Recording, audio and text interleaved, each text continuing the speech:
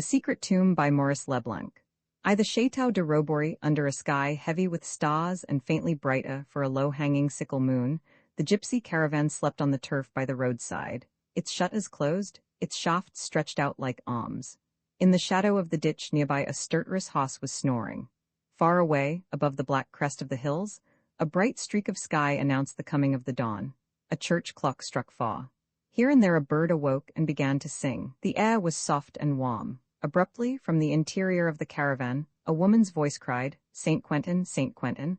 A head was thrust out of the little window which looked out over the box under the projecting roof. "A nice thing this, I thought as much. The rascal has decamped in the night, the little beast. Nice discipline this is." Other voices joined in the grumbling. 2 or 3 minutes passed. Then the door in the back of the caravan opened, and a shadowy figure descended the 5 steps of the ladder, while 2 tousled heads appeared at the side window. "Dorothy, where are you going?" "To look for Saint Quentin," replied the shadowy figure. "But he came back with you from your walk last night, and I saw him settle down on the box. You can see that he isn't there any longer, Costa." "Where is he?" "Patience, I'm going to bring him back to you by the ears." But 2 small boys in their shirts came tumbling down the steps of the caravan and implored her. "No, no, Mummy Dorothy. Don't you go away by yourself in the night time. It's dangerous." "What are you making a fuss about, Pollux? Dangerous? It's no business of yours." She smacked them and kicked them gently, and brought them quickly back to the caravan into which they climbed. There, sitting on the stool, she took their 2 heads, pressed them against her face, and kissed them tenderly. "No ill-feeling, children. Danger? I'll find St. Quentin in half an hour from now." "A nice business, St. Quentin, a beggar who isn't 16, while Costa and Pollux are 20 taken together," retorted Dorothy. "But what does he want to go traipsing about like this at night for? And it isn't the first time either. Where is it he makes these expeditions to?" "To snare rabbits," she said. "There's nothing wrong in it, you see, but come, there's been talk enough about it. Go to bye-bye again, boys, and above all, Costa and Pollux, don't fight, do you hear? And no noise. The captain's asleep, and he doesn't like to be disturbed, the captain doesn't." She took herself off, jumped over the ditch, crossed a meadow, in which her feet splashed up the water in the puddles, and gained a path which wound through a copse of young trees which only reached her shoulders. Twice already, the evening before, strolling with her comrade St. Quentin, she had followed this half-formed path, so that she went briskly forward without hesitating. She crossed 2 roads, came to a stream, the white pebbly bottom of which gleamed under the quiet water, stepped into it, and walked up it against the current, as if she wished to hide her tracks, and when the first light of day began to invest objects with clear shapes, darted forth afresh through the woods, light, graceful, not very tall, her legs bare below a very short skirt from which streamed behind her a flutter of many-colored ribbons. She ran, with effortless ease, sure-footed, with never a chance of spraining an ankle, over the dead leaves, among the flowers of early spring, lilies of the valley, violet anemones, or white narcissi. Her black hair, not very long, was divided into 2 heavy masses which flapped like 2 wings. Her smiling face, parted lips, dilated nostrils, her half-closed eyes proclaimed all her delight in her swift course through the fresh air of the morning. Her neck, long and flexible, rose from a blouse of gray linen, closed by a kerchief of orange silk. She looked to be 15 or 16 years old. The wood came to an end. A valley lay before her, sunk between 2 walls of rock and turning off abruptly. Dorothy stopped short. She had reached her goal. Facing her, on a pedestal of granite, cleanly cut down, and not more than 100 feet in diameter, rose the main building of a château, which, though it lacked grandeur of style itself, yet drew from its position and the impressive nature of its construction an air of being a seigneurial residence. To the right and left the valley, narrowed to 2 ravines, appeared to envelop it like an old-time moat. But in front of Dorothy, the full breadth of the valley formed a slightly undulating glacis, strewn with boulders and traversed by hedges of briar, which ended at the foot of the almost vertical cliff of the granite pedestal. "A quarter to 5 striking," murmured the young girl. "St. Quentin won't be long." She crouched down behind the enormous trunk of an uprooted tree and watched with unwinking eyes the line of demarcation between the château itself and its rocky base. A narrow shelf of rock lengthened this line, running below the windows of the ground floor, and there was a spot in this exiguous cornice at which there came to an end a slanting fissure in the face of the cliff, very narrow, something of the nature of a crevice in the face of a wall. The evening before, during their walk, St. Quentin had said, his finger pointing at the fissure, "Those people believe themselves to be perfectly secure, and yet nothing could be easier than to haul oneself up along that crack to one of the windows. Look, there's one which is actually half open, the window of some pantry. Dorothy had no doubt whatever that the idea of climbing the granite pedestal had gripped St. Quentin, and that very night he had stolen away to attempt it. What had become of him after the attempt? Had there not been someone in the room he had entered? Knowing nothing of the place he was exploring nor of the dwellers in it, had he not let himself be taken? Or was he merely waiting for the break of day? She was greatly troubled. For all that she could see no sign of a path along the ravine, some countryman might come along at the very moment at which St. Quentin took the risk of making his descent, a far more difficult business than climbing up. Of a sudden she quivered. One might have said that in thinking of this mischance she had brought it on them. She heard the sound of heavy footfalls coming along the ravine and making for its main entrance. She buried herself among the roots of the tree and they hid her. A man came in sight. He was wearing a long blouse. His face was encircled and hidden by a gray muffler. Old, furred gloves covered his hands. He carried a gun on his arm, a mattock over his shoulder.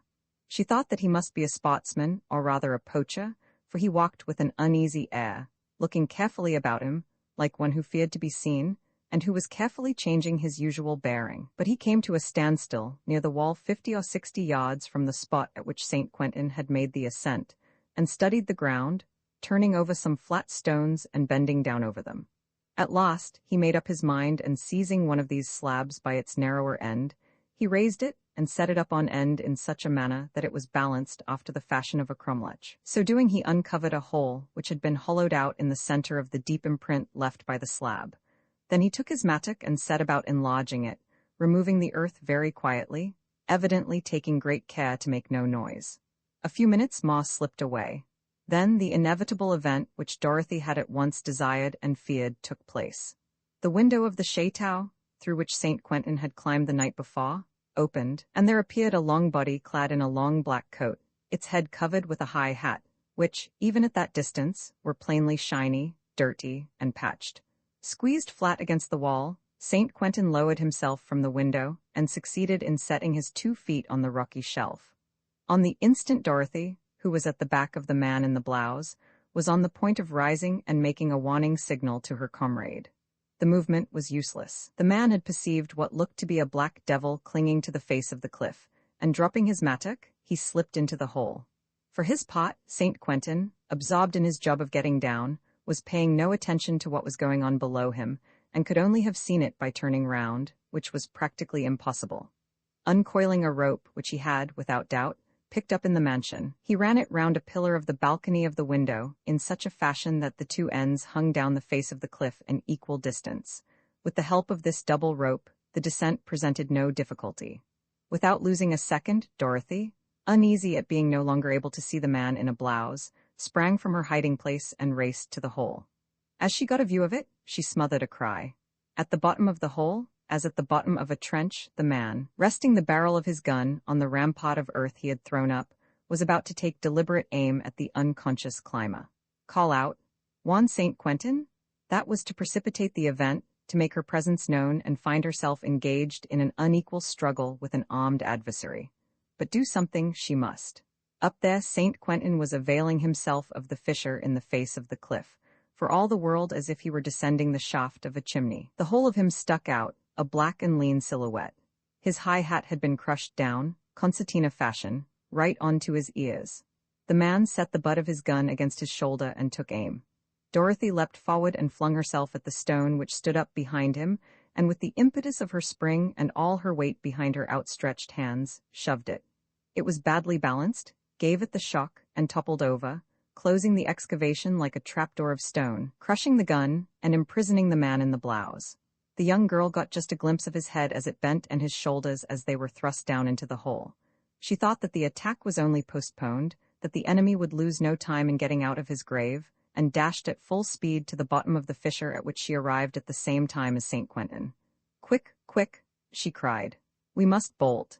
In a flurry, he dragged down the rope by one of the ends, mumbling as he did so, "What's up? What do you want? How did you know I was here?" She gripped his arm and tugged at it. "Bolt, idiot, they've seen you. They were going to take a shot at you. Quick, they'll be after us." "What's that, be after us? Who?" "A queer-looking beggar disguised as a peasant. He's in a hole over yonder. He was going to shoot you like a partridge when I tumbled the slab onto the top of him. But, do as I tell you, idiot, and bring the rope with you. You mustn't leave any traces." She turned and bolted. He followed her.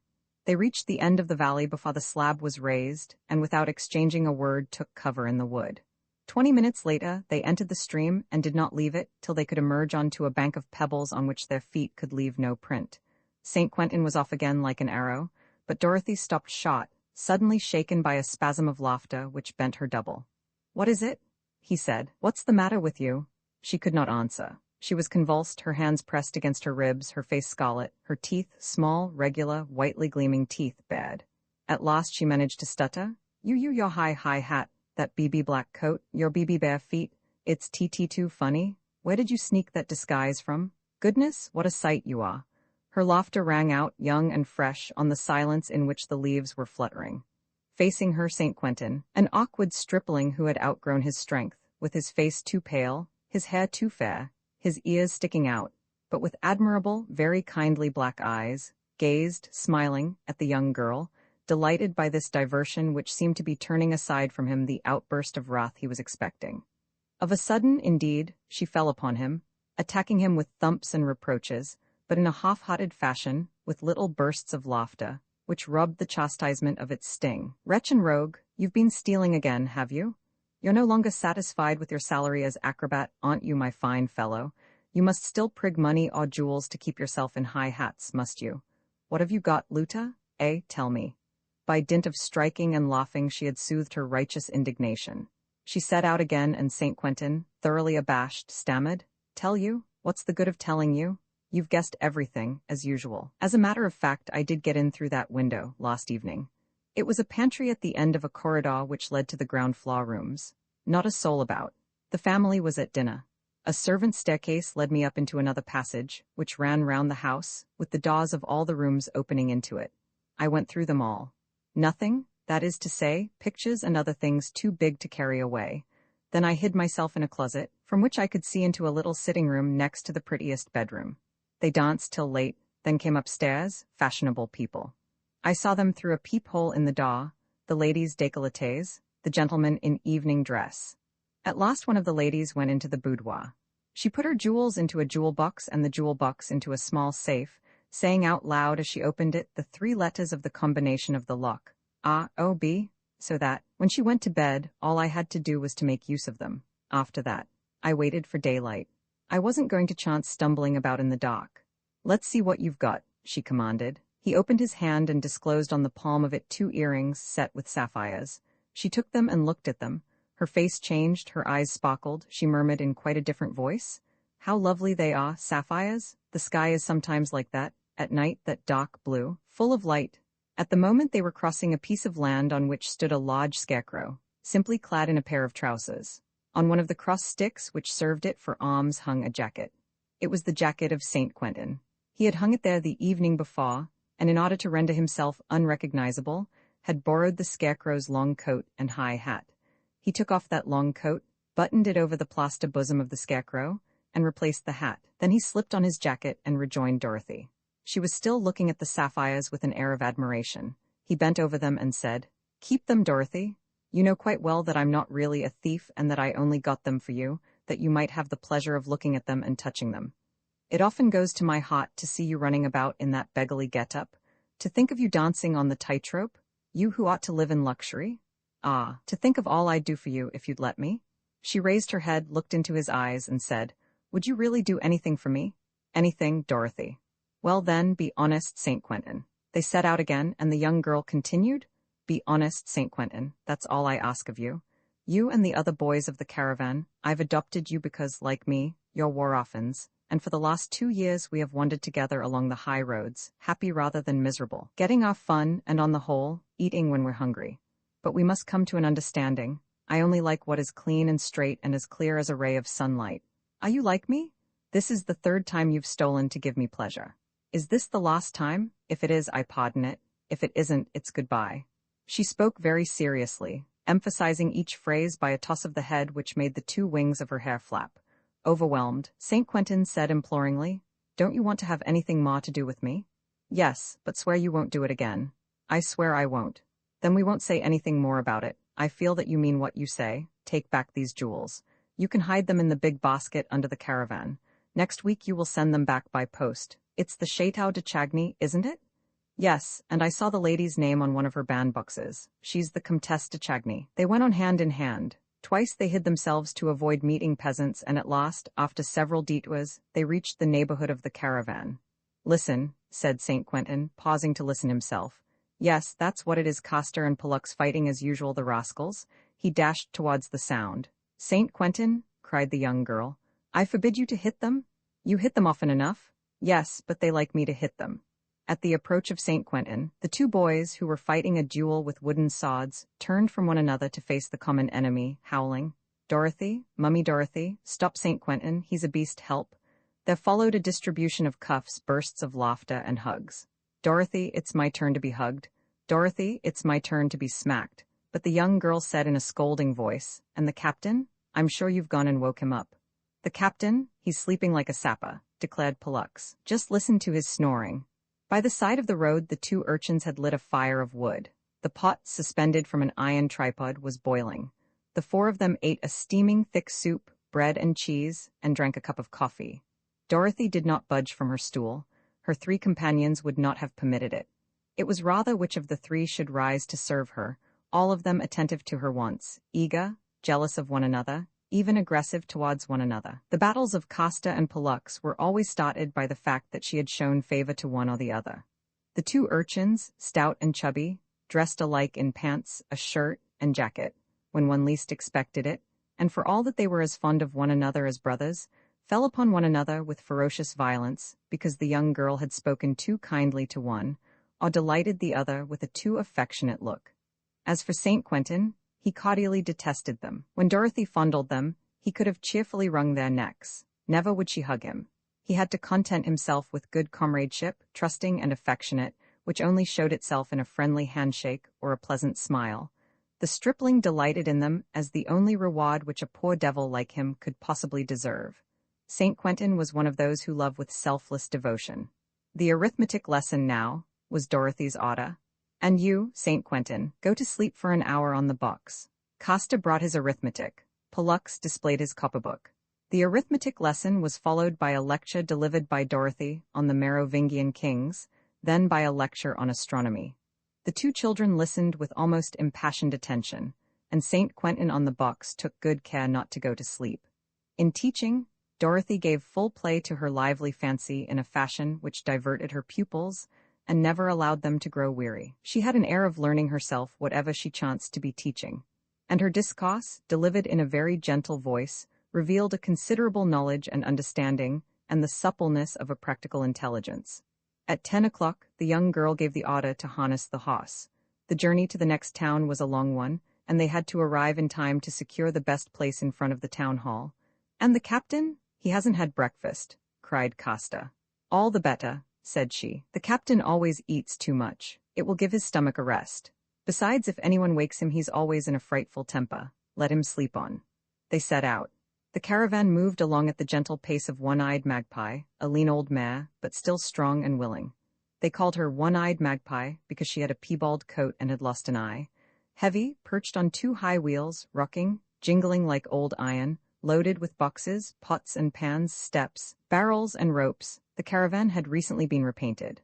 On both sides it bore the pompous inscription, Dorothy's Circus manages carriage, which led one to believe that a file of wagons and vehicles was following at some distance with the staff, the properties, the baggage, and the wild beasts. St. Quentin, whip in hand, walked at the head of the caravan.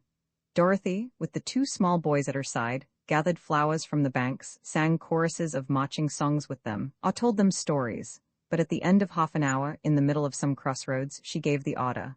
Halt! What is it? Asked St. Quentin, seeing that she was reading the directions on a signpost. Look, she said. There's no need to look, it's straight on, I looked it up on our map. Look, she repeated. Chagny, 1.5 miles? Quite so, it's the village of our chateau of yesterday. Only to get to it we made a shortcut through the woods. Chagny, 1.5 miles, Chateau de Robory. She appeared to be troubled, and in a low voice she murmured again, Robory, Robory. Doubtless that's the proper name of the chateau, hazarded St. Quentin. What difference can it make to you? None, none. But you look as if it made no end of a difference. No, it's just a coincidence. In what way?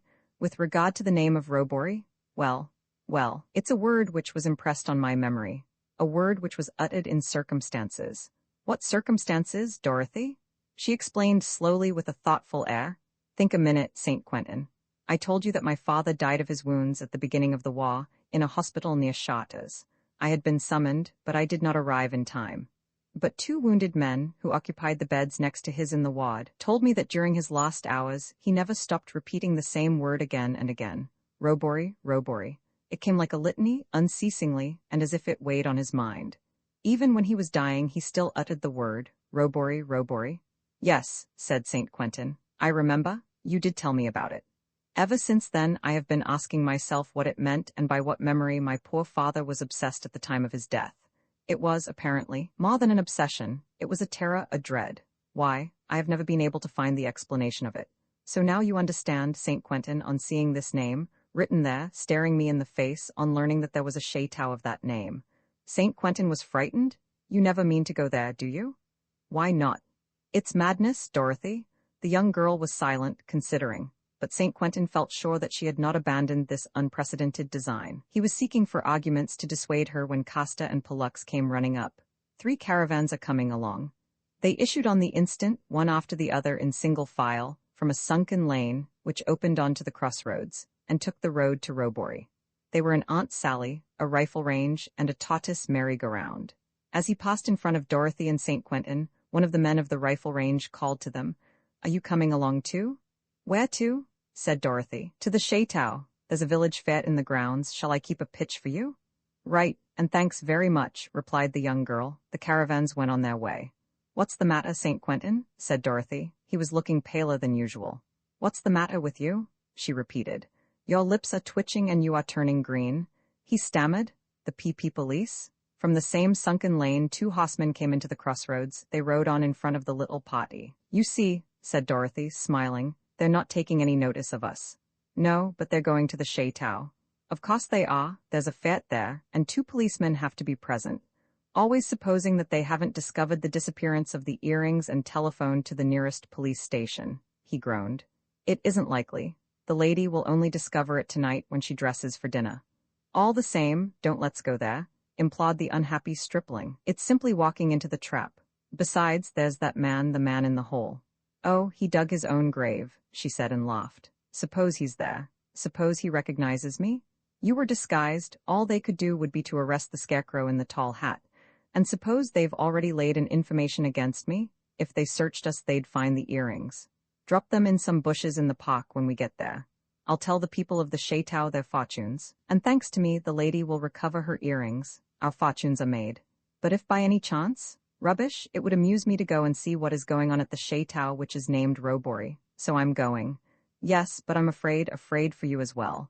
Then stay away." He shrugged his shoulders. "We'll chance it," he said, and cracked his whip. Towards the Golden Fleece, it was not till nearly 3 days afterwards that Dorothy got the better of the physical torpor, aggravated by fever, which had overwhelmed her. The 4 boys gave a performance on the outskirts of Nantes. Montfaucon took the place of the directress in the lighting role. It was a less taking spectacle, but in it, the captain displayed such an animated comicality that the takings were good. St. Quentin insisted that Dorothy should take another 2 days' rest. What need was there to hurry? The village of Roche-Périac was at the most 65 miles from Nantes, so that there was no need for them to set out till 6 days before the time appointed.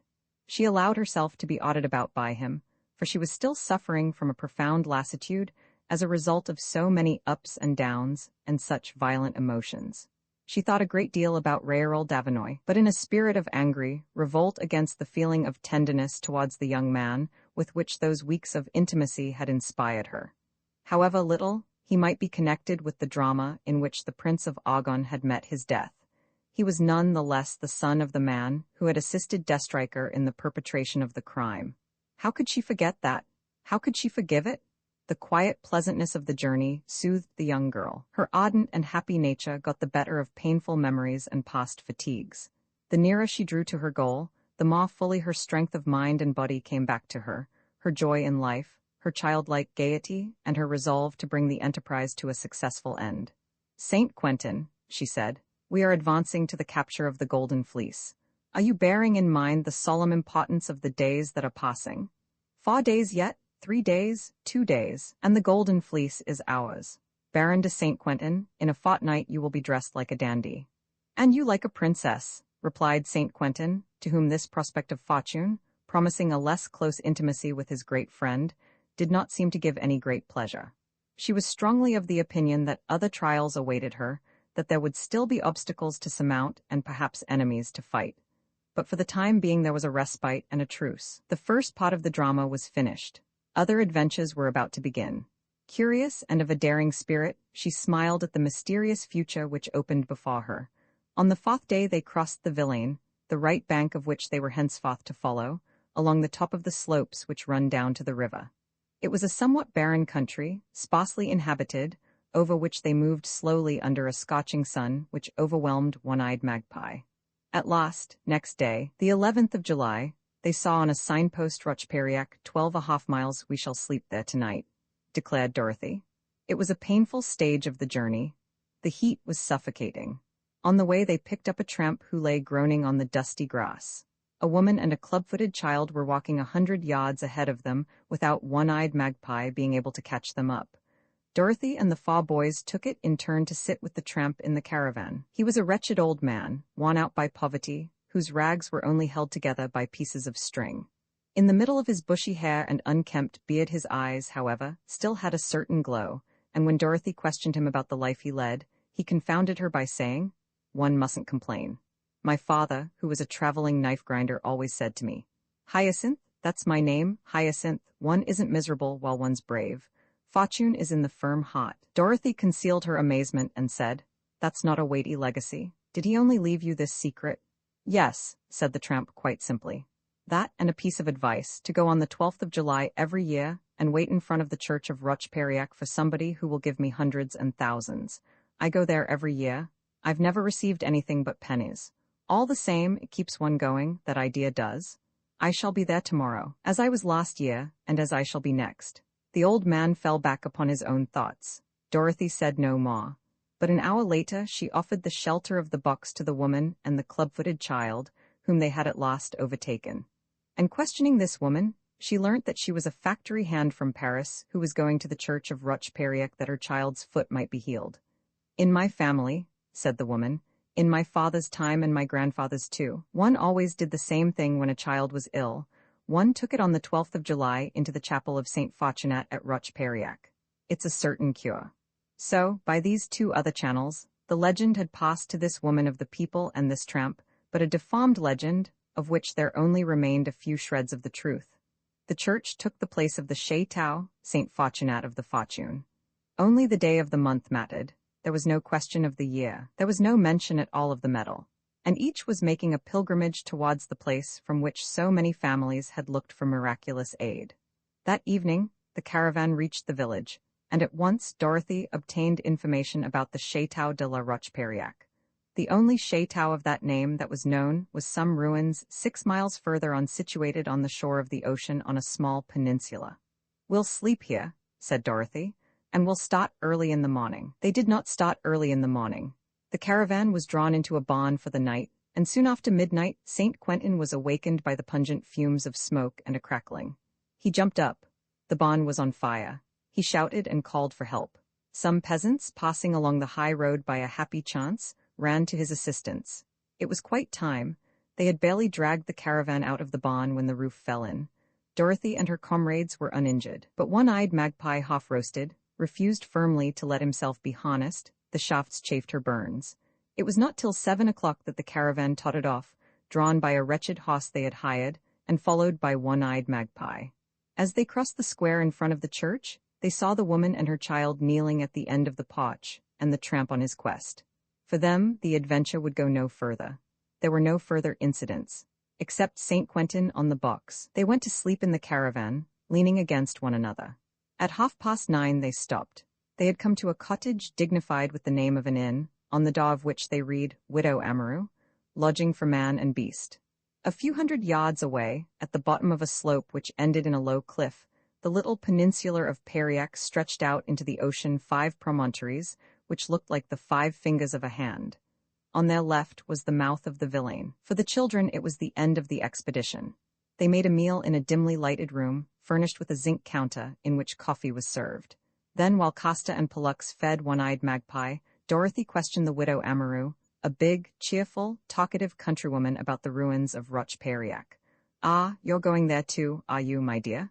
the widow exclaimed. "I'm not the first, then?" said Dorothy. "Goodness, no, there's already an old gentleman and his wife. I've seen the old gentleman before at this time of year. Once he slept here. He's one of those who seek." "Who seek what?" "Who can tell? A treasure, according to what they say. The people about here don't believe in it, but people come from a long way off who hunt in the woods and turn over the stones." "It's allowed then, is it?" "Why not? The island of Périac, I call it an island because at high tide the road to it is covered, belongs to the monks of the monastery of Sazo, a couple of leagues further on. It seems indeed that they're ready to sell the ruins and all the land, but who'd buy them? There's none of it cultivated, it's all wild." "Is there any other road to it but this?" "Yes, a stony road which starts at the cliff and runs into the road to Vannes, but I tell you, my dear, it's a lost land, deserted. I don't see 10 travelers a year, some shepherds, that's all." At last, at 10 o'clock, the caravan was properly installed, and in spite of the entreaties of Saint Quentin, who would have liked to go with her, and to whom she entrusted the children, Dorothy, dressed in her prettiest frock and adorned with her most striking fichu, started on her campaign. The great day had begun, the day of triumph or disappointment, of darkness or light. Whichever it might be, for a girl like Dorothy with her mind always alert, and of an ever-quivering sensitiveness, the moment was delightful. Her imagination created a fantastic palace, bright with 1,000 shining windows, people with good and bad jennies, with Prince Charmings and beneficent fairies. A light breeze blew from the sea, and tempered the rays of the sun with its freshness. The further she advanced, the more distinctly she saw the jagged contours of the 5 promontories, and of the peninsula in which they were rooted in a mass of bushes and green rocks. The meager outline of a half-demolished tower rose above the tops of the trees, and here and there among them one caught sight of the grey stones of a ruin. But the slope became steeper. The van's road joined hers where it ran down a break in the cliff, and Dorothy saw that the sea, very high up at the moment, almost bathed the foot of this cliff, covering with calm, shallow water the causeway to the peninsula. On the top were standing, upright, the old gentleman and the lady of whom the widow Amaru had told her. Dorothy was amazed to recognize Raoul's grandfather and his old flame Juliet Assaya. The old baron, Juliet Assaya, how had they been able to get away from the manor, to escape from Raoul, to make the journey, and reach the threshold of the ruins? She came right up to them without their even seeming to notice her presence. Their eyes were vague, and they were gazing in dull surprise at this sheet of water, which hindered their progress. Dorothy was touched. 2 centuries of chimerical hopes had bequeathed to the old baron instructions so precise that they survived the extinction of his power to think. He had come here from a distance, in spite of terrible fatigues and superhuman efforts to attain the goal, groping his way, in the dark, and accompanied by another creature, like himself, demented. And behold, both of them stopped dead before a little water, as before an obstacle there was no surmounting. She said to him gently, "Will you follow me? It's a mere nothing to go through." He raised his head and looked at her, and did not reply. The woman also was silent. Neither he nor she could understand. They were automata rather than living beings, urged on by an impulse which was outside them.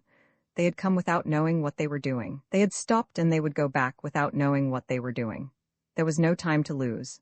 Dorothy did not insist. She pulled up her frock and pinned it between her legs. She took off her shoes and stockings and stepped into the water, which was so shallow that her knees were not wet. When she reached the further shore, the old people had not budged. With a dumbfounded air, they still gazed at the unforeseen obstacle. In spite of herself, with a compassionate smile, she stretched out her arms towards them. The old baron again threw back his head. Juliet Assaya was as still as a statue. "Goodbye," said Dorothy, almost happy at their inaction, and at being alone to prosecute the enterprise. The approach to the peninsula of Périac is made very narrow by 2 marshes, according to the widow Amaru, reputed to be very dangerous, between which a narrow band of solid ground affords the only path. This path mounted a wooded ravine, which some faded writing on an old board described as bad going, and came out to a plateau covered with goss and heather. At the end of 20 minutes, Dorothy crossed the debris of part of the old wall which ran round the chateau. She slackened her pace. At every step, it seemed to her that she was penetrating into a more mysterious region in which time had accumulated more silence and more solitude. The trees hugged one another more closely. The shade of the brushwood was so thick that no flowers grew beneath it. Who then had lived here formerly and planted these trees, some of which were of rare species and foreign origin? The road split into 3 paths, goat tracks, along which one had to walk in a stooping posture under the low branches. She chose at random the middle track of the 3 and passed through a series of small enclosures marked out by small walls of crumbling stone. Under heavy draperies of ivy, she saw rows of buildings. She did not doubt that her goal was close at hand, and her emotion was so great that she had to sit down like a pilgrim who is about to arrive in sight of the sacred spot towards which he has been advancing ever since his earliest days.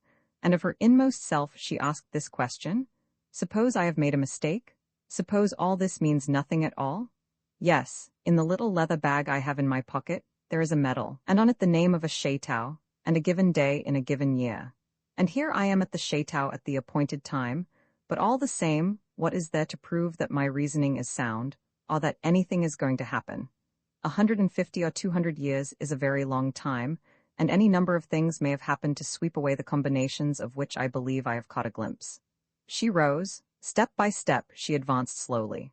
A pavement of different-colored bricks, arranged in a design, covered the ground. The arch of an isolated gateway, quite bare, opened high above. She passed through it, and at once at the end of a large courtyard she saw, and it was all she did see, the face of a clock. A glance at her watch showed her that it was 11:30. There was no one else in the ruins. And truly it seemed as if there never could be anyone else in this lost corner of the world, whither chance could only bring ignorant wayfarers or shepherds in quest of pasturage for their flocks. Indeed, there were only fragments of ruins, rather than actual ruins, covered with ivy and briars. Here a porch, there a vault, further on a chimney-piece, further still the skeleton of a summer-house. Alone, venerable witnesses to a time at which there had been a house with a courtyard in front, wings on both sides, surrounded by a park. Further off there stood, in groups or in fragments of avenues, fine old trees, chiefly oaks, wide-spreading, venerable, and majestic.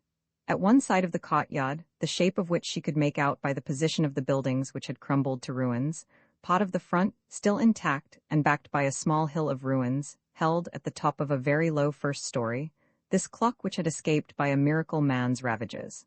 Across its face stretched its 2 big hands, the color of rust. Most of the hours, engraved contrary to the usual custom in Roman figures, were effaced. Moss and wall pellitory were growing between the gaping stones of the face. Right at the bottom of it, under cover in a small niche, a bell awaited the stroke of the hammer. A dead clock, whose heart had ceased to beat. Dorothy had the impression that time had stopped there for centuries, suspended from these motionless hands, from that hammer which no longer struck, from that silent bell in its sheltering niche. Then she espied underneath it, on a marble tablet, some scarcely legible letters, and mounting a pile of stones, she could decipher the words, in Robo Fortuna, in Robo Fortuna, the beautiful and noble motto that one found everywhere, at Robory, at the Manor, at the Château de la Roche-Periac, and on the medal. Was Dorothy right then? Were the instructions given by the medal still valid? And was it truly a meeting place to which one was summoned, across time and space, in front of this dead clock? She gained control of herself and said, laughing, "A meeting place to which I alone shall come." So keen was this conviction of hers that she could hardly believe that those who, like herself, had been summoned would come. The formidable series of chances, thanks to which, little by little, she had come to the very heart of this enigmatic adventure, could not logically be repeated in the case of some other privileged being. The chain of tradition must have been broken in the other families, or have ended in fragments of the truth, as the instances of the tramp and the factory hand proved. "No one will come," she repeated. "It is 25 to 12. Consequently, she did not finish the sentence. A sound came from the land side, a sound near at hand, distinct from those produced by the movements of the sea or the wind. She listened. It came with an even beat which grew more and more distinct. Some peasant, some woodcutter, she thought. No, it was something else. She made it out more clearly the nearer it came. It was the slow and measured step of a horse whose hoofs were striking the hotter soil of the path. Dorothy followed its progress through one after the other of the enclosures of the old estate, then along the brick pavement. A clicking of the tongue of a rider, urging on his mount, at intervals came to her ears. Her eyes fixed on the yawning arch, Dorothy waited, almost shivering with curiosity. And suddenly a horseman appeared.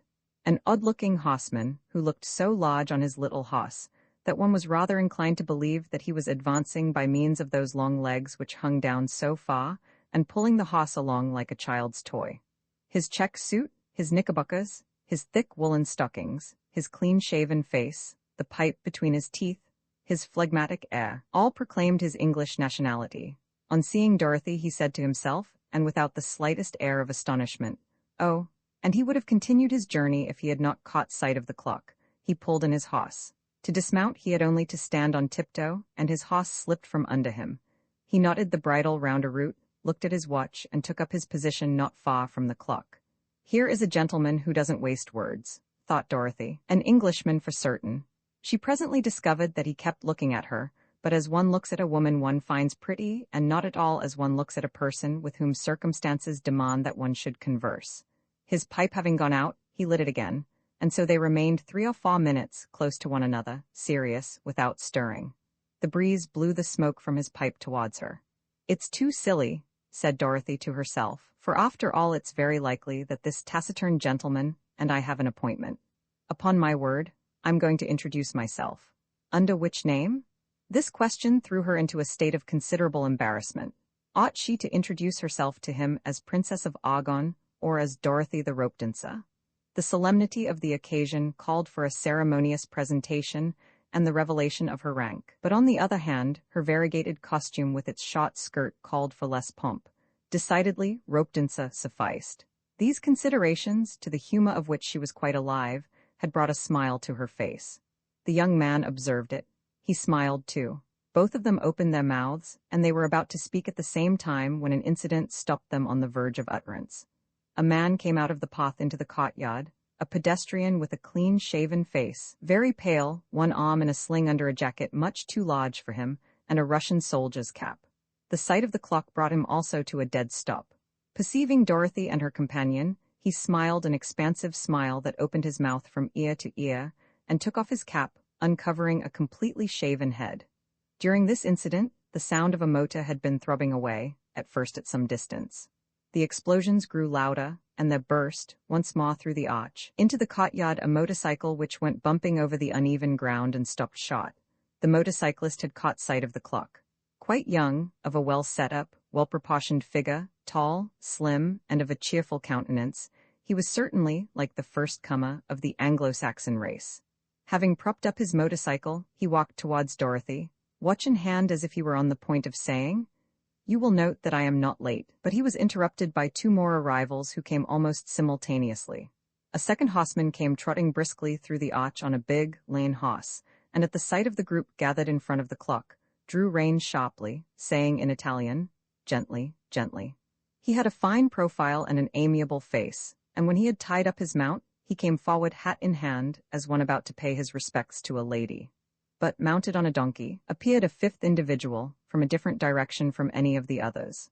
On the threshold of the cot he pulled up in amazement, staring stupidly with wide-open eyes behind his spectacles. "Is it possible?" he stammered. "Is it possible they've come? The whole thing isn't a fairy tale." He was quite 60. Dressed in a frock coat, his head covered with a black straw hat, he wore whiskers and carried under his arm a leather satchel. He did not cease to reiterate in a flustered voice, "They have come?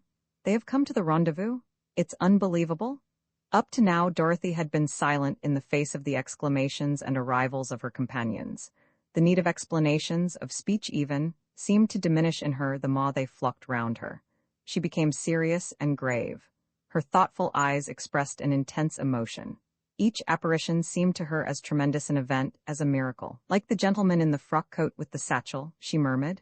"Is it possible? They have come to the rendezvous?" She looked at her watch. Noon. "Listen," she said, stretching out her hand. "Listen, the Angelus is ringing somewhere at the village church."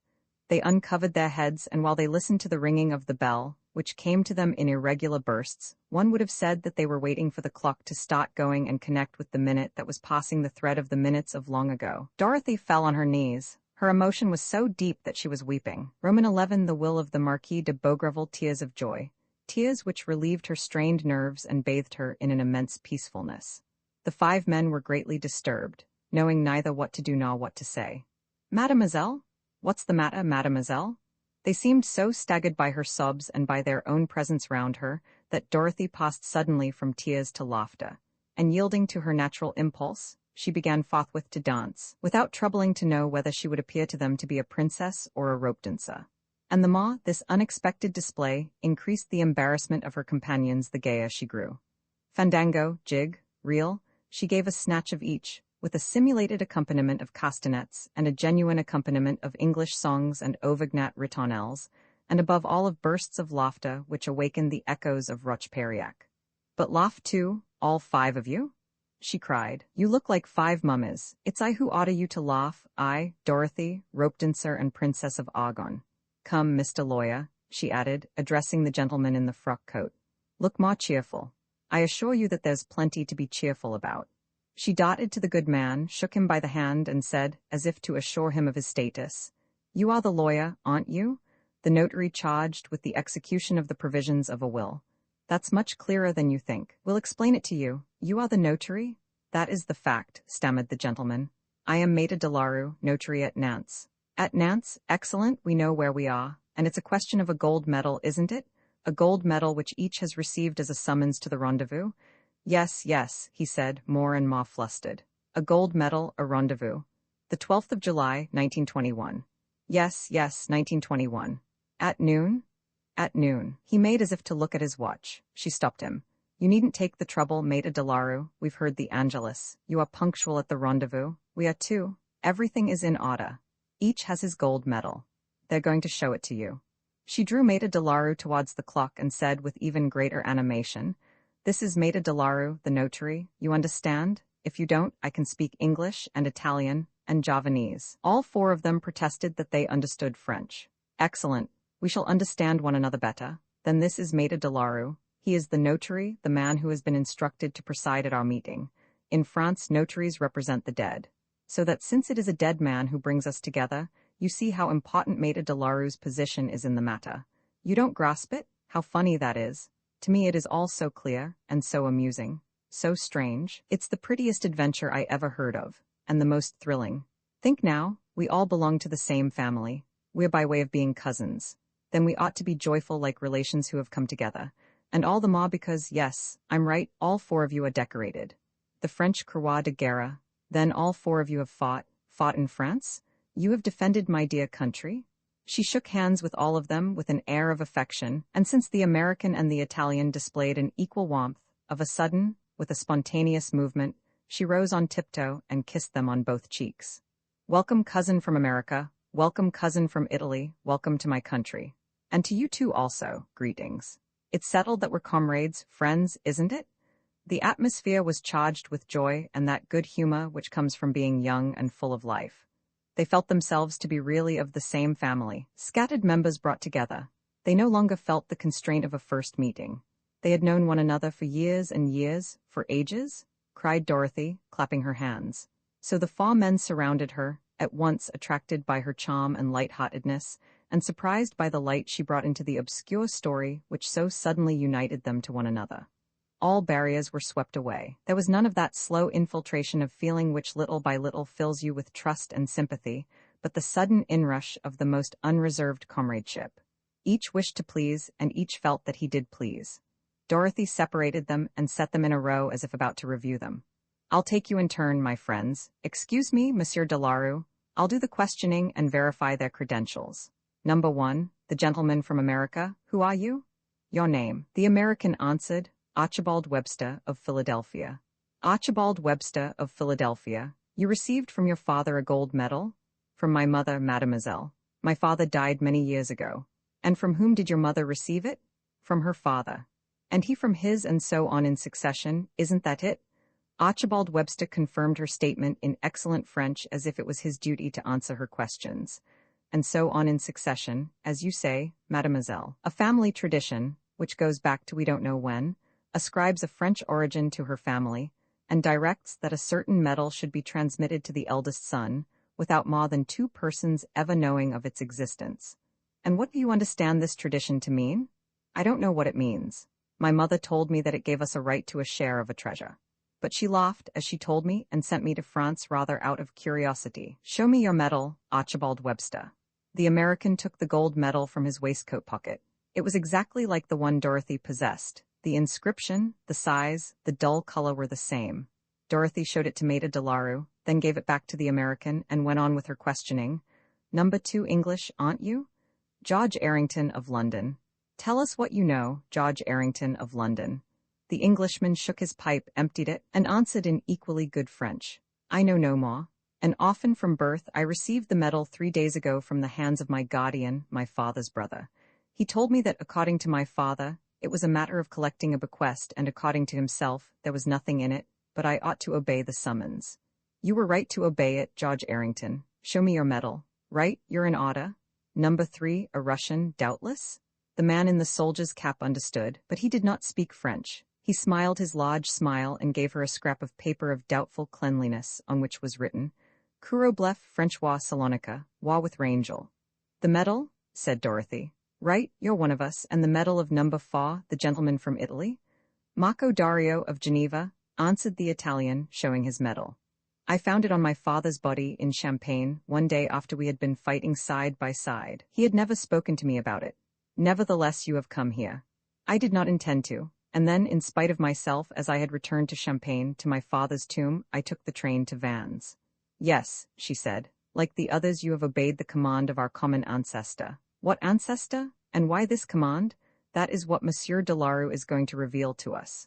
Come, Monsieur Delaru, all is in order. All of us have the token. It is now in order for us to call on you for the explanation." "What explanation?" asked the lawyer, still dazed by so many surprises. "I don't quite know." "How do you mean you don't know? Why this leather satchel? And why have you made the journey from Nantes to Roche-Périac? Come, open your satchel and read to us the documents it must contain. You truly believe?" "Of course I believe. We have, all 5 of us, these gentlemen and myself, performed our duty in coming here and informing you of our identity.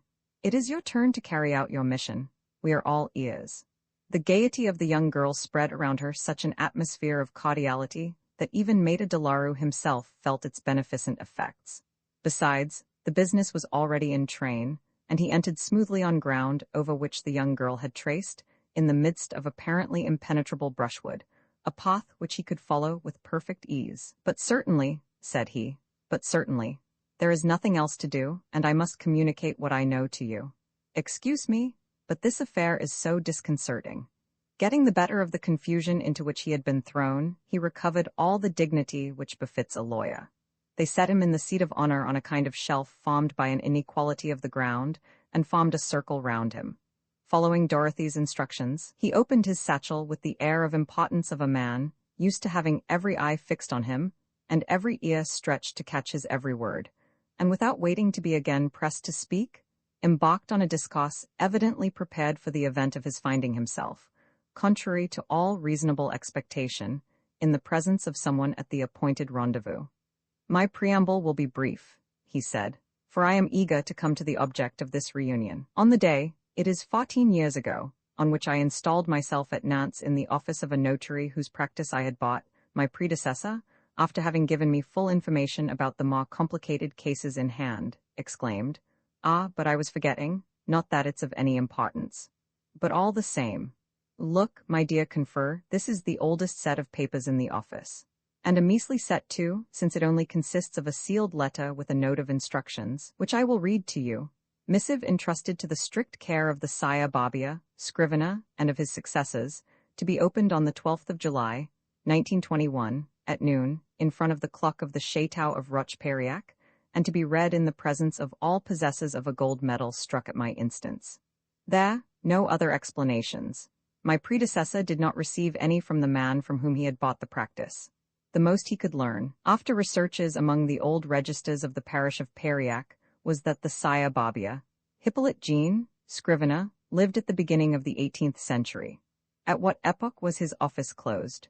For what reasons were his papers transported to Nantes? Perhaps we may suppose that owing to certain circumstances, one of the lords of Roche-Périac left the country and settled down at Nantes with his furniture, his horses, and his household down to the village scrivener. Anyhow, for nearly 200 years, the letter entrusted to the strict care of the scrivener Babia and his successors lay at the bottom of drawers and pigeonholes, without anyone's having tried to violate the secrecy enjoined by the writer of it. And so it came about that in all probability it would fall to my lot to break the seal. Maître de la Rue made a pause and looked at his auditors. They were, as they say, hanging on his lips.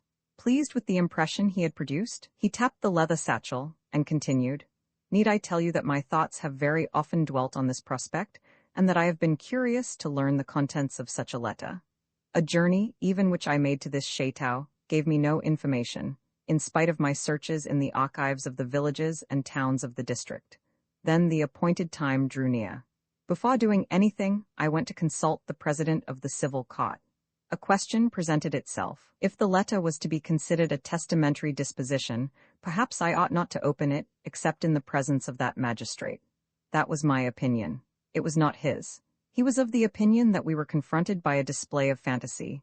He went so far as to murmur the word humbug, which was outside the scope of the law, and that I should act quite simply. A trysting place beneath the elm, he said, joking, has been fixed for you at noon on the 12th of July. Go there, Monsieur de la Rue, break the seal of the missive in accordance with the instructions, and come back and tell me all about it. I promise you not to laugh if you come back looking like a fool." Accordingly, in a very skeptical state of mind, I took the train to Vannes, then the coach, and then hired a donkey to bring me to the ruins. You can imagine my surprise at finding that I was not alone under the elm, I mean the clock, at the rendezvous, but that all of you were waiting for me. The 4 young people laughed heartily. Marco Dario of Genoa said, "All the same the business grows serious." George Errington of London added, "Perhaps the story of the treasure is not so absurd." "Monsieur de la Rue's letter is going to inform us," said Dorothy. So the moment had come. They gathered more closely round the notary. A certain gravity mingled with the gaiety on the young faces, and it grew deeper when Maître de la Rue displayed before the eyes of all one of those large square envelopes, which formerly one made oneself out of a thick sheet of paper. It was discolored with that peculiar shine which only the lapse of time can give to paper. It was sealed with 5 seals, once upon a time red perhaps, but now of a grayish violet seamed by 1,000 little cracks like a network of wrinkles. In the left-hand corner at the top, the formula of transmission must have been renewed several times, traced afresh with ink by the successes of the scrivener Barbier. "The seals are quite intact," said Monsieur de la Rue. "You can even manage to make out the 3 Latin words of the motto." "In robo fortuna," said Dorothy. "Ah, you know?" said the notary, surprised. "Yes, Monsieur de la Rue, yes, they are the same as those engraved on the gold medals, and those I discovered just now, half rubbed out, under the face of the clock.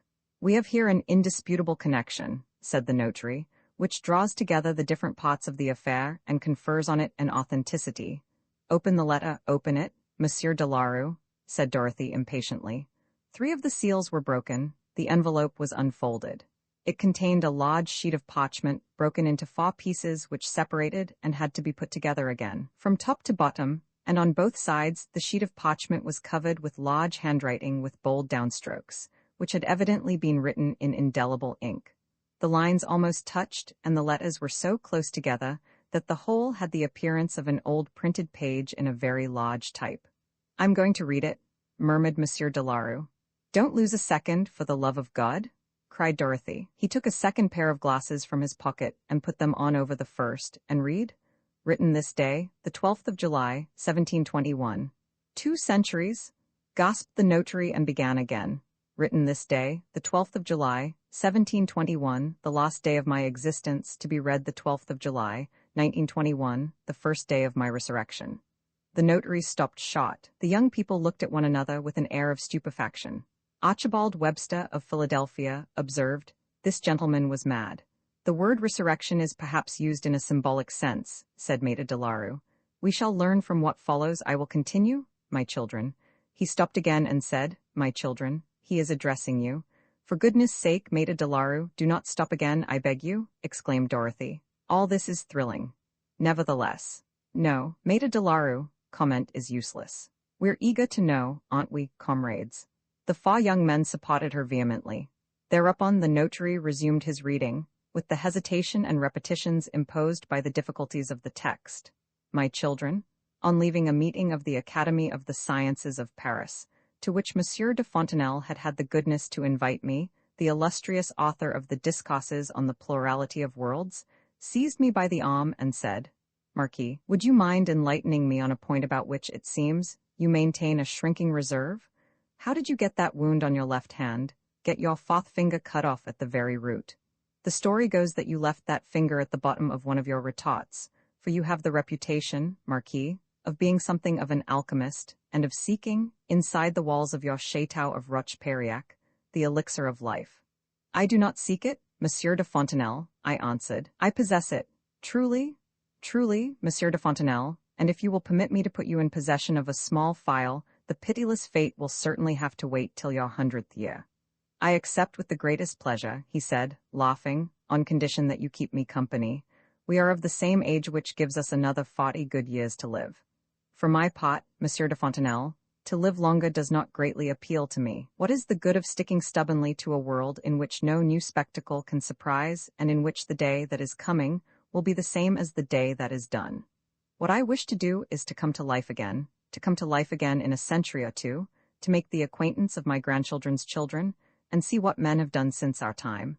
There will be great changes here below, in the government of empires as well as in everyday life. I shall learn about them." "Bravo, Marquis!" exclaimed Monsieur de Fontenelle, who seemed more and more amused. "Bravo? It is another elixir which will give you this marvelous power." "Another," I asserted. "I brought it back with me from India, where, as you know, I spent 10 years of my youth, becoming the friend of the priests of that marvelous country, from which every revelation and every religion came to us. They initiated me into some of their chief mysteries." "Why not into all?" asked Monsieur de Fontenelle, with a touch of irony. "There are some secrets which they refused to reveal to me, such as the power to communicate with those other worlds, about which you have just discoursed so admirably, Monsieur de Fontenelle, and the power to live again." "Nevertheless, Marquis, you claim? That secret, Monsieur de Fontenelle, I stole, and to punish me for the theft they sentenced me to the punishment of having all my fingers torn off. After pulling off the first finger, they offered to pardon me, if I consented to restore the phial I had stolen. I told them where it was hidden, but I had taken the precaution beforehand to change the contents, having poured the elixir into another phial. So that, at the cost of one of your fingers, you have purchased a kind of immortality, of which you propose to make use." "Eh, Marquis," said Monsieur de Fontenelle. "As soon as I shall have put my affairs in order," I answered, "that is to say, in about a couple of years, you're going to make use of it to live again. In the year of grace 1921. My story caused Monsieur de Fontenelle the greatest amusement, and in taking leave of me, he promised to relate it in his memoirs as a proof of my lively imagination, and doubtless, as he said to himself, of my insanity." Maida de Larue paused to take breath and looked round the circle with questioning eyes. Marco Dario, of Genoa, threw back his head and laughed. The Russian showed his white teeth. The two Anglo-Saxons seemed greatly amused. "Rather a joke," said George Errington of London with a chuckle. "Some farce," said Archibald Webster of Philadelphia. Dorothy said nothing, her eyes were thoughtful. Silence fell and Maida de Larue continued. "Monsieur de Fontenelle was wrong to laugh, my children. There was no imagination or insanity about it. The great Indian priests know things that we do not know and never shall know, and I am the master of one of the most wonderful of their secrets. The time has come to make use of it. I am resolved to do so. Last year, my wife was killed by accident, leaving me in bitter sorrow. My 4 sons, like me of a venturesome spirit, are fighting or in business in foreign lands. I live alone. Shall I drag on to the end an old age that is useless and without charm? No. Everything is ready for my departure and for my return. My old servants, Geoffrey and his wife, faithful companions for 30 years, with a full knowledge of my project, have sworn to obey me. I say goodbye to my age. Learn, my children, the events which are about to take place at the chateau of Roche-Périac. At 2 o'clock in the afternoon, I shall fall into a stupor. The doctor, summoned by Geoffrey, will ascertain that my heart is no longer beating. I shall be quite dead as far as human knowledge goes, and my servants will nail me up in the coffin which is ready for me. When night comes, Geoffrey and his wife will take me out of that coffin and carry me on a stretcher to the ruins of Coquesin Tower, the oldest donjon of the Lords of Périac. Then they will fill the coffin with stones and nail it up again. For his part, Master Barbier, executor of my will and administrator of my property, will find in my drawer instructions, charging him to notify my 4 sons of my death, and to convey to each of the 4 his share of his inheritance. Moreover, by means of a special courier, he will dispatch to each a gold medal which I have had struck, engraved with my motto, and the date the 12th of July, 1921, the day of my resurrection. This medal will be transmitted from hand to hand, from generation to generation, beginning with the eldest son or grandson, in such a manner that not more than 2 persons shall know the secret at one time. Lastly, Master Babia will keep this letter, which I am going to seal with 5 seals, and which will be transmitted from scrivener to scrivener till the appointed date. When you read this letter, my children, the hour of noon on the 12th of July, 1921, will have struck. You will be gathered together under the clock of my chateau, 50 yards from old Coquesin Tower, where I shall have been sleeping for 2 centuries.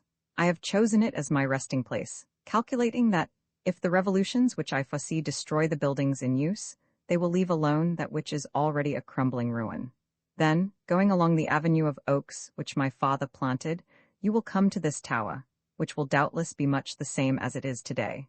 You will stop under the arch from which the drawbridge was formerly raised, and one of you counting to the left, from the groove of the portcullis, the 3rd stone above it, will push it straight before him, while another, counting on the right, always from the groove, the 3rd stone above it, will do as the first is doing. Under this double pressure, exercised at the same time, the middle of the right wall will swing back inwards and form an incline, which will bring you to the bottom of a stone staircase in the thickness of the wall. Lighted by a torch, you will ascend 132 steps. They will bring you to a partition of plaster which Geoffrey will have built up after my death. You will break it down with a pickaxe, waiting for you on the last step, and you will see a small massive door, the key of which only turns if one presses at the same time the 3 bricks which form part of that step. Through that door, you will enter a chamber in which there will be a bed behind curtains. You will draw aside those curtains. I shall be sleeping there. Do not be surprised, my children, at finding me younger perhaps than the portrait of me which Monsieur Nicolas de Lagolière, the king's painter, painted last year, and which hangs at the head of my bed. 2 centuries' sleep, the resting of my heart, which will scarcely beat, will, I have no doubt, have filled up my wrinkles and restored youth to my features. It will not be an old man you will gaze upon. My children, the phial will be on a stool beside the bed, wrapped in linen, caulked with virgin wax. You will at once break the neck of the phial. While one of you opens my teeth with the point of a knife, another will paw the elixir, not drop by drop, but in a thin trickle, which should flow down to the bottom of my throat. Some minutes will pass. Then little by little life will return. The beating of my heart will grow quicker. My breast will rise and fall, and my eyes will open. Perhaps, my children, it will be necessary for you to speak in low voices, and not light up the room with too bright a light, that my eyes and ears may not suffer any shock. Perhaps, on the other hand, I shall only see you and hear you indistinctly, with enfeebled organs. I do not know. I foresee a period of torpor and uneasiness, during which I shall have to collect my thoughts as one does on awaking from sleep. Moreover, I shall make no haste about it, and I beg you not to try to quicken my efforts. Quiet days and a nourishing diet will insensibly restore me to the sweetness of life. Have no fear at all that I shall need to live at your expense. Unknown to my relations, I brought back from the Indies 4 diamonds of extraordinary size, which I have hidden in a hiding place. There is no finding. They will easily suffice to keep me in luxury befitting my station. Since I have to take into consideration that I may have forgotten the secret hiding place of the diamonds, I have set forth the secret in some lines, enclosed herein, in a second envelope, bearing the designation the codicil. Of this codicil, I have not breathed a word, not even to my servant Geoffrey and his wife. If out of human weakness they bequeath to their children an account revealing my secret history, they will not be able to reveal the hiding place of those 4 marvelous diamonds, which they have often admired, and which they will seek in vain after I am gone. The enclosed envelope then will be handed over to me as soon as I return to life. In the event, to my thinking impossible, but which none the less your interests compel me to take into account, of destiny having betrayed me, and of your finding no trace of me, you will yourselves open the envelope, and learning the whereabouts of the hiding place, take possession of the diamonds. Then and thereafter, I declare that the ownership of the diamonds is vested in those of my descendants who shall present the gold medal, and that no person shall have the right to intervene in the fair partition of them, on which they shall agree among themselves, and I beg them to make that partition themselves as their consciences shall direct. I have said what I have to say, my children. I am about to enter into the silence and await your coming. I do not doubt that you will come from all the corners of the earth at the imperious summons of the gold medal. Sprung from the same stock, be as brothers and sisters among yourselves. Approach with serious minds him who sleeps, and deliver him from the bonds which keep him in the kingdom of darkness. Written by my own hand, in perfect health of mind and body, this day, the 12th of July, 1721. Delivered under my hand and seal. Jean-Pierre Augustin de la Roche, Marquis de. Maître de Larue was silent, bent nearer to the paper, and murmured, "The signature is scarcely legible. The name begins with a B or an A, the flourish muddles up all the letters." Dorothy said slowly, "Jean-Pierre Augustin de la Roche, Marquis de Beaugreville." "Yes, yes, that's it," cried the notary at once. "Marquis de Beaugreville, how did you know?" Roman 12, the elixir of resurrection. Dorothy did not answer. She was still quite absorbed in the strange will of the Marquis. Her companions, their eyes fixed on her, seemed to be waiting for her to express an opinion, and since she remained silent, George Errington of London said, "Not a bad joke." "What?" She shook her head. "Is it quite certain, cousin, that it is a joke?" "Oh, mademoiselle, this resurrection, the elixir, the hidden diamonds." "I don't say that it isn't," said Dorothy, smiling. "The old fellow does seem to me a trifle cracked. Nevertheless, the letter he has written to us is certainly authentic. At the end of 2 centuries we have come, as he foresaw that we should, to the rendezvous he appointed, and above all, we are certainly members of the same family. I think that we might start embracing all over again, mademoiselle." "I'm sure, if our ancestor permits it, I shall be charmed," said Dorothy. "But he does permit it." "We'll go and ask him." Maître de Larue protested. "You'll go without me, mademoiselle. Understand once and for all that I am not going to see whether Jean-Pierre Augustin de la Roche, Marquis de Beaugreville, is still alive at the age of 262 years. But he isn't as old as all that, Maître de Larue. We need not count the 200 years' sleep. Then it's only a matter of 62 years. That's quite normal." His friend, Monsieur de Fontenelle, as the Marquis predicted and thanks to an elixir of life, lived to be 100. "In fact, you do not believe in it, mademoiselle?" "No, but all the same there should be something in it." "What else can there be in it?" "We shall know presently, but at the moment I confess to my shame that I should like before." She paused, and with one accord they cried, "What?" She laughed. "Well, the truth is I'm hungry, hungry with a 200-year-old hunger, as hungry as the Marquis de Beaugreville must be. Has any of you by any chance?" The 3 young men darted away. One ran to his motorcycle, the other 2 to their horses.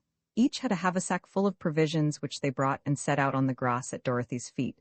The Russian Kuroblev, who had only a slice of bread, dragged a large flat stone in front of her by way of table. "This is really nice," she said, clapping her hands. "A real family lunch. We invite you to join us, Maître de Larue, and you also, soldier of Rangel." The meal, washed down by the good wine of Anjou, was a merry one. They drank the health of the worthy nobleman who had had the excellent idea of bringing them together at his chateau, and Webster made a speech in his honor. The diamonds, the codicil, the survival of their ancestor and his resurrection had become so many trifles to which they paid no further attention. For them, the adventure came to an end with the reading of the letter and the improvised meal, and even so it was amazing enough. "And so amusing," said Dorothy, who kept laughing. "I assure you that I have never been so amused, never." Her 4 cousins, as she called them, hung on her lips and never took their eyes off her, amused and astonished by everything she said. At first sight they had understood her, and she had understood them, without the 5 of them having to pass through the usual stages of becoming intimate, through which people who are thrown together for the first time generally have to pass. To them she was grace, beauty, spirit, and freshness. She represented the charming country from which their ancestors had long ago departed. They found in her at once a sister of whom they were proud, and a woman they burned to win. Already rivals, each of them strove to appear at his best. Errington, Webster, and Dario organized contests, feats of strength, exhibitions of balancing. They ran races. The only prize they asked for was that Dorothy, queen of the tourney, should regard them with favor with those beautiful eyes, of which they felt the profound seduction, and which appeared to them the most beautiful eyes they had ever seen. But the winner of the tournament was Dorothy herself. Directly she took part in it, all that the others could do was to sit down, look on, and wonder. A fragment of wall, of which the top had crumbled so thin that it was nearly a sharp edge, served her as a tightrope. She climbed trees and let herself drop from branch to branch. Springing upon the big horse of Dario, she forced him through the paces of a circus horse. Then, seizing the bridle of the pony, she did a turn on the 2 of them, lying down, standing up, or astride. She performed all these feats with a modest grace, full of reserve, without a trace of coquetry. The young men were no less enthusiastic than amazed. The acrobat delighted them, but the young girl inspired them with a respect from which not one of them dreamt of departing. Who was she? They called her princess, laughing, but their laughter was full of deference. Really, they did not understand it. It was not till 3 in the afternoon that they decided to carry the adventure to its end. They all started to do so in the spirit of picnickers. Maître de Larue, to whose head the good wine of Anjou had mounted in some quantity, with his broad bow unknotted and his tall hat on the back of his head, led the way on his donkey, chanting couplets about the resurrection of Marquis Lazarus. Dario, of Genoa, imitated a mandolin accompaniment. Errington and Webster held over Dorothy's head, to keep the sun off it, an umbrella made of ferns and wild flowers. They went round the hillock, which was composed of the debris of the old chateau, behind the clock, and along a beautiful avenue of trees centuries old, which ended in a circular glade in the middle of which rose a magnificent oak. Maître de Larue said in the tone of a guide, "These are the trees planted by the Marquis de Beaugreville's father. You will observe their vigor. Venerable trees, if ever there were any. Behold the oak king. Whole generations have taken shelter under his boughs. Hats off, gentlemen." Then they came to the woody slopes of a small hill, on the summit of which, in the middle of a circular embankment, formed by the ruins of the wall that had encircled it, rose a tower oval in shape. "Coquesin Tower," said Maître de Larue, more and more cheerful. "Venerable ruins, if ever there were any. Remnants of the feudal keep. That's where the sleeping Marquis of the Enchanted Wood is waiting for us, whom we're going to resuscitate with a thimbleful of foaming elixir." The blue sky appeared through the empty windows. Whole masses of wall had fallen down. However, the whole of the right side seemed to be intact, and if there really was a staircase and some kind of habitation, as the Marquis had stated, it could only be in that part of the tower. And now the arch, against which the drawbridge had formerly been raised, opened before them. The approach to it was so blocked by interlaced briars and bushes that it took them a long time to reach the vault in which were the stones indicated by the Marquis de Beaugreville. Then, another barrier of fallen stones, and another effort to clear a double path to the two walls. "Here we are," said Dorothy at last. She had directed their labors, "and we can be quite sure that no one has been before us." Before beginning the operation which had been enjoined on them, they went to the end of the vault. It opened on to the immense nave formed by the interior of the keep, its stories fallen away, its only roof the sky. They saw, one above the other, the embrasures of 4 fireplaces, under chimney-pieces of sculptured stone, full now of wild plants. One might have described it as the oval of a Roman amphitheatre, with a series of small vaulted chambers above, of which one perceived the gaping openings, separated by passages into distinct groups. "The visitors who risk coming to Rocheperiac can enter from this side," said Dorothy. "Wedding parties from the neighborhood must come here now and then. Look, there are greasy pieces of paper and sardine tins scattered about on the ground." "It's odd that the drawbridge vault hasn't been cleared out," said Webster. "By whom? Do you think that picnickers are going to waste their time doing what we have done, when on the opposite side there are easy entrances?" They did not seem in any hurry to get to work to verify the statements of the Marquis, and it was rather to have their consciences clear and to be able to say to themselves without any equivocation, "The adventure is finished," that they attacked the walls of the vault. Dorothy, skeptical as the others, again carelessly took command and said, "Come on, cousins. You didn't come from America and Russia to stand still with folded arms. We owe our ancestor this proof of our goodwill before we have the right to throw our medals into draws. Dario, of Genoa, Errington, be so good as to push, each on the side you are, the 3rd stone at the top. Yes, those 2, since this is the groove in which the old portcullis worked." The stones were a good height above the ground, so that the Englishman and the Italian had to raise their arms to reach them. Following Dorothy's advice, they climbed onto the shoulders of Webster and Kurobleff. "Are you ready?" "We're ready," replied Errington and Dario. "Then push gently with a continuous pressure. And above all have faith. Maître de Larue has no faith, so I am not asking him to do anything." The 2 young men set their hands against the 2 stones and pushed hard. "Come, a little vigor," said Dorothy in a tone of jest. "The statements of the Marquis are gospel truth. He has written that the stone on the right will slip back. Let the stone on the right slip back." "Mine is moving," said the Englishman, on the left. "So is mine," said the Italian, on the right. "It isn't possible?" cried Dorothy incredulously. But it is, declared the Englishman. And the stone above it, too, they are slipping back from the top. The words were hardly out of his mouth when the two stones, forming one piece, slipped back into the interior of the wall and revealed in the semi-darkness the foot of a staircase and some steps. The Englishman uttered a cry of triumph. The worthy gentleman did not lie. There's the staircase. For a moment they remained speechless. Not that there was anything extraordinary in the affair so far, but it was a confirmation of the first part of the Marquis de Beaugreville's statement, and they asked themselves if the rest of his predictions would not be fulfilled with the same exactness. If it turns out that there are 132 steps, I shall declare myself convinced, said Errington. What? Said Maida de Larue, who also appeared deeply impressed. Do you mean to assert that the Marquis is awaiting us like a man who is expecting our visit? You're raving, growled the notary. Isn't he, mademoiselle? The young men hauled themselves on to the landing formed by the stones which had slipped back. Dorothy joined them. 2 electric pocket lamps took the place of the torch suggested by the Marquis de Beaugreville, and they set about mounting the high steps which wound upwards in a very narrow space. 15, 16, 17, Dario counted. To hearten himself, Maida de Larue sang the couplets of Da Tour, Prend God, but at the 30th step he began to save his breath. It's a steep climb, isn't it? Said Dorothy. Yes, it is, but it's chiefly the idea of paying a visit to a dead man. It makes my legs a bit shaky. At the 50th step a hole in the wall let in some light.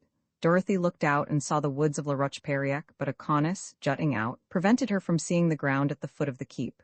They continued the ascent. Maida de Larue kept singing in a ma shaky voice, and towards the end it was rather a groaning than a singing. 100, 110, 120.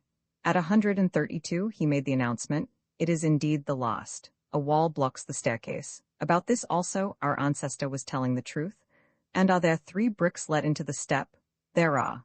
And a pickaxe. It's here. Come, on getting to the top of the staircase and examining what we find there, every detail agrees with the will, so that we have only to carry out the good man's final instructions. She said, "Break down the wall, Webster. It's only a plaster partition." At the first blow, in fact, the wall crumbled away, disclosing a small, low door. "Goodness?" muttered the lawyer, who was no longer trying to dissemble his uneasiness. "The program is indeed being carried out item by item." "Ah, you're becoming a trifle less skeptical, Maida de Larue. You'll be declaring next that the door will open." "I do declare it. This old lunatic was a clever mechanician and a cynical producer of the first order." "You speak of him as if he were dead," observed Dorothy.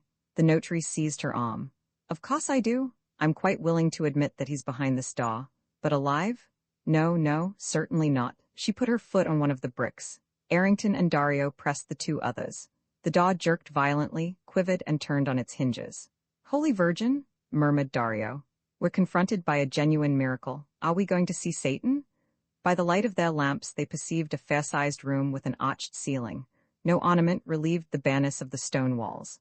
There was nothing in the way of furniture in it, but one judged that there was a small, low room, which formed an alcove, from the piece of tapestry, roughly nailed to a beam, which ran along the left side of it. The 5 men and Dorothy did not stir, silent, motionless. Maida de Larue, extremely pale, seemed very ill at ease indeed. Was it the fumes of wine, or the distress inspired by mystery? No one was smiling any longer. Dorothy could not withdraw her eyes from the piece of tapestry. So the adventure did not come to an end with the astonishing meeting of the Marquis Ayres, nor with the reading of his fantastic will. It went as far as the hollow stairway in the old tower, to which no one had ever penetrated, to the very threshold of the inviolable retreat in which the Marquis had drunk the draught which brings sleep, or which kills. What was there behind the tapestry? A bed, of course, some garments which kept perhaps the shape of the body they had covered, and besides, a handful of ashes. She turned her head to her companions as if to say to them, "Shall I go first?" They stood motionless, undecided, ill at ease. Then she took a step forward, then 2. The tapestry was within reach. With a hesitating hand she took hold of the edge of it, while the young men drew nearer. They turned the light of their lamps into the alcove. At the back of it was a bed. On that bed lay a man. This vision was, in spite of everything, so unexpected, that for a few seconds Dorothy's legs almost failed her, and she let the tapestry fall. It was Archibald Webster who, deeply perturbed, raised it quickly, and walked briskly to this sleeping man, as if he were about to shake him and awake him forthwith. The others tumbled into the alcove after him. Archibald stopped short at the bed, with his arm raised, and dared not make another movement. One might have judged the man on the bed to be 60 years old, but in the strange paleness of that wholly colorless skin, beneath which flowed no single drop of blood, there was something that was of no age. A face absolutely hairless, not an eyelash, no eyebrows. The nose, cartilage and all, transparent like the noses of some consumptives. No flesh. A jaw, bones, cheekbones, large sunken eyelids. That was the face between two sticking out ears, and above it was an enormous forehead running up into an entirely bald skull. The finger, murmured Dorothy. The fourth finger of the left hand was missing, cut exactly level with the palm as the will had stated. The man was dressed in a coat of chestnut-colored cloth, a black silk waistcoat, embroidered in green, and breeches. His stockings were of fine wool. He wore no shoes. "He must be dead," said one of the young men in a low voice. To make sure, it would have been necessary to bend down and apply one's ear to the breast above the heart, but they had an odd feeling that, at the slightest touch, this shape of a man would crumble to dust and so vanish like a phantom. Besides, to make such an experiment, would it not be to commit sacrilege? To suspect death and question a corpse? None of them dared. Dorothy shivered, her womanly nerves strained to excess. Maida de Larue besought her, "Let's get away. It's got nothing to do with us, it's a devilish business." But George Errington had an idea. He took a small mirror from his pocket and held it close to the man's lips. After the lapse of some seconds, there was a film on it. "Oh, I believe he's alive," he stammered. He's alive," muttered the young people, keeping with difficulty their excitement within bounds. Maida de Larue's legs were so shaky that he had to sit down on the foot of the bed. He murmured again and again, "A devilish business, we've no right." They kept looking at one another with troubled faces. The idea that this dead man was alive, for he was dead, undeniably dead. The idea that this dead man was alive shocked them as something monstrous. And yet was not the evidence that he was alive quite as strong as the evidence that he was dead? They believed in his death because it was impossible that he should be alive. But could they deny the evidence of their own eyes because that evidence was against all reason? Dorothy said, "Look, his chest rises and falls, you can see it, ever so slowly and ever so little, but it does." "Then he is not dead," they protested. "No, it's out of the question, such a phenomenon would be inexplicable." I'm not so sure, it might be a kind of lethargy, a kind of hypnotic trance," she murmured. "A trance which lasted 200 years? I don't know, I don't understand it. Well, we must act. But how? As the will tells us to act. The instructions are quite definite. Our duty is to execute them blindly and without question. How? We must try to awaken him with the elixir of which the will speaks." "Here it is," said Marco Dario, picking up from the stool a small object wrapped in linen. He unfolded the wrapping and displayed a phial, of antique shape, heavy, of crystal, with a round bottom and long neck which terminated in a large wax cock. He handed it to Dorothy, who broke off the top of the neck with a sharp tap against the edge of the stool. "Has any of you a knife?" she asked. "Thank you, Archibald. Open the blade and introduce the point between the teeth as the will directs." They acted as might a doctor confronted by a patient whom he does not know exactly how to handle, but whom he nevertheless treats, without the slightest hesitation, according to the formal prescription in use in similar cases. They would see what happened. The essential thing was to carry out the instructions. Archibald Webster did not find it easy to perform his task. The lips were tightly closed, the upper teeth, for the most part black and decayed, were so firmly wedged against the lower that the knife point could not force its way between them. He had to introduce it sideways, and then raise the handle to force the jaws apart. "Don't move," said Dorothy. She bent down. Her right hand, holding the phial, tilted it gently. A few drops of a liquid of the color and odor of green chartreuse fell between the lips. Then an even trickle flowed from the phial, which was soon empty. "That's done," she said, straightening herself. Looking at her companions, she tried to smile. All of them were staring at the dead man. She murmured, "We've got to wait. It doesn't work straight away." And as she uttered the words she thought, "And then what?" "I am ready to admit that it will have an effect and that this man will awake from sleep, or rather from death. For such a sleep is nothing but death. No, really we are the victims of a collective hallucination. No, there was no film on the mirror. No, the chest does not rise and fall. No, 1,000 times no, one does not come to life again." 3 minutes gone," said Marco Dario. And watch in hand he counted, minute by minute, 5 more minutes, then 5 more. The waiting of these 6 persons would have been incomprehensible, had its explanation not been found in the fact that all the events foretold by the Marquis de Beaugreville had followed one another with mathematical precision. There had been a series of facts which was very like a series of miracles, which compelled the witnesses of those facts to be patient, at least till the moment fixed for the supreme miracle. 15 minutes, said the Italian. A few more seconds passed. Of a sudden they quivered. A hushed exclamation burst from the lips of each. The man's eyelids had moved. In a moment the phenomenon was repeated, and so clearly and distinctly that further doubt was impossible. It was the twitching of 2 eyes that tried to open. At the same time the arms stirred, the hands quivered. "Oh," stuttered the distracted notary.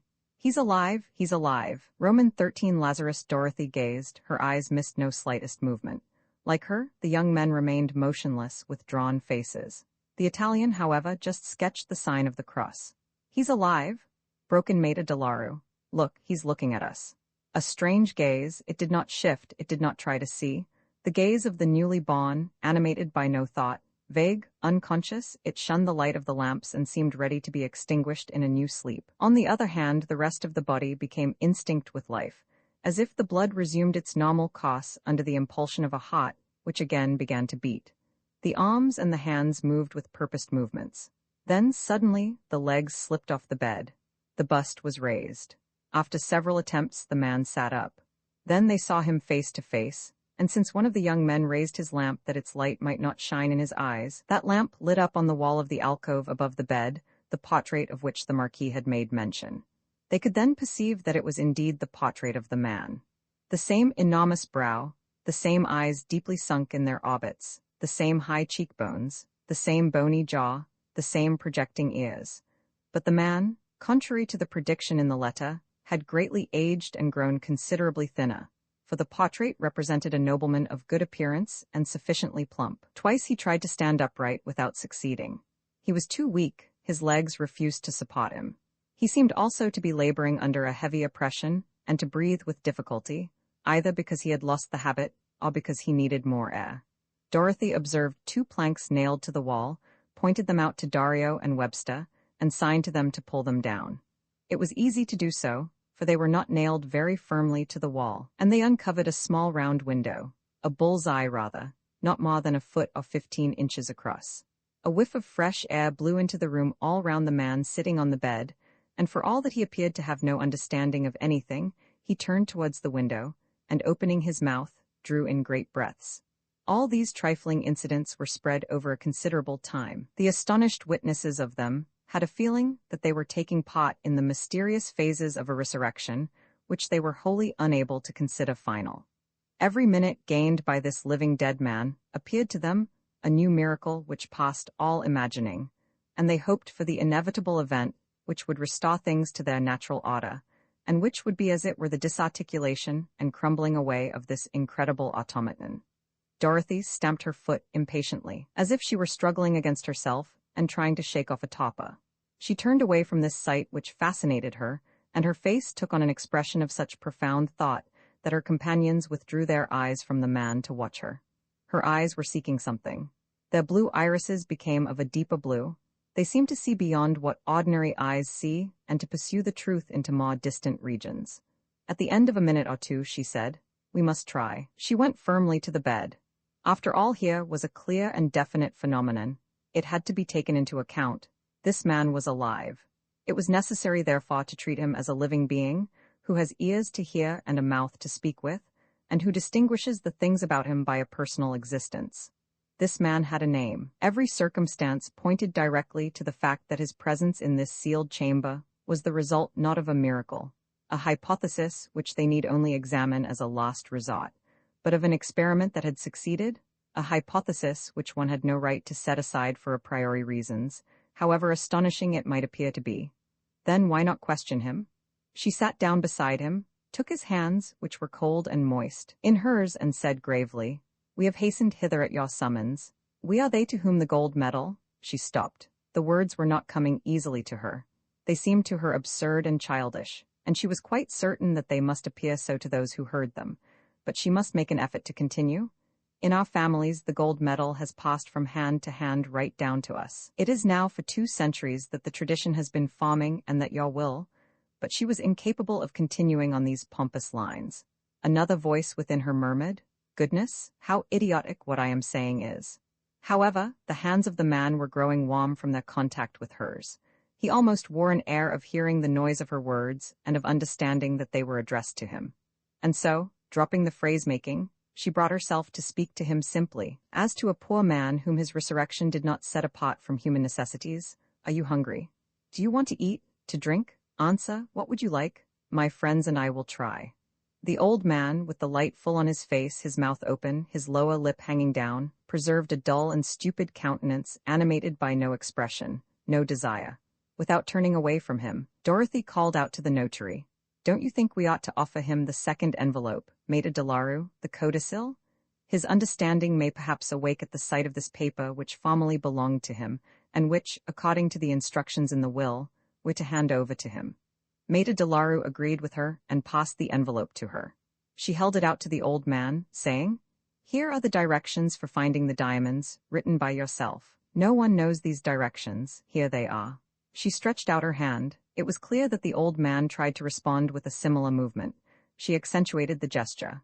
He lowered his eyes towards the envelope, and his fingers opened to receive it. "You quite understand?" she asked. "You are going to open this envelope. It contains the secret of the diamonds, of fortune." Once more she stopped abruptly, as if struck by a sudden thought, something she had unexpectedly observed. Webster said to her, "He certainly understands. When he opens the letter and reads it, the whole of the past will come back to his memory. We may give it to him." George Errington supported him. "Yes, mademoiselle, we may give it to him. It's a secret which belongs to him." Dorothy, however, did not perform the action she had suggested. She looked at the old man with the most earnest attention. Then she took the lamp, moved it away, then near, examined the mutilated hand, and then suddenly burst into a fit of wild laughter. It burst out with all the violence of laughter long restrained. Bent double, holding her ribs, she laughed till it hurt her. Her pretty head shook her wavy hair in a series of jerks, and it was a laugh so fresh and so young, of such irresistible gaiety that the young men burst out laughing in their turn. Maida Delaru, on the other hand, irritated by a hilarity which seemed to him out of place in the circumstances, protested in a tone of annoyance. "Really, I'm amazed. There's nothing to laugh at in all this. We are in the presence of a really extraordinary occurrence." His shocked air redoubled Dorothy's merriment. She stammered, "Yes, extraordinary, a miracle, goodness, how funny it is, and what a pleasure it is to let one's self go. I had been holding myself in quite long enough. Yes, I was manifestly serious, uneasy, but all the same I did want to laugh. It is all so funny." The notary muttered, "I don't see anything funny in it." The Marquis, Dorothy's delight passed all bounds. She repeated, wringing her hands with tears in her eyes, "The Marquis, the friend of Fontenelle, the revivified Marquis, Lazarus de Beaugreville, then you didn't see? I saw the film on the mirror, the eyes open." "Yes, yes, I know, but the rest?" "What rest? In his mouth? What on earth is it?" "There's a what? Out with it." "A false tooth?" Maida Delaru repeated slowly. "There's a false tooth?" "Yes, a molar all of gold." "Well, what about it?" Dorothy did not immediately reply. She gave Maida Delaru plenty of time to collect his wits and to grasp the full value of this discovery.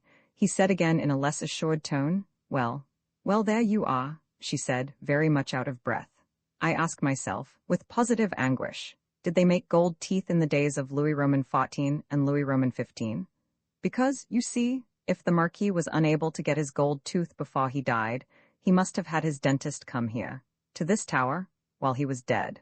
That is to say, he must have learnt from the newspapers, or from some other source, that he could have a false tooth put in the place of the one which used to ache in the days of Louis Roman XIV. Dorothy had finally succeeded in repressing the ill-timed mirth which had so terribly shocked Maida Delaru. She was merely smiling, but smiling with an extremely mischievous and delighted air. Naturally, the 4 strangers, grouped closely round her, were also smiling with the air of people amused beyond words. On his bed, the man, always impassive and stupid, continued his breathing exercises. The notary drew his companions out of the alcove, into the outer room so that they formed a group with their backs to the bed, and said in a low voice, "Then, according to you, mademoiselle, this is a mystification?" "I'm afraid so," she said, tossing her head with a humorous air. "But the Marquis?"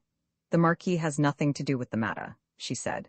The adventure of the Marquis came to an end on the 12th of July, 1721, when he swallowed a drug which put an end to his brilliant existence for good and all. All that remains of the Marquis, in spite of his hopes of a resurrection, is, firstly, a pinch of ashes mingled with the dust of this room.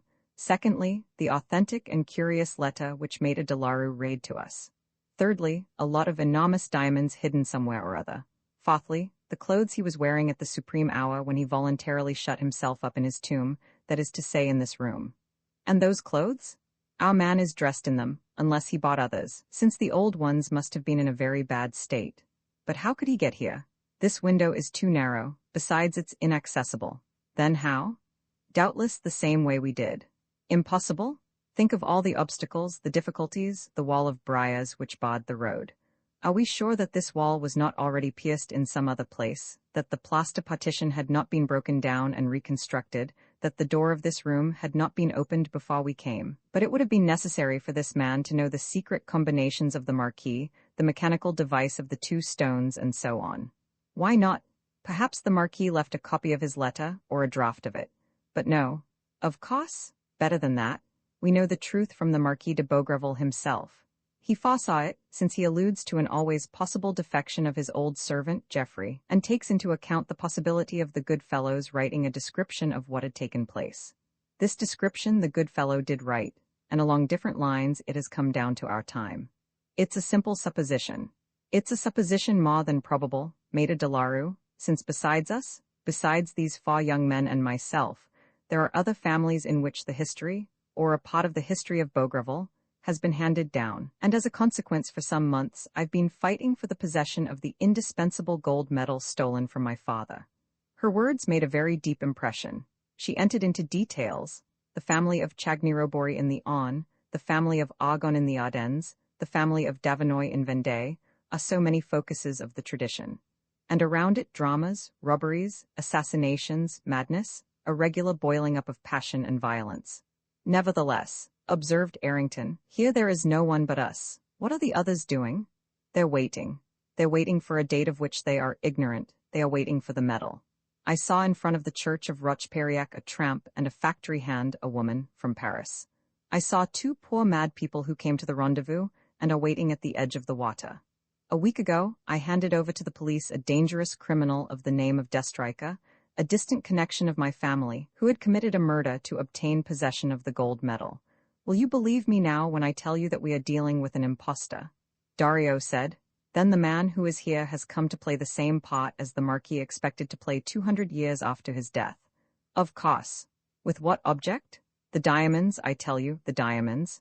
But since he knew of their existence, he had only to search for them and appropriate them. You can take it from me that he has searched for them, and without ceasing, but in vain. A fresh proof that the man only knew Geoffrey's story, since Geoffrey had not been informed by his master of their hiding place.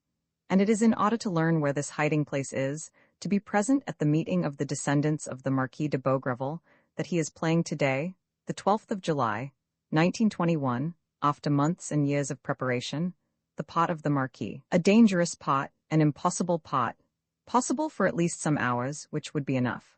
What do I say, some hours? But just think, at the end of 10 minutes we were all of one mind about giving him the second envelope which contains the key to the enigma, and which was probably the actual object of his enterprise. He must have known of the existence of a codicil, of a document giving directions. But where to find that document? No longer any scrivener Babia, no longer any successes. But where to find it? Why here? At the meeting on the 12th of July. Logically, the codicil must be brought to that meeting. Logically, it would be handed over to him.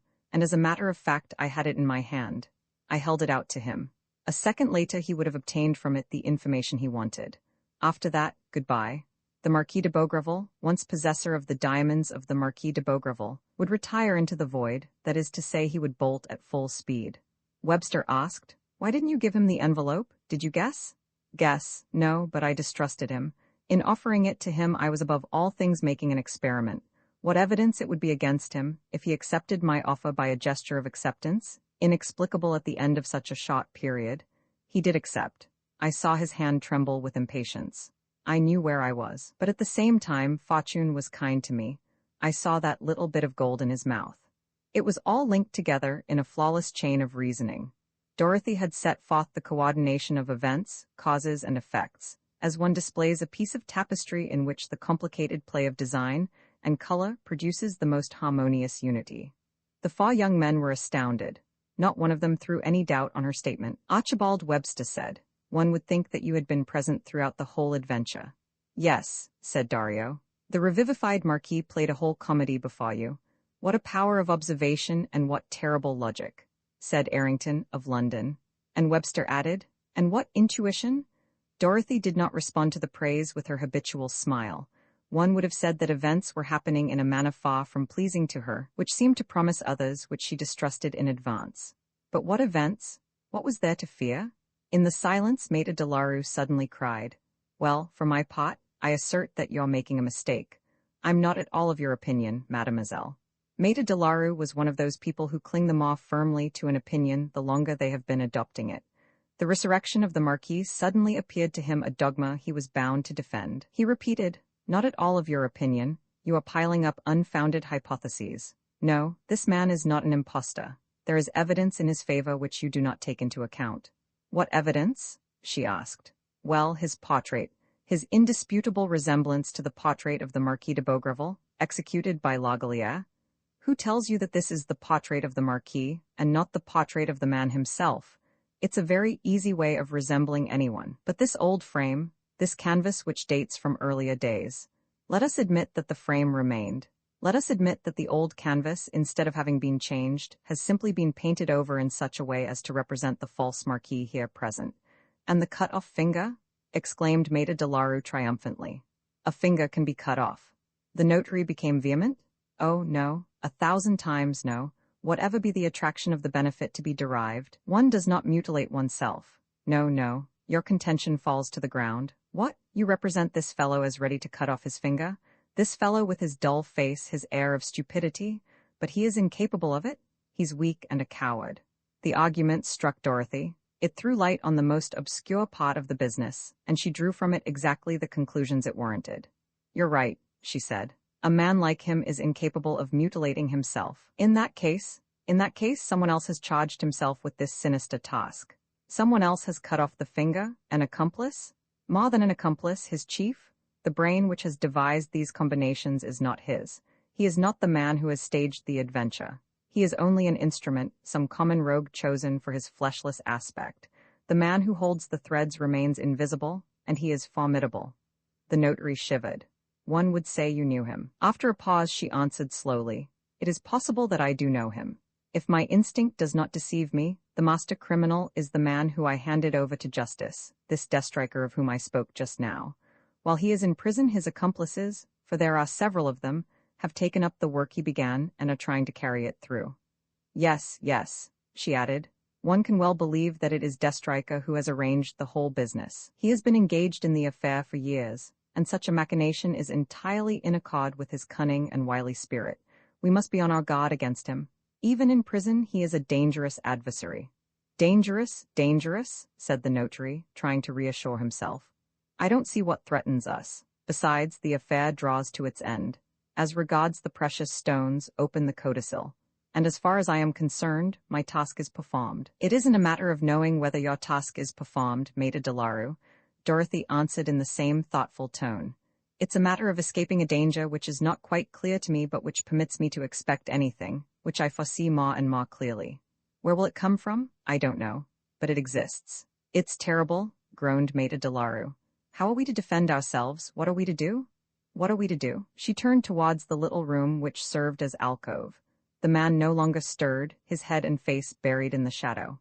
"Question him. You quite understand that this super did not come here alone. They have entrusted him with this post, but the others are on the watch, the agents of Deathstriker. They are waiting in the wings for the result of the comedy. They are spying on us. Perhaps they hear us. Question him. He is going to tell us the measures to be taken against us in case of a check. He will not speak. But he will. He is in our hands, and it is entirely to his interest to win our forgiveness for the part he has played. He is one of those people who are always on the side of the stronger. Look at him." The man remained motionless, not a gesture. However, his attitude did not look natural. Sitting as he was, half bent over, he should have lost his balance. "Errington, Webster, light him up," Dorothy auded. Simultaneously, the rays from the 2 electric lamps fell on him. Some seconds passed. Ah, sighed Dorothy, who was the first to grasp the terrible fact, and she started back. All 6 of them were shocked by the same sight, at first inexplicable. The bust and the head, which they believed to be motionless, were bending a little forward, with a movement which was hardly perceptible, but which did not cease. At the bottom of the orbits rose the eyes, quite round, eyes full of terror, which gleamed, like carbuncles, in the concentric fires of the 2 lamps. His mouth moved convulsively as if to utter a cry which did not issue from it. Then the head settled down onto the chest, dragging the bust with it. They saw for some seconds the ebony hilt of a dagger, the blade of which, half buried in the right shoulder, at the junction with the neck, was streaming with blood.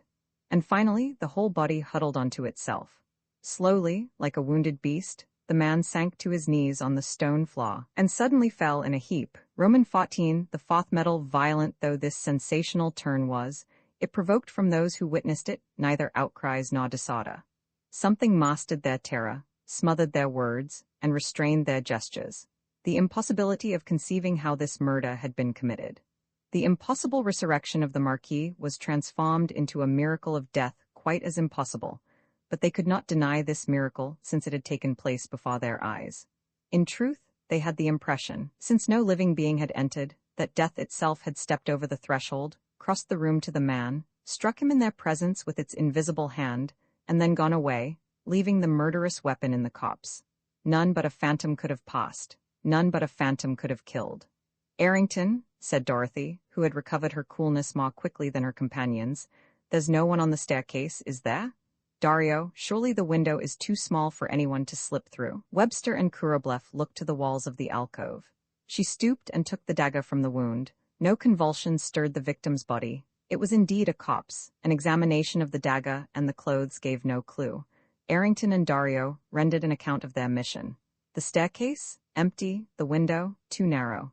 They joined the Russian and the American, as did Dorothy also, and all 5 of them examined and sounded the walls of the alcove with such minuteness that Dorothy expressed the absolute conviction of all of them when she declared in a tone of finality, "No entrance.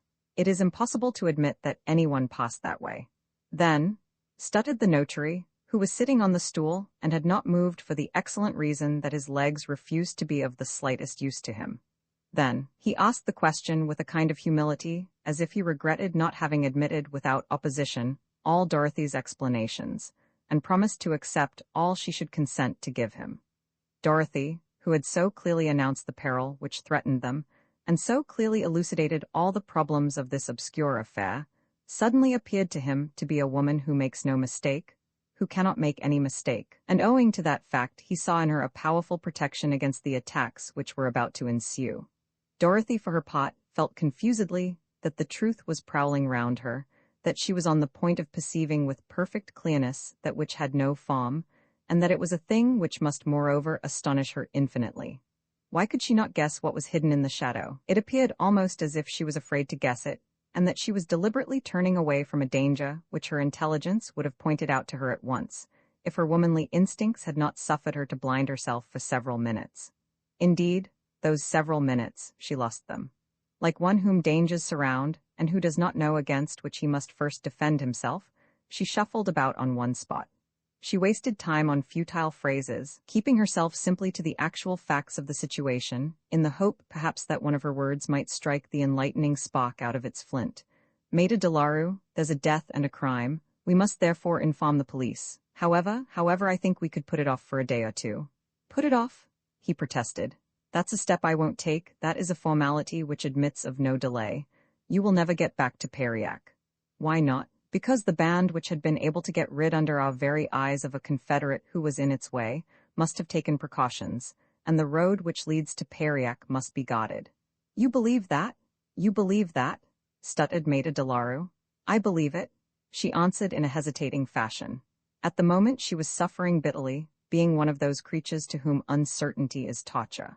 She had a profound impression that an essential element of the truth was lacking. Protected as she was in that tower, with 4 resolute men beside her, it was not she who directed events. She was under the constraint of the law of the enemy who was oppressing, and in a way directing her as his fancy took him.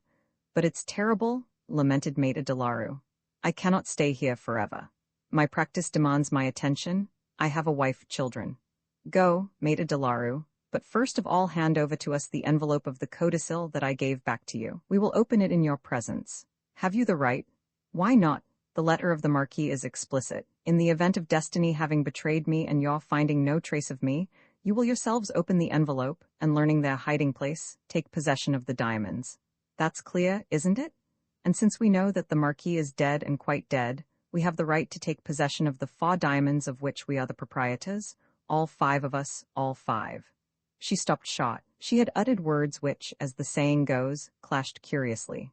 The contradiction of the terms she had used, 4 diamonds, 5 proprietors, was so flagrant that the young men were struck by them, and that Maida Delaru himself, absorbed as he was in other matters, received a considerable shock. As a matter of fact, that's true. You are 5. How was it we didn't notice that detail? You are 5 and there are only 4 diamonds. Dario explained. Doubtless that arises from the fact that there are 4 men, and that we have only paid attention to this number 4. 4 strangers in contrast with you, mademoiselle, who are French. But you can't get away from the fact that you are 5, said Maida Delaru. And what about it? Said Webster. Well, you're 5, and the Marquis, according to his letter, had only 4 sons to whom he left 4 gold medals. You understand, 4 gold medals. Webster made the objection. He could have bequeathed 4 and left 5. He looked at Dorothy. She was silent. Was she going to find in this unexpected incident the solution of the enigma which escaped him? She said thoughtfully, always supposing that a 5th medal has not been fabricated since on the model of the others and then transmitted to us by a process of fraud. How are we to know it? Let us compare our medals, she said. An examination of them will enlighten us perhaps. Webster was the first to present his medal. It showed no peculiarity which gave them to believe that it was not one of the 4 original pieces struck by the instructions of the Marquis and controlled by him. An examination of the medals of Dario, Kurobleff, and Arrington showed the same. Maida Delaru, who had taken all 4 of them and was examining them minutely, held out his hand for Dorothy's medal. She had taken out the little leather purse which she had slipped into her bodice. She untied the strings and stood amazed. The purse was empty. She shook it, turned it inside out. Nothing? It's gone, she said in a hushed voice. An astonished silence followed her declaration. Then the notary asked, You haven't lost it by any chance? No, she said. I can't have lost it. If I had, I should have lost the little bag at the same time. But how do you explain it? Said the notary. Dario intervened a trifle dryly. Mademoiselle has no need to explain, for you don't pretend. Of course none of us supposes that Mademoiselle has come here without having the right, said the notary. In the place of 4 medals there are 5, that's all I meant to say. Dorothy said again in the most positive tones, I have not lost it. From the moment it was missing. She was on the point of saying, from the moment it was missing from this purse it had been stolen from me. She did not finish that sentence. Her heart was wrung by a sudden anguish, as she suddenly grasped the full meaning of such an accusation, and the problem presented itself to her in all its simplicity and with its only possible and exact solution. The 4 pieces of gold are there. One of them has been stolen from me. Then one of these 4 men is a thief. And this undeniable fact brought her abruptly to such a vision of the facts, to a certainty so unforeseen and so formidable that she needed almost superhuman energy to restrain herself. It was needful that no one should be on their guard against her before she had considered the matter and fully taken in the tragic aspect of the situation. She accepted therefore the notary's hypothesis and murmured, After all, yes, that's it. You must be right, Maida Delaru. I've lost that medal. But how? I can't think in what way I could have lost it at what moment. She spoke in a very low voice, an absent-minded voice. The potted curls showed her forehead furrowed by anxiety. Maida Delaru and the 4 strangers were exchanging futile phrases. Not one of them seemed worth her consideration. Then they were silent. The silence lengthened. The lamps were switched off. The light from the little window was concentrated on Dorothy. She was very pale, so pale that she was aware of it, and hid her face in her hands in order to prevent them from perceiving the effects of the emotions which were racking her. Violent emotions, which proceeded from that truth that she had had such difficulty in attaining, and which was disengaging itself from the shadows. It was not by scraps that she was gathering up the revealing clues, but in a mass, so to speak. The clouds had been swept away. In front of her, before her closed eyes, she saw. Ah, what a terrifying fact! However, she stubbornly kept herself silent and motionless, while to her mind there presented themselves in quick succession during the course of a few seconds all the questions and all the answers, all the arguments and all the proofs. She recalled the fact that the night before at the village of Périac, the caravan had nearly been destroyed by fire. Who had started that fire? And with what motive? Might she not suppose that one of those unhoped-for helpers, who had appeared so suddenly in the very nick of time, had taken advantage of the confusion to slip into the caravan, ransack her sleeping berth, and open the little leather purse hanging from a nail? Possessor of the medal, the chief of the gang returned in haste to the ruins of Roch-Périac and disposed his men in that peninsula, the innermost recesses of which must be known to him, and in which he had everything arranged in view of the fateful day, the 12th of July, 1921. Doubtless he had had a dress rehearsal with his Confederate cast for the part of the sleeping marquis, final instructions, promises of reward in the event of success, menaces in the event of failure, and at noon he arrived quietly in front of the clock, like the other strangers, presented the medal, the only certificate of identity required, and was present at the reading of the will. Then came the ascent of the tower and the resurrection of the marquis. In another instant she would have handed over the codicil to him, and he reached his goal. The great plot which Destrica had been so long weaving attained its end. And how could she fail to observe that up to the very last minute there had been in the working out of that plan, in the performance of unforeseen actions, necessitated by the chances, the same boldness, the same vigor, the same methodical decision? There are battles which are only won when the chief is on the battlefield. He is here, she thought, distracted. He has escaped from prison and he is here. His confederate was going to betray him and join us. He killed him. He is here. Rid of his beard and spectacles, his skull shaved, his arm in a sling, disguised as a Russian soldier, not speaking a word, changing his bearing, he was unrecognizable. But it is certainly Destrica. Now he has his eyes fixed on me. He is hesitating. He is asking himself, have I penetrated his disguise? Whether he can go on with the comedy, or whether he should unmask and compel us, revolver in hand, to hand over the codicil, that is to say the diamonds. Dorothy did not know what to do. In her place a man of her character and temper would have settled the question by throwing himself on the enemy. But a woman? Already her legs were failing her. She was in the grip of terror also for the three young men whom Destrica could lay low with 3 shots. She withdrew her hands from her face. Without turning she was aware that they were waiting, all 4 of them. Destrica was one of the group, his eyes fixed on her. Yes, fixed on her. She felt the savage glare which followed her slightest movement and sought to discover her intentions. She slid a step towards the door. Her plan was to gain that door, bar the enemy's way, face him, and throw herself between him and the 3 young men. Blockaded against the walls of the room, with escape impossible, there were plenty of chances that he would be forced to yield to the will of 3 strong and resolute men. She moved yet another step, imperceptibly, then another. 10 feet separated her from the door. She saw on her right its heavy mass, studded with nails. She said, as if the disappearance of the medal still filled her mind, I must have lost it a day or 2 ago. I had it on my knee. I must have forgotten to put it back. Suddenly she made her spring. Too late. At the very moment that she drew herself together, Destrica, foreseeing it, leapt in front of the door, a revolver in either outstretched hand. This sudden act was masked by no single word. There was no need of words indeed for the 3 young men to grasp the fact that the murderer of the false marquis stood before them. Instinctively they recoiled from the menace, then on the instant pulled themselves together, and ready for the counterstroke, they advanced. Dorothy stopped them at the moment that Destrica was on the point of shooting. Drawn to her full height in front of them, she protected them, certain that the scoundrel would not pull the trigger. But he was aiming straight at her bosom, and the young men could not stir, while, his right arm outstretched, with his left hand still holding the other revolver, he felt for the lock. "Leave it to us, mademoiselle," cried Webster, beside himself. "A single movement and he kills me," she said. The scoundrel did not utter a word. He opened the door behind him, flattened himself against the wall, then slipped quickly out. The 3 young men sprang forward like unleashed hounds, only to dash themselves against the obstacle of the heavy door. Roman 15. The kidnapping of Montfaucon. For a minute or 2 extreme confusion reigned in the room. Errington and Webster struggled furiously with the old lock. Almost past use, it worked badly from the inside. Exasperated and maddened at having let the enemy escape, they got in one another's way, and their efforts only ended in their jamming it. Marco Dario raged at them. Get on, get on. What are you messing about like that for? It's Destrica, isn't it, mademoiselle? The man you spoke of. He murdered his confederate. He stole the medal from you. Holy Virgin, hurry up, you two. Dorothy tried to reason with them. Wait, I implore you. Think, we must work together. It's madness to act at random. But they did not listen to her, and when the door did open, they rushed down the staircase while she called out to them. I implore you, they're below, they're watching you. Then a whistle, strident and prolonged, rent the air. It came from without. She ran to the window. Nothing was to be seen from it, and in despair she asked herself, what does that mean? He isn't calling his confederates, they are with him now. Then, why that signal?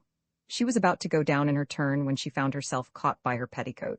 From the beginning of the scene, in front of Destrica and his leveled revolvers, Maida Delaru had sunk down in the darkest corner, and now he was imploring her, almost on his knees, you aren't going to abandon me, with the cops? And then that scoundrel might come back, his confederates. She pulled him to his feet. No time to lose, we must go to the help of our friends. Go to their help, stout young fellows like them? He cried indignantly. Dorothy drew him along by the hand as one leads a child. They went anyhow, halfway down the staircase. Maida Delaru was sniveling, Dorothy muttering, why that signal? To whom was it given? And what are they to do? An idea little by little took hold of her. She thought of the 4 children who had remained at the inn, of St. Quentin, of Montfaucon. And this idea so tormented her that 3 parts of the way down the staircase, she stopped at the hole which pierced the wall, which she had noticed as they came up. After all, what could an old man and a young girl do to help 3 young men? What is it? Stammered the notary. Can one hear the FFF fight? One can't hear anything, she said, bending down. She squeezed herself into the narrow passage and crawled to the opening. Then, having looked more carefully than she had done in the afternoon, she perceived on her right, on the cornice, a good-sized bundle, thrust down into a crack, screened in front by wild plants. It was a rope ladder. One of its ends was fastened to a hook driven into the wall. Excellent, she said. It's evident that on occasions Destrica uses this exit. In the event of danger, it's an easy way to safety, since this side of the tower is opposite the entrance in the interior. The way to safety was less easy for Maida Delaru, who began by groaning. Never in my life, get down that way. Nonsense, she said. It isn't 35 feet, only 2 stories. As well commit suicide.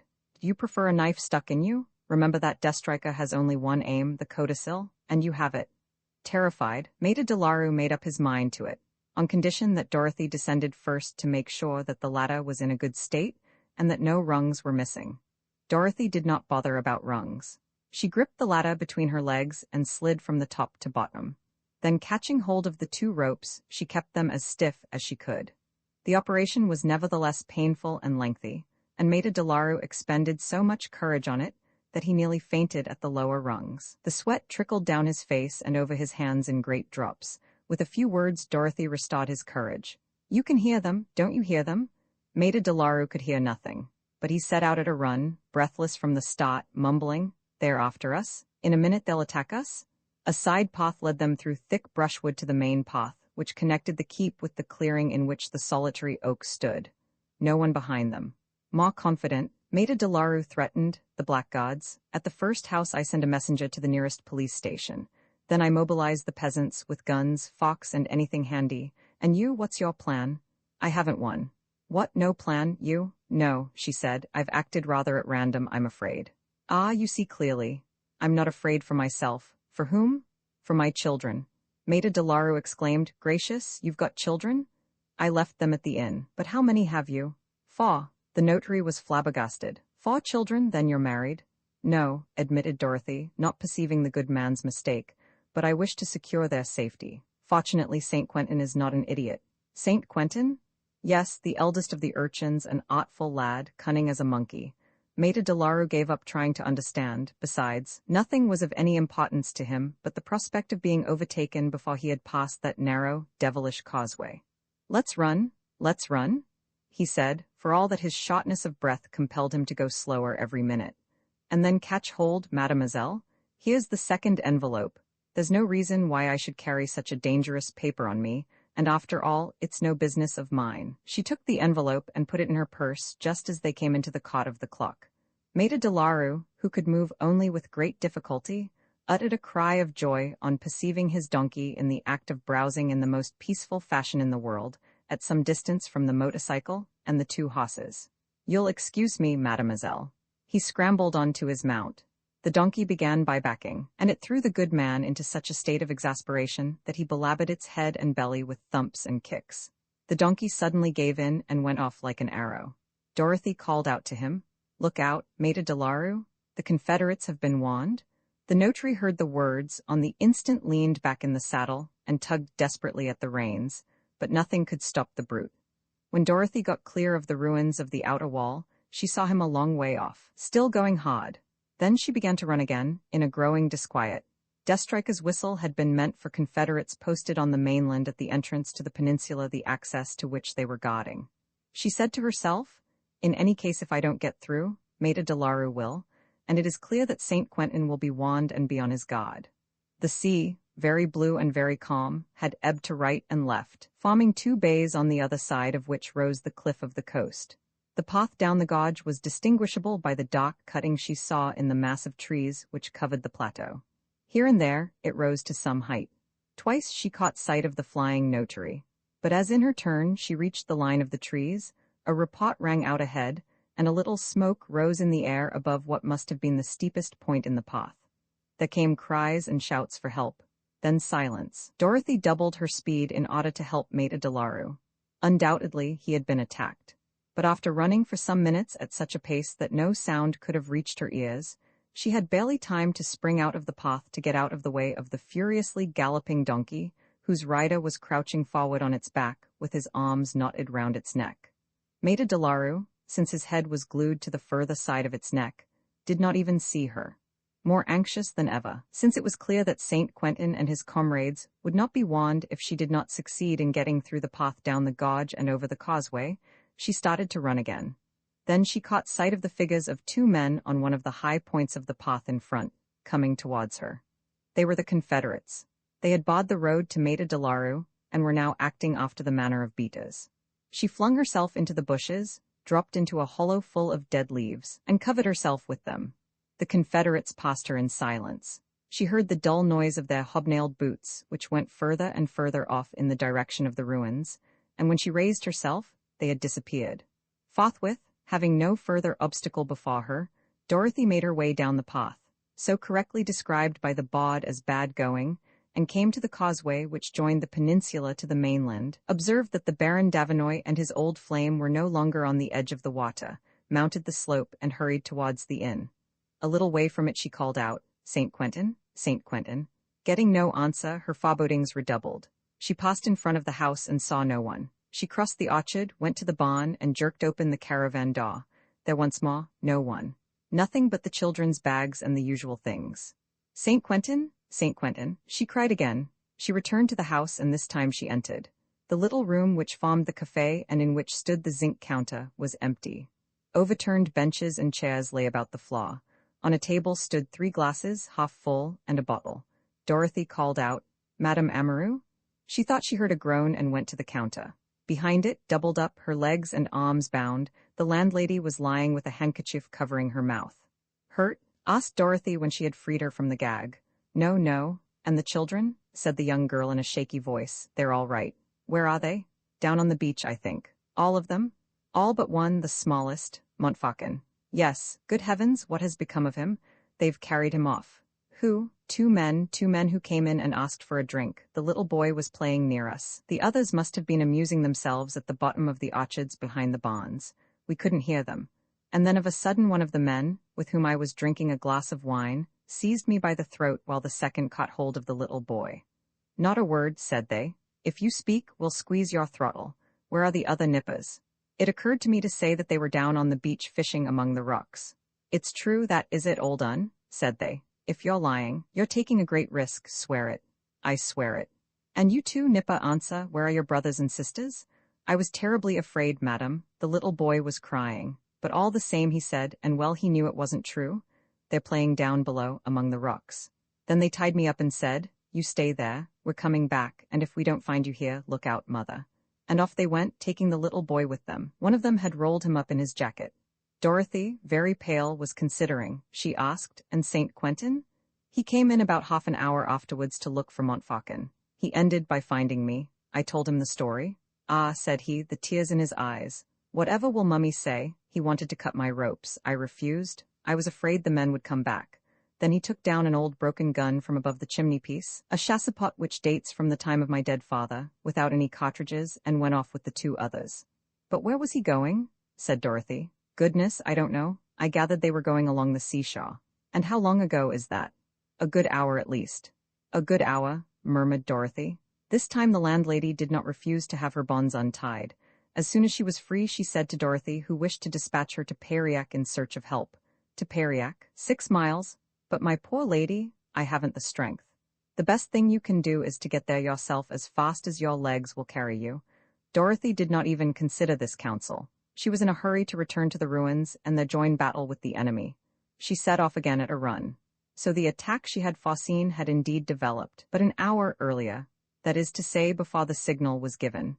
And the 2 men were forthwith posted on the path to the causeway, with the mission to establish a barrage, then at the whistle to fall back on the scene of operations.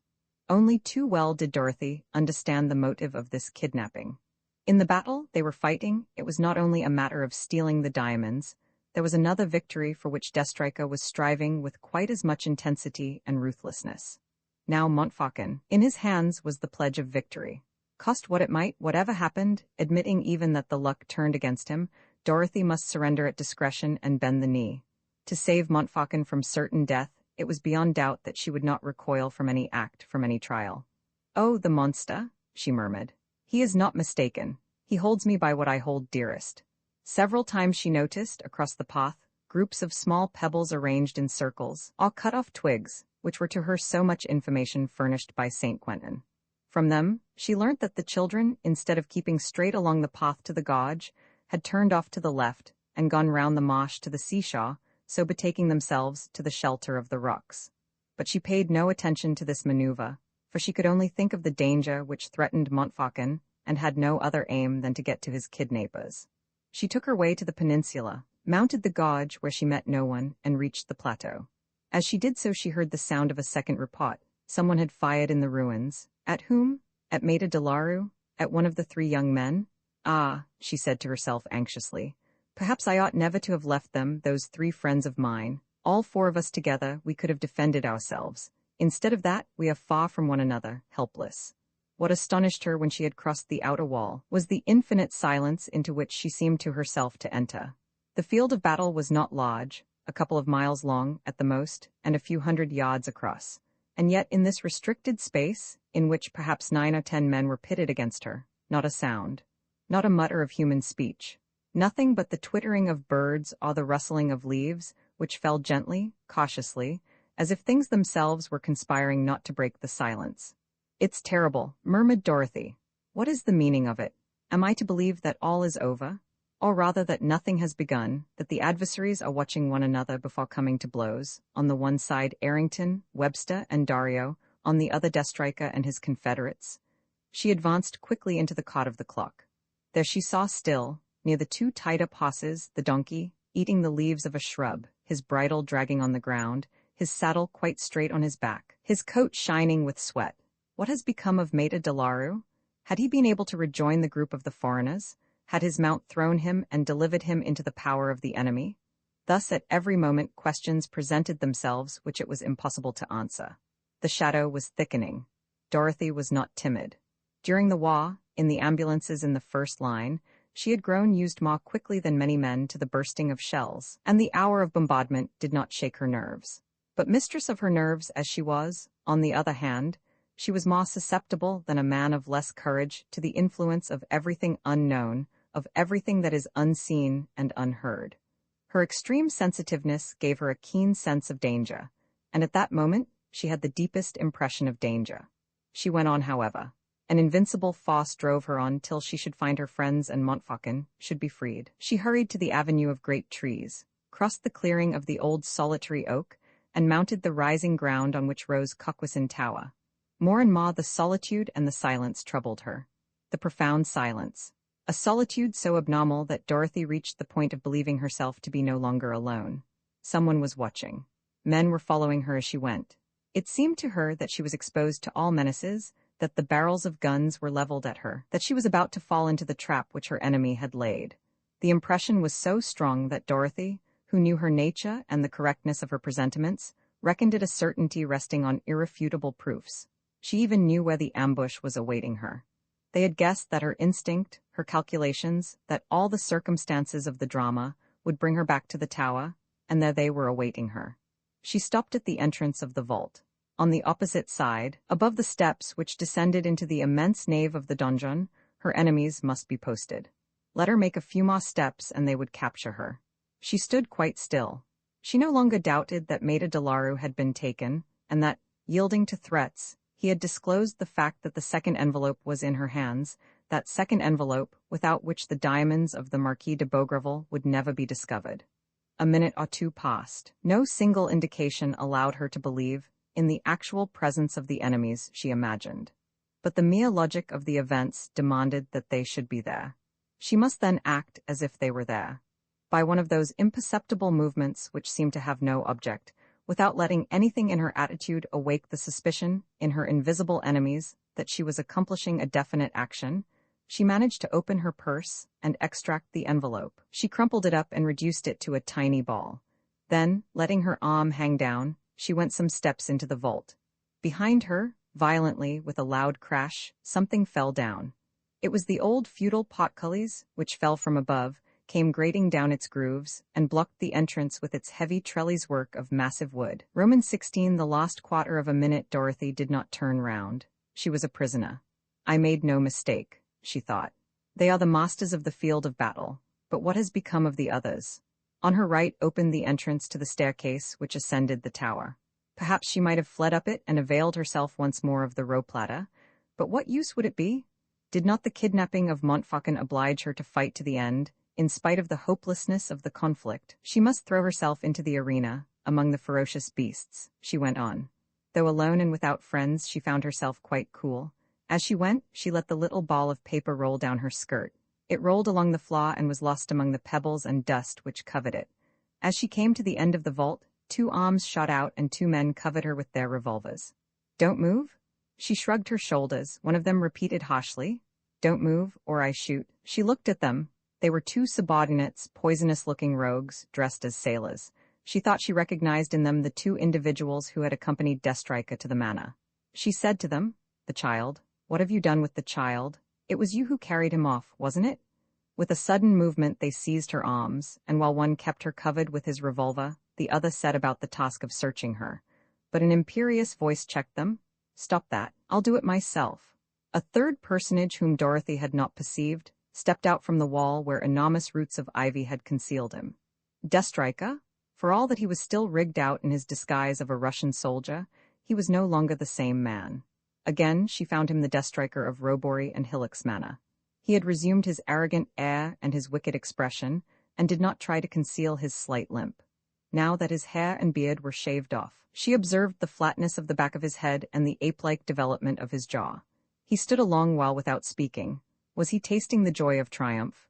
One would have said rather that he felt a certain discomfort in the presence of his victim, or at least that he was hesitating in his attack. He walked up and down, his hands behind his back, stopped, then walked up and down again. He asked her, Have you any weapon? None, she declared. He told his 2 henchmen to go back to their comrades. Then once more he began to walk up and down. Dorothy studied him carefully, searching his face for something human of which she might take hold. But there was nothing but vulgarity, baseness, and cunning in it. She had only herself to rely on. In the lists formed by the ruins of the great tower, surrounded by a band of scoundrels, commanded by the most implacable of chiefs, watched, coveted, helpless, she had as her unique resource her subtle intelligence. It was infinitely little, and it was much, since already once before, within the walls of Hillock's manor, placed in the same situation, and facing the same enemy, she had conquered. It was much because this enemy distrusted himself and so lost some of his advantages. For the moment he believed himself sure of success, and his attitude displayed all the insolence of one who believes he has nothing to fear. Their eyes met. He began, How pretty she is, the little devil, a morsel fit for a king. It's a pity she detests me. And drawing nearer, he added, It really is detestation, Dorothy. She recoiled a step. He frowned. Yes, I know, your father. Bah, your father was very ill. He would have died in any case, so it wasn't really I who killed him. She said, And your confederate a little while ago, the false Marquis. He sneered. Don't let's talk about that, I beg you. A measly fellow not worth a single regret, so cowardly and so ungrateful that, finding himself unmasked, he was ready to betray me, as you guessed.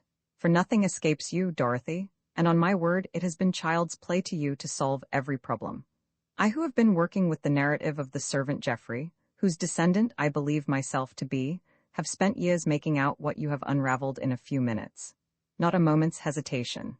Not a mistake. You have spotted my game just as if you held my cards in your hand. And what astonishes me most, Dorothy, is your coolness at this moment. For at last, my dear, you know where we stand. I know. And you're not on your knees, he exclaimed. Truly I was looking to hear your supplications. I saw you at my feet, dragging yourself along the ground. Instead of that, eyes which meet mine squarely, an attitude of provocation. I am not provoking you, I am listening. Then let us regulate our accounts. There are two, the account Dorothy. He smiled. We won't talk about that yet, that comes last. And the account diamonds. At the present moment, I should have been the possessor of them if you had not intercepted the indispensable document. Enough of obstacles. Maida Delaru has confessed, with a revolver at his temple, that he gave you back the second envelope. Give it to me. If I don't, all the worse for Montfaucon. Dorothy did not even tremble. Assuredly, she saw clearly the situation in which she found herself, and understood that the duel she was fighting was much more serious than the first at the manor, that she expected help. Here nothing. No matter? With such a personage there must be no weakening. The victor would be the one who should preserve an unshakable coolness, and should end, at some moment or other, by dominating the adversary. To hold out to the end, she thought stubbornly, to the end, and not till the last quarter of an hour, but till the last quarter of the last minute. She stared at her enemy and said in a tone of command, There's a child here who is suffering. First of all, I order you to hand him over to me. Oh, indeed, he said ironically. Mademoiselle orders, and by what right? By the right given me by the certainty that before long you will be forced to obey me. By whom, my liege lady? By my three friends, Errington, Webster, and Dario. Of course, he said. Those gentlemen are stout young fellows accustomed to field spots, and you have every right to count on those intrepid champions. He beckoned to Dorothy to follow him and crossed the arena, covered with stones, which formed the interior of the donjon. To the right of a breach, which formed the opposite entrance, and behind a curtain of ivy stretched over the bushes, were small vaulted chambers, which must have been ancient prisons. One still saw rings affixed to the stones at their base. In three of these cells, Errington, Webster, and Dario were stretched out, firmly gagged, bound with ropes, which reduced them to the condition of mummies and fastened them to the rings. 3 men, armed with rifles, guarded them. In a fourth cell was the corpse of the false marquis. The fifth contained Maida Delaru and Montfaucon. The child was rolled up in a rug. Above a strip of stuff, which hid the lower part of his face, his poor eyes, full of tears, smiled at Dorothy. She crushed down the sob which rose to her throat. She uttered no word of protest or reproach. One would have said, indeed, that all these were secondary incidents which could not affect the issue of the conflict. Well, chuckled Destrica, what do you think of your defenders? And what do you think of the forces at my disposal? 3 comrades to guard the prisoners, 2 others posted as sentinels to watch the approaches. I can be easy in mind, what? But why, my beauty, did you leave them? You were the bond of union. Left to themselves, they let themselves be gathered in stupidly, one by one, at the exit from the donjon. It was no use any one of them struggling. It didn't work. Not one of my men got a shadow of a scratch. I had more trouble with M. Delaru. I had to oblige him with a bullet through his hat before he'd come down from a tree in which he had perched himself. As for Montfaucon, an angel of sweetness, consequently, you see, your champions being out of it, you can only count on yourself, and that isn't much. It's enough, she said. The secret of the diamonds depends on me and on me only. So you're going to untie the bonds of my friends and set the child free. In return for what? In return for that I will give you the envelope of the Marquis de Beaugreville. He looked at her. Hang it, it's an attractive offer. Then you'd give up the diamonds? Yes. Yourself and in the name of your friends? Yes. Give me the envelope. Cut the ropes. An access of rage seized him. Give me the envelope. After all, I'm master. Give it me? No, she said. I will have it. I will have that envelope. No, she said, yet more forcibly. He snatched the purse pinned to her bodice, for the top of it showed above its edge. Ah, he said in a tone of victory. The notary told me that you had put it in this, as you did the gold medal. At last I am going to learn. But there was nothing in the purse. Disappointed, mad with rage, he shook his fist in Dorothy's face, shouting, That was the game, was it? Your friend set free, I was done. The envelope at once? I have torn it up, she declared. You lie, one doesn't tear up a thing like that, one doesn't destroy a secret like that. She repeated. I tore it up, but I read it first, cut the bonds of my friends, and I reveal the secret to you. He howled. You lie, the envelope at once. Ah, if you think that you can go on laughing at me for very long, I've had enough of it. For the last time, the envelope? No, she said. He rushed towards the cell in which the child was lying, tore the cloak off him, seized his hair with one hand and began to swing him like a bundle he was going to throw to a distance. The envelope, or I smash his head against the wall, he shouted at Dorothy. He was a loathsome sight. His features were distorted by a horrible ferocity. His confederates gazed at him, laughing. Dorothy raised her hand in token of acceptance. He set the child on the ground and came back to her. He was covered with sweat. The envelope, he said once more. She explained, in the entrance vault, in this end of it, opening into this place, a little ball on the ground among the pebbles. He called one of his confederates and repeated the information to him. The man went off, running. It was time, muttered the ruffian, wiping the sweat from his brow. Look you shouldn't provoke me, and then why that air of defiance? He added, as if Dorothy's coolness shamed him. Damn it all, lower your eyes, am I not master here? Master of your friends, master of you, yes, of you. He repeated this word 2 or 3 times, almost to himself and with a look which made Dorothy uneasy, but hearing his confederate, he turned and called to him sharply. Well, here it is. You're sure? You're sure? Ah, here we are. This is the real victory. He unfolded the crumpled envelope and held it in his hands, turning it slowly over and over as if it were the most precious of possessions. It had not been opened, the seals were intact. No one then knew the great secret which he was going to learn. He could not prevent himself from saying aloud, no one but me. He unsealed the envelope. It contained a sheet of paper folded in 2, on which only 3 or 4 lines were written. He read those lines and seemed greatly astonished. Oh, it's devilish clever, and I understand why I found nothing, nor any of those who have searched. The old chap was right. The hiding place is undiscoverable.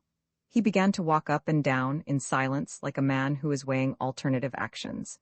Then, returning to the cells, he said to the 3 guards, his finger pointing to the prisoners, no means of their escaping, is there? The ropes are strong. Then march along to the boat and get ready to start. His confederates hesitated. Well, what's the matter with you? Said their leader. One of them risked saying, but the treasure? Dorothy observed their hostile attitude. Doubtless they distrusted one another, and the idea of leaving before the division of the spoil appeared to endanger their interests. The treasure? He cried. What about it? Do you suppose I'm going to swallow it? You'll get the share you've been promised. I've sworn it, and a big share too. He bullied all 3 of them, impatient to be alone. Hurry up. Ah, I was forgetting. Call your 2 comrades on duty, and all 5 of you carry away the false marquis. We'll throw him into the sea. In that way he'll neither be seen nor known. Get on. His confederates discussed the matter for a moment, but their leader maintained his ascendancy over them, and grumbling, with lowering faces, they obeyed his orders. 6 o'clock, he said. At 7 I'll be with you so that we can get off soon after dark. And have everything ready, mind you. Set the cabin in order. Perhaps there'll be an additional passenger. Once more he looked at Dorothy and studied her face while his confederates moved off. A passenger, or rather a lady passenger. What, Dorothy? Always impassive, she did not answer, but her suffering became keener and keener. The terrible moment drew near. He still held the envelope and the letter of the Marquis in his hand. From his pocket he drew a lighter and lit it to read the instructions once more. Admirable, he murmured, almost purring with satisfaction. A first-class idea, as well search at the bottom of hell. Ah, that Marquis, what a man. He twisted the paper into a long spill and put its end in the flame. The paper caught fire.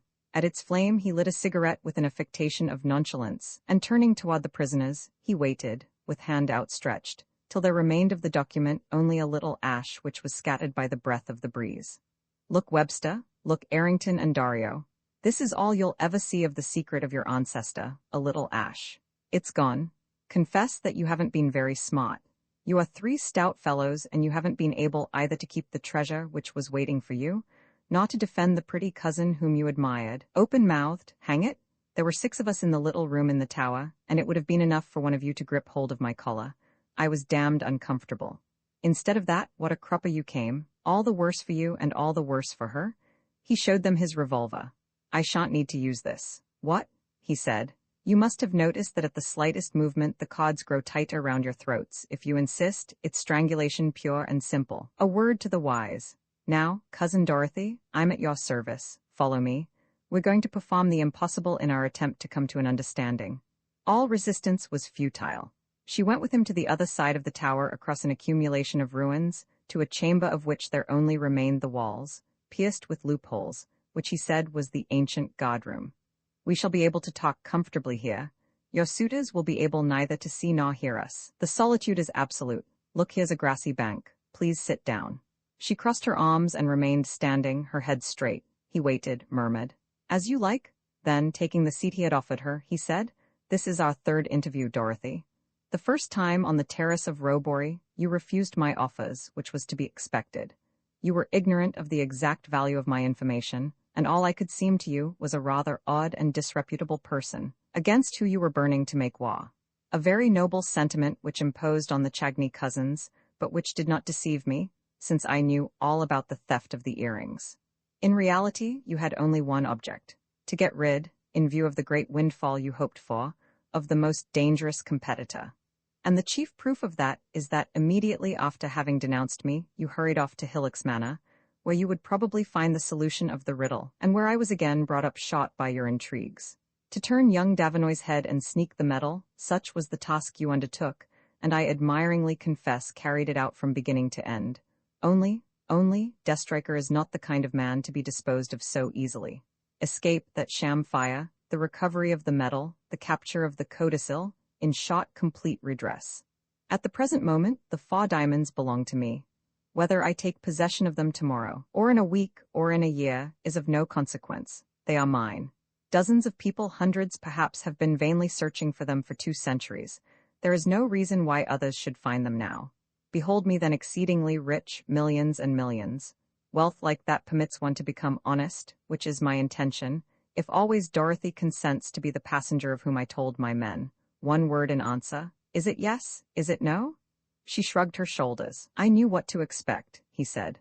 "All the same, I wished to make the test before having recourse to extreme measures." He awaited the effect of this threat. Dorothy did not stir.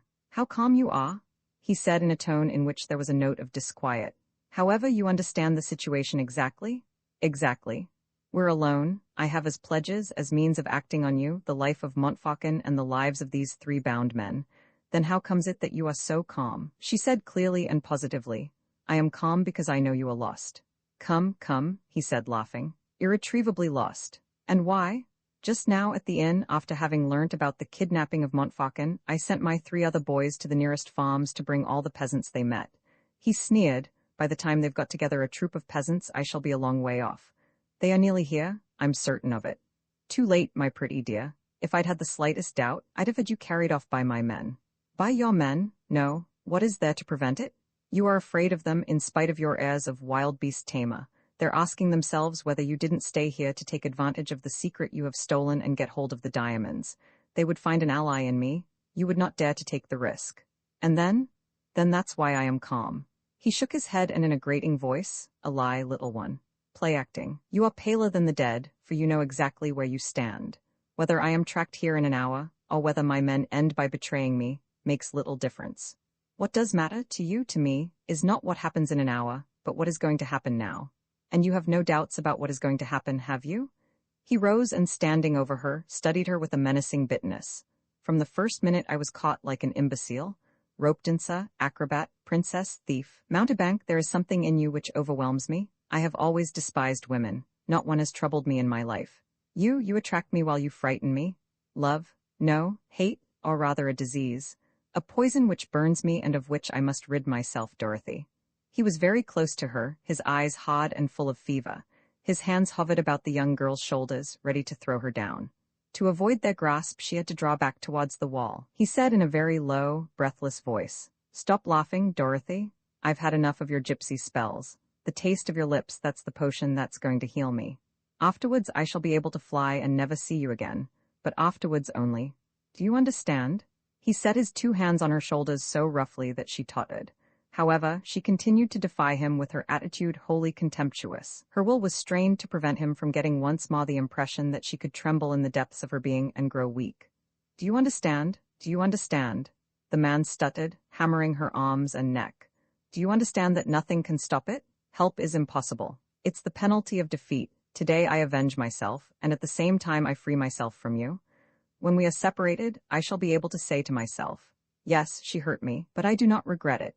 The denouement of the adventure effaces everything. He leant more and more heavily on the young girl's shoulders and said to her with sarcastic joy, Your eyes are troubled, Dorothy. What a pleasure to see that. There is fear in your eyes, fear. How beautiful they are, Dorothy. This is indeed the reward of victory, just a look like that which is full of fear, fear of me. That is worth more than anything.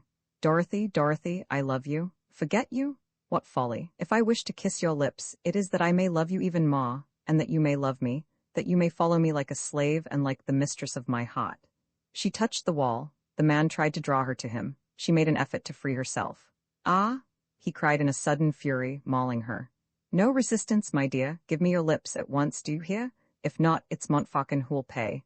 Do you want me to swing him round again as I did just now? Come, obey, or I'll certainly cut across to his cell, and so much the worse for the brat's head.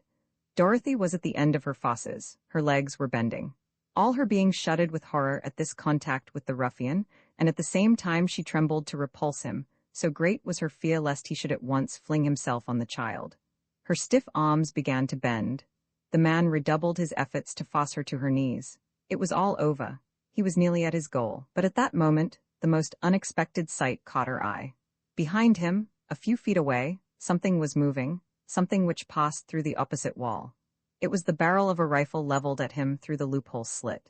On the instant she remembered that St. Quentin had carried away from thee in an old and useless rifle without cartridges. She did not make a sign which could draw Destrica's attention to it. She understood St. Quentin's maneuver. The boy threatened, but he could only threaten. It was for her to contrive the method by which that menace should, as soon as Destrica saw it directed against him, have its full effect. It was certain that Destrica would only need a moment to perceive, as Dorothy herself perceived, the rust and the deplorable condition of the weapon, as harmless as a child's gun. Quite clearly Dorothy perceived what she had to pull herself together, to face the enemy boldly, and to confuse him, were it only for a few seconds, as she had already succeeded in upsetting him by her coolness and self-control. Her safety, the safety of Montfaucon, depended on her firmness. In roba facina, she thought, but that thought she unconsciously uttered in a low voice, as one utters a prayer for protection. And at once she felt her adversary's grip relax. The old motto, on which he had so often reflected, uttered so quietly, at such a moment, by this woman whom he believed to be at bay, disconcerted him. He looked at her closely and was astounded. Never had her beautiful face worn such a serene air. Over the white teeth the lips opened, and the eyes, a moment ago terrified and despairing, now regarded him with the quietest smile. What on earth is it? He cried, beside himself, as he recalled her astounding laughter near the pool at Hillock's Manor. Are you going to laugh again today? I'm laughing for the same reason. You are lost. He tried to take it as a joke. Hang it? How? Yes, she declared. I told you so from the first moment, and I was right. You're mad, he said, shrugging his shoulders. She noticed that he had grown more respectful, and sure of a victory which rested in her extraordinary coolness, and in the absolute similarity of the two scenes, she repeated, You are lost. The situation really is the same as at the manor. Their Rayrol and the children had gone to seek for help, and of a sudden, when you were the master, the barrel of a gun was leveled at you. Here it is the same. The 3 urchins have found men. They are there, as at the manor, with their guns. You remember, they are here. The barrels of the guns are leveled at you. You lie, stammered the ruffian. They are there, she declared in a yet more impressive tone. I've heard my boys signal. They haven't wasted time coming round the tower. They are on the other side of that wall. You lie, he cried. What you say is impossible, she said, always with the coolness of a person no longer menaced by peril, and with an imperious contempt. Turn round.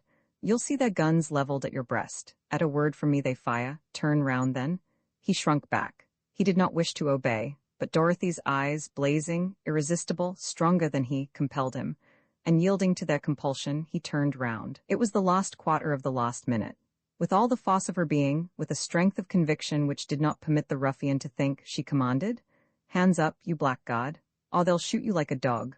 Hands up, shoot there, show no mercy, shoot, hands up. Destrica saw the rifle. He raised his hands. Dorothy sprang on him and in a second tore a revolver from his jacket pocket and, aiming at his head, without her heart quickening a beat, and with a perfectly steady hand. She said slowly, her eyes gleaming maliciously, "Idiot, I told you plainly you were lost." Romans 17, the secret perishes. The scene had not lasted a minute, and in less than a minute, the readjustment had taken place. Defeat was changed to victory. A precarious victory. Dorothy knew that a man like Destrika would not long remain the dupe of the illusion with which, by a stroke of really incredible daring, she had filled his mind. Nevertheless, she essayed the impossible to bring about the ruffian's capture, a capture which she could not effect alone, and which would only become definite if she kept him odd till the freeing of Webster, Arrington, and Marco Dario. As authoritative as if she were disposing of an army car, she gave her orders to her rescuers. "One of you stay there with the rifle leveled, ready to fire at the slightest movement, and let the remainder of the troop go to set the prisoners free. Hurry up, now, go round the tower. They are to the left of the entrance, a little further on." The remainder of the troop was Costa and Pollux, unless St. Quentin went with them, thinking it best simply to leave his rifle, model 1870, resting in the loophole and aimed directly at the ruffian. "They are going. They are entering. They are searching," she said to herself, trying to follow the movements of the children, but she saw Destrika's tense face little by little relax. He had looked at the barrel of the rifle. He had heard the quiet steps of the children, so different from the row which a band of peasants would have made. Soon she no longer doubted that the ruffian would escape before the others came. The last of his hesitation vanished. He let his arms fall, grinding his teeth.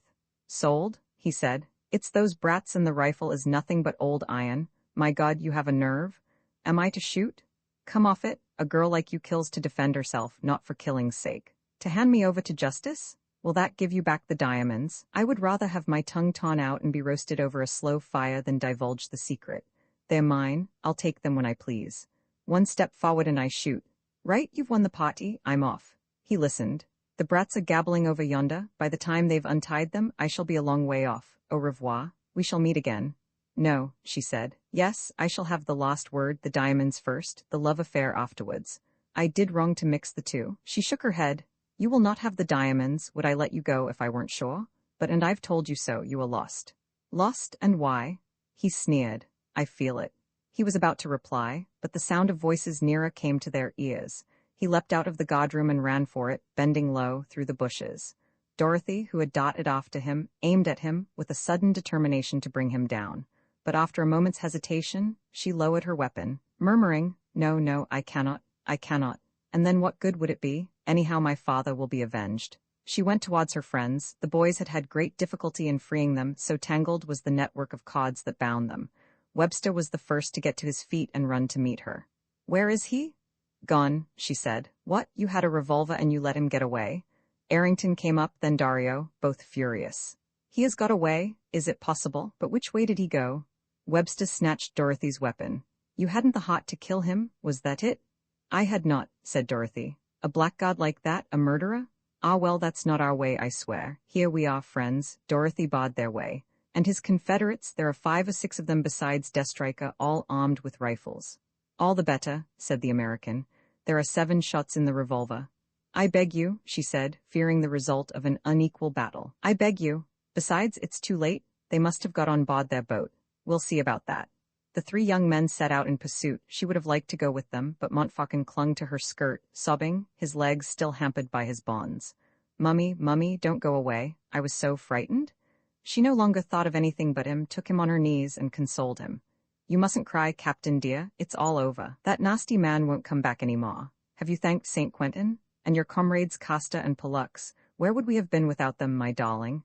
She kissed the 3 boys tenderly. "Yes, where would we have been? Ah, St. Quentin, the idea of the rifle. What a find! You are a splendid fellow, old chap. Come and be kissed again. And tell me how you managed to get to us. I didn't miss the little heaps of pebbles that you sowed along the path from the inn. But why did you go round the marsh? Did you hope to get to the ruins of the Chateau by going along the beach at the foot of the cliffs?" "Yes, Mummy," replied St. Quentin, very proud at being so complimented by her, and deeply moved by her kisses.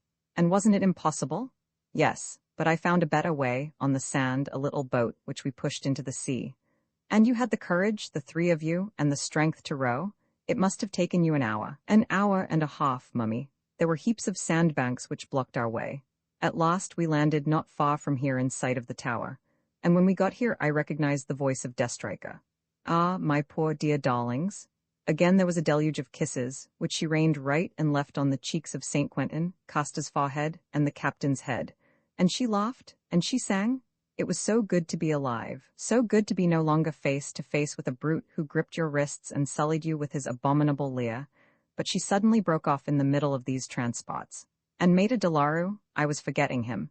He was lying at the back of his cell behind a rampart of tall grasses. Attend to him. Quick, St. Quentin, cut his ropes. Goodness, he has fainted. Look here, Maida Delaru, you come to your senses, if not, I leave you. Leave me? Cried the notary, suddenly waking up. But you've no right, the enemy? The enemy has run away, Maida Delaru. He may come back. These are terrible people. Look at the hole their chief made in my hat. The donkey finished by throwing me off just at the entrance to the ruins. I took refuge in a tree and refused to come down. I didn't stay there long. The ruffian knocked my hat off with a bullet. Are you dead? No, but I'm suffering from internal pains and bruises. That will soon pass off. Maida Delaru, tomorrow there won't be anything left, I assure you. St. Quentin, I put Maida Delaru in your charge. And yours, too, Montfaucon. Rub him. She hurried off with the intention of joining her 3 friends, whose badly conducted expedition worried her.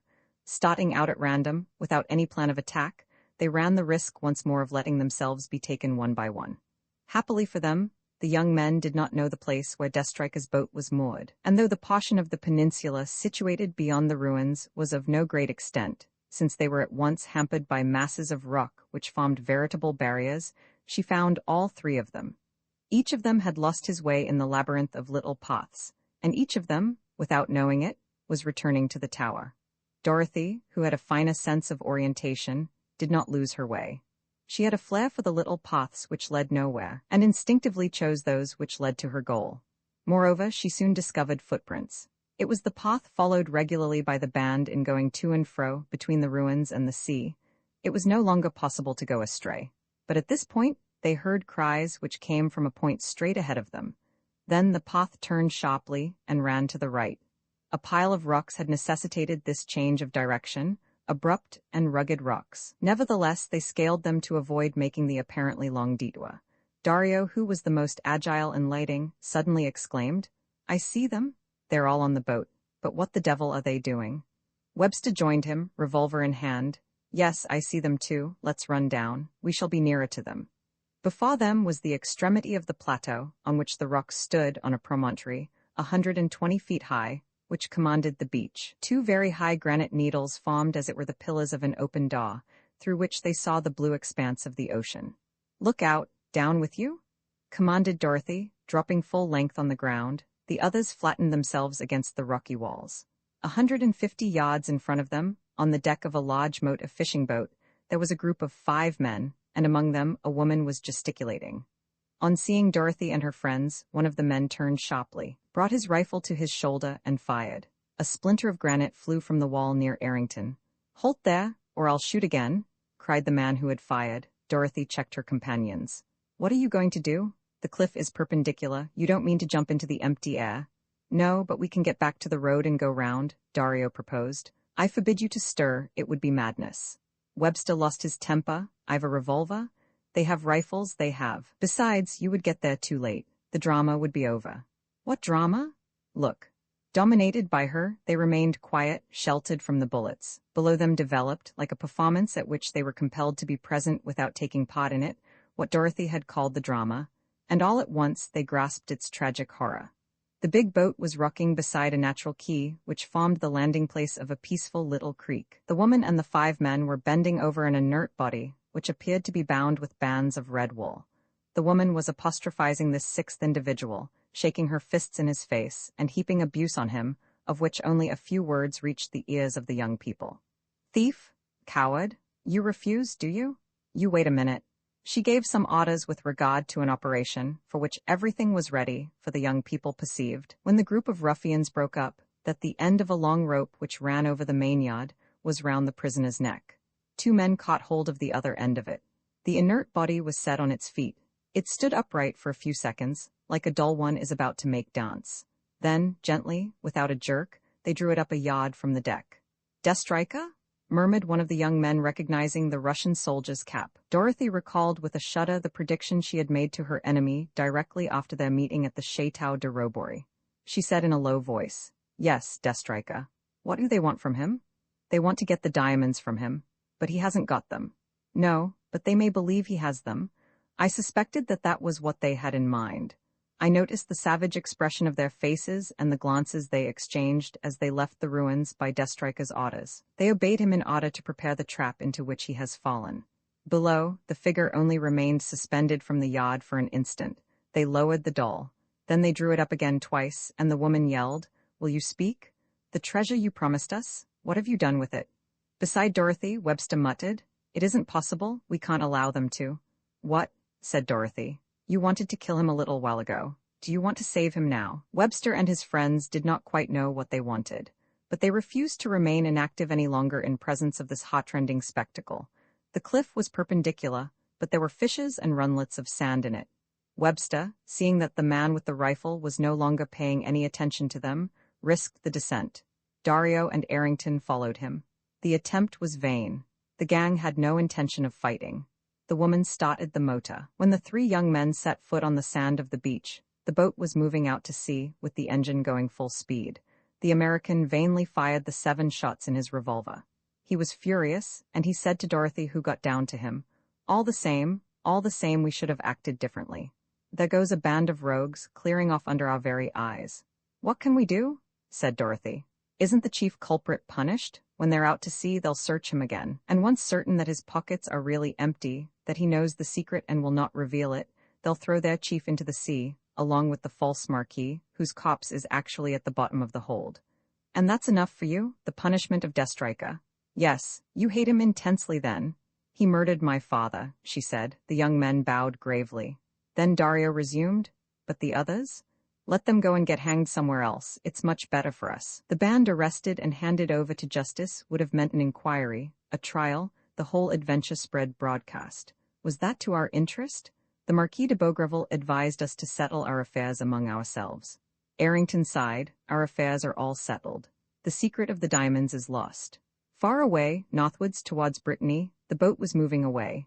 That same evening, towards 9 o'clock, after having entrusted Maître de la Rue to the care of the widow Amaru, all he thought of was getting a good night's rest and returning to his office as quickly as possible. And after having enjoined on the widow absolute silence about the assault of which she had been the victim, Arrington and Dario harnessed their horses to the caravan. St. Quentin led One-Eyed Magpie behind it. They returned by the stony path up the gorge to the ruins of Roch-Périac. Dorothy and the children resumed possession of their lodging. The 3 young men installed themselves in the cells of the tower. Next morning early, Archibald Webster mounted his motorcycle. He did not return till noon. "I've come from Sarzeau," he said. "I have seen the monks of the abbey. I have bought from them the ruins of Roch-Périac." "Heavens!" cried Dorothy. "Do you mean to end your days here?" "No, but Arrington, Dario, and I wish to search in peace, and for peace there is no place like home." "Archibald Webster, you seem to be very rich. Are you as firmly bent on finding the diamonds as all that?" "I'm bent on this business of our ancestor Beaugreville ending as it ought to end, and that chance shouldn't, some day or other, give those diamonds to someone, without any right to them, who happens to come along. Will you help us, Dorothy?" "Goodness, no. Hang it, why not? Because as far as I am concerned, the adventure came to an end with the punishment of the culprit." They looked downcast. "Nevertheless, you're staying on?" "Yes, I need rest, and my 4 boys need it too. 12 days here, leading the family life with you, will do us a world of good. On the 24th of July in the morning, I'm off." "The date is fixed?" "Yes." "For us too?" "Yes, I'm taking you with me." "And to where do we travel?" "An old manor in Vendée where, at the end of July, other descendants of the Lord of Beaugreville will find themselves gathered together. I'm eager to introduce you to our cousins Davinoy and Chagny-Robori. After that you will be at liberty to return here, to bury yourselves with the diamonds of Golconda." "Along with you, Dorothy?" "Without me." "In that case," said Webster, "I sell my ruins." For the 3 young men those few days were a continuous enchantment. During the morning they searched, without any kind of method be it said, and with an ardor that lessened all the more quickly, because Dorothy did not take part in their investigations. Really, they were only waiting for the moment when they would be with her again. They lunched together, near the caravan, which Dorothy had established under the shade of the big oak which commanded the avenue of trees. A delightful meal, followed by an afternoon no less delightful, and by an evening which they would have willingly prolonged till the coming of dawn. Not a cloud in the sky spoilt the beautiful weather. Not a traveller tried to make his way into their domain, or pass beyond the notice they had nailed to a branch. Private property. Man-traps. They lived by themselves, with the 4 boys with whom they had become the warmest friends, and in whose games they took part, all 7 of them in an ecstasy before her whom they called the wonderful Dorothy. She charmed and dazzled them. Her presence of mind during the painful day of the 12th of July, her coolness in the chamber in the tower, her journey to the inn, her unyielding struggle against Destrika, her courage, her gaiety, were so many things that awoke in them an astounded admiration. She seemed to them the most natural and the most mysterious of creatures. For all that, she lavished explanations on them and told them all about her childhood, her life as nurse, her life as showman, the events at the Château de Robory and Hillock's Manor. They could not bring themselves to grasp the fact that she was at once the Princess of Argonne and circus manager, that she was just that, manifestly as reserved as she was fanciful, manifestly the daughter of a grand seigneur, every whit as much as mountebank and rope dancer. But her delicate tenderness towards the 4 children touched them profoundly. To such a degree did the maternal instinct reveal itself in her affectionate looks and patient care. On the 4th day, Marco Dario succeeded in drawing her aside and made his proposal. "I have 2 sisters who would love you like a sister. I live in an old palace in which, if you would come to it, you would wear the air of a lady of the Renaissance." On the 5th day, the trembling Errington spoke to her of his mother. "Who would be so happy to have a daughter like you?" On the 6th day it was Webster's turn. On the 7th day they nearly came to blows. On the 8th day they clamored to her to choose between them. "Why between you?" said she laughingly. "You are not the only people in my life besides my 4 boys. I have relations, cousins, other suitors perhaps. Choose." On the 9th day, under severe pressure, she promised to choose.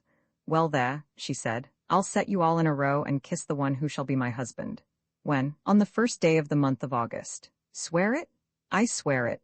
After that they stopped searching for the diamonds, as Errington observed, and Montfaucon had said it before him. The diamonds they desired were she, Dorothy. Their ancestor Beaugreville could not have foreseen for them a more magnificent treasure.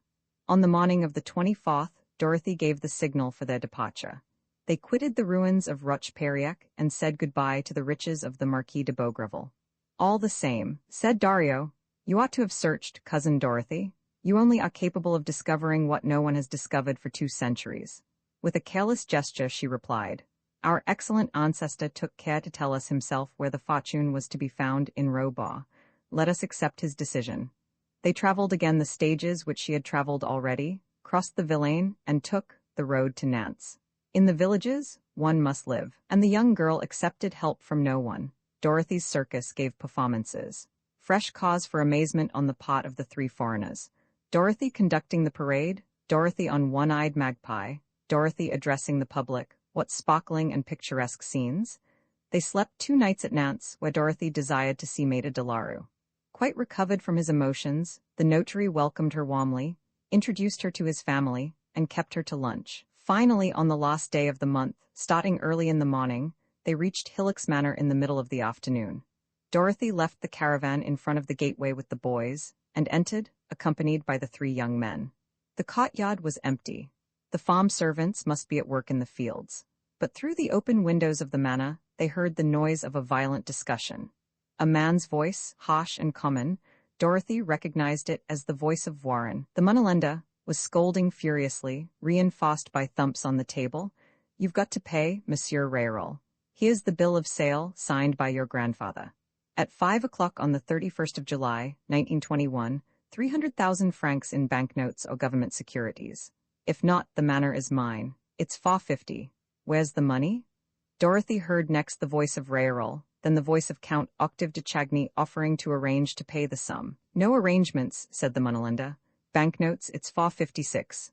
Archibald Webster caught Dorothy by the sleeve and murmured, "Rayrol, it's one of our cousins." "Yes, and the other man, a Monalenda. Offer him a check. He won't take it." "Why not?" "He wants the manor." "What of it? We're not going to let a thing like that happen." Dorothy said to him, "You're a good fellow, Archibald, and I thank you, but do you think that it's by chance that we're here on the 31st of July at 4 minutes to 5? She went towards the steps, mounted them, crossed the hall, and entered the room. 2 cries greeted her appearance on the scene. Raoul started up, very pale. The Countess de Chagny ran to her. She stopped them with a gesture. In front of the table, Voisin, supported by two friends whom he had brought as witnesses, his papers and deeds spread out before him, held his watch in his hand. 5 o'clock? He cried in a tone of victory. She corrected him. 5 o'clock by your watch, perhaps, but look at the clock. We have still 3 minutes. And what of it? Said the moneylender. Well, 3 minutes are more than we need to pay this little bill and clear you out of the house. She opened the traveling cape she was wearing, and from one of its inner pockets drew a huge yellow envelope which she tore open. Out of it came a bundle of 1,000-franc notes and a packet of securities. Count, monsieur? No, not here. It would take rather a time, and we're eager to be by ourselves. Gently, but with a continuous pressure, she pushed him towards the door, and his 2 witnesses with him.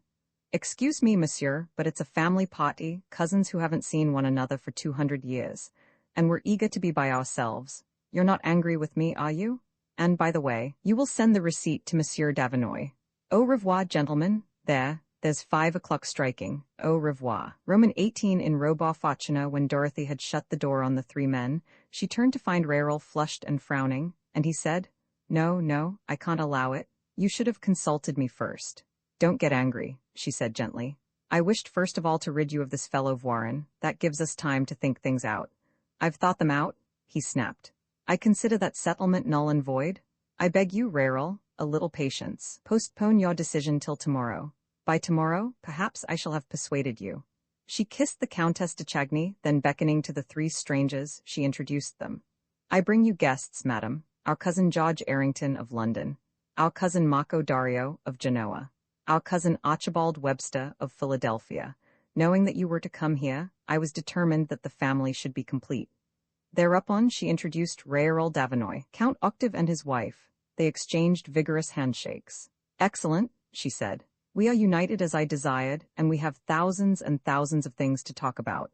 I've seen Deathstriker again, Raoul, and as I predicted, he has been hanged. Also, I met your grandfather and Juliet, a sire a long way from here, but perhaps we are getting along a bit too quickly. First of all, there is a most urgent duty to fulfill with regard to our 3 cousins who are bitter enemies of the dry regime. She opened the cupboard and found a bottle of port and some biscuits, and as she poured out the wine, she set about relating her expedition to Rocheperiac.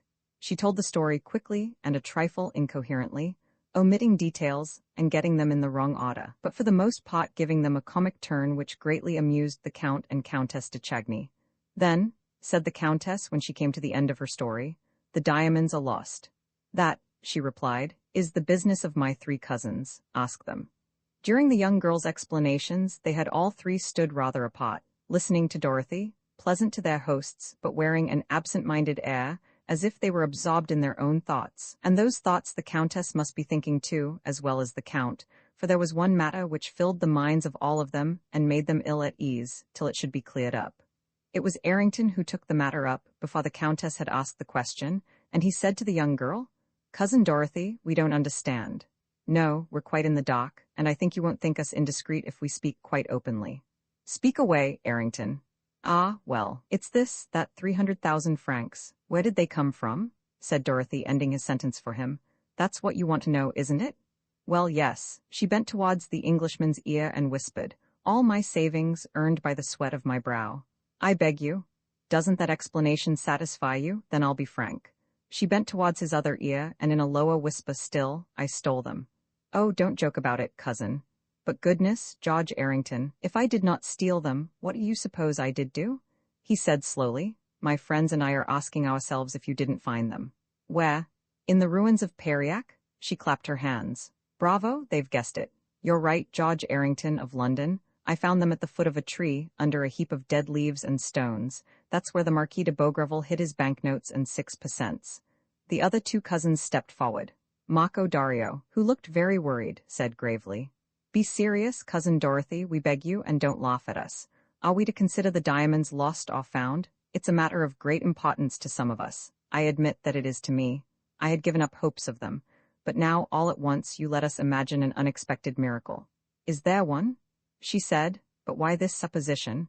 Firstly, because of this unexpected money which we might attribute to the sale of one of the diamonds. And then, I must say it because it seems to us, taking it all round, quite impossible that you should have given up the search for that treasure.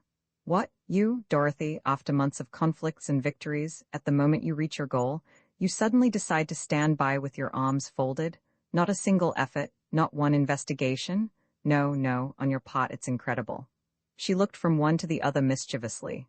So that according to you, cousins, I must have performed the double miracle of finding the diamonds without searching for them.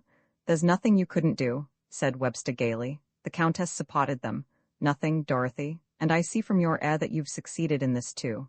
She did not say no. She smiled quietly. They were all round her, curious or anxious. The Countess murmured, You have succeeded, haven't you? Yes, said Dorothy, she had succeeded. The insoluble problem, with which so many minds had wrestled so many times and at such length for ages, she had solved it. But when? At what moment? Cried George Errington. You never left us? Oh, it goes a long way further back than that. It goes back to my visit to the Château de Roboray. Eh, what's that you say? Cried the astounded Count de Chagny. From the first minute I knew at any rate the nature of the hiding place in which the treasure was shut up. But how? From the motto. From the motto. But it's so plain that I've never understood the blindness of those who have searched for the treasure, and that I went so far as to declare the man who, when concealing a treasure, gave so much information about it, ingenuous in the extreme. But he was right, was the Marquis de Beaugreville. He could engrave it all over the place, on the clock of his chateau, on the wax of his seals, since to his descendants his motto meant nothing at all. If you knew, why didn't you act at once? Said the Countess. I knew the nature of the hiding place, but not the spot on which it stood. This information was supplied by the gold medal. 3 hours after my arrival at the ruins, I knew all about it.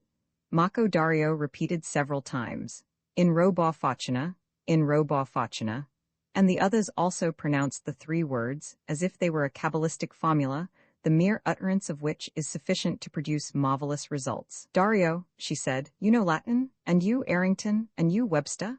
Well enough, said Dario, to make out the sense of those 3 words. There's nothing tricky about them. Fortuna means the fortune. In this case the diamonds, said she. That's right, said Dario, and he continued his translation. The diamonds are in robo. In the firm heart, said Errington, laughing. In vigor, in force, added Webster. And for you 3 that's all that the word robo, the ablative of the Latin word rubber, means? Goodness, yes, they answered. Rubber, force, firmness, energy. She shrugged her shoulders disdainfully. Ah, well, I, who know just about as much Latin as you do, but have the very great advantage over you of being a country girl. To me, when I walk in the country and see that variety of oak which is called the ruva, it nearly always occurs that the old French word ruver is derived from the Latin word rubber, which means fosse, and also means oak. And that's what led me, when on the 12th of July I passed, along with you, near the oak, which stands out so prominently in the middle of the clearing, at the beginning of the avenue of oaks. That's what led me to make the connection between that tree and the hiding place, and so to translate the information which our ancestor untiringly repeated to us. I have hidden my fortune in the hollow of a ruver oak. There you are.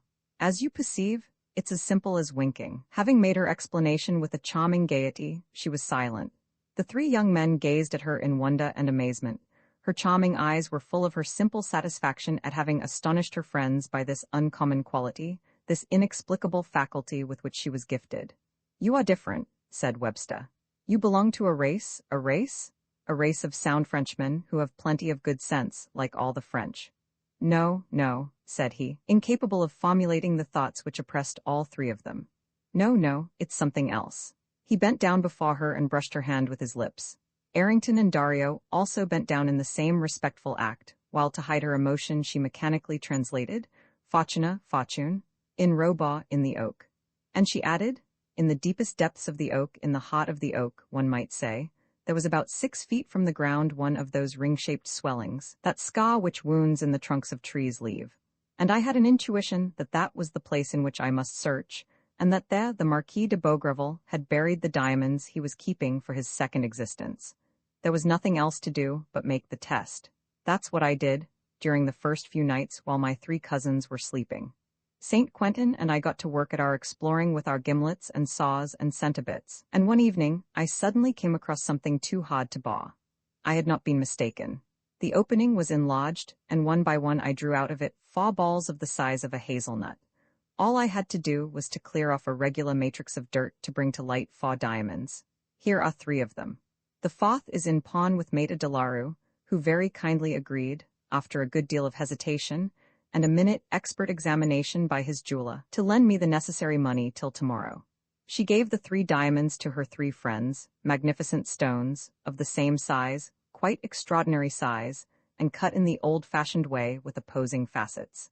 Arrington, Webster, and Dario found it disturbing merely to look at them and handle them. 2 centuries before, the Marquis de Beaugreville, that strange visionary, dead of his splendid dream of a resurrection, had entrusted them to the very tree under which doubtless he used to go and lie and read. For 200 years, nature had continued her slow and uninterrupted work of building walls, ever and ever thicker walls, round the little prison chosen with such a subtle intelligence. For 200 years, generation after generation had passed near this fabulous treasure, searching for it, perhaps by reason of a confused legend, and now the great-great-great-great-granddaughter of the good man, having discovered the undiscoverable secret, and penetrated to the most mysterious and obscure of caskets, offered them the precious stones which their ancestor had brought back from the Indies. "Keep them," she said. 3 families sprung from the 3 sons of the Marquis have lived outside France. The French descendants of the 4th son will share the 4th diamond. "What do you mean?" asked Count Octave in a tone of surprise. "I say that we are 3 French heirs, you, Raoul, and I, that each diamond, according to the jeweler's valuation, is worth several millions, and that our rights, the rights of all 3 of us, are equal." "My right is null," said Count Octave. "Why?" she said. "We are partners. A compact, a promise to share the treasure made you a partner with my father and Raoul's father." "A lapsed compact?" cried Raoul Davinoy in his turn. "For my part, I accept nothing. The will leaves no room for discussion. 4 medals, 4 diamonds. Your 3 cousins and you, Dorothy, you only have the right to inherit the riches of the Marquis," she protested warmly. "And you too, Raoul, you too, we fought together. Your grandfather was a direct descendant of the Marquis. He possessed the token of the medal. That medal was of no value." "How do you know? You've never had it in your hands." "I have." "Impossible. There was nothing in the disc I fished up under your eyes. It was simply a bait to catch Destriker. Then, when my grandfather came back from his journey to Roche-Périac, where you met him with Juliet Asaya, one day I found him weeping in the orchard. He was looking at a gold medal, which he let me take from him and look at. On it were all the indications you have described. But the 2 faces were cancelled by a cross, which manifestly, as I told you, deprived it of all value." Dorothy appeared greatly surprised by this revelation, and she replied in an absent-minded tone, "Oh, really? You saw?" She went to one of the windows and stood there for some minutes, her forehead resting against a pane. The lost veils which obscured the adventure were withdrawn. Really, there had been 2 gold medals. One, which was invalid and belonged to Jean Dogon, had been stolen by Destriker, recovered by Raoul's father, and sent to the old baron. The other, the valid one, was the one which belonged to the old baron, who, out of prudence or greed, had never spoken of it to his son or grandson. In his madness, and dispossessed in his turn of the token, which he had hidden in his dog's collar, he had gone to win the treasure with the other medal, which he had entrusted to Juliet Asaya, and which Destriker had been unable to find. All at once, Dorothy saw all the consequences which followed this revelation. In taking from the dog's collar the medal which she believed to be hers, she had robbed Raoul of his inheritance.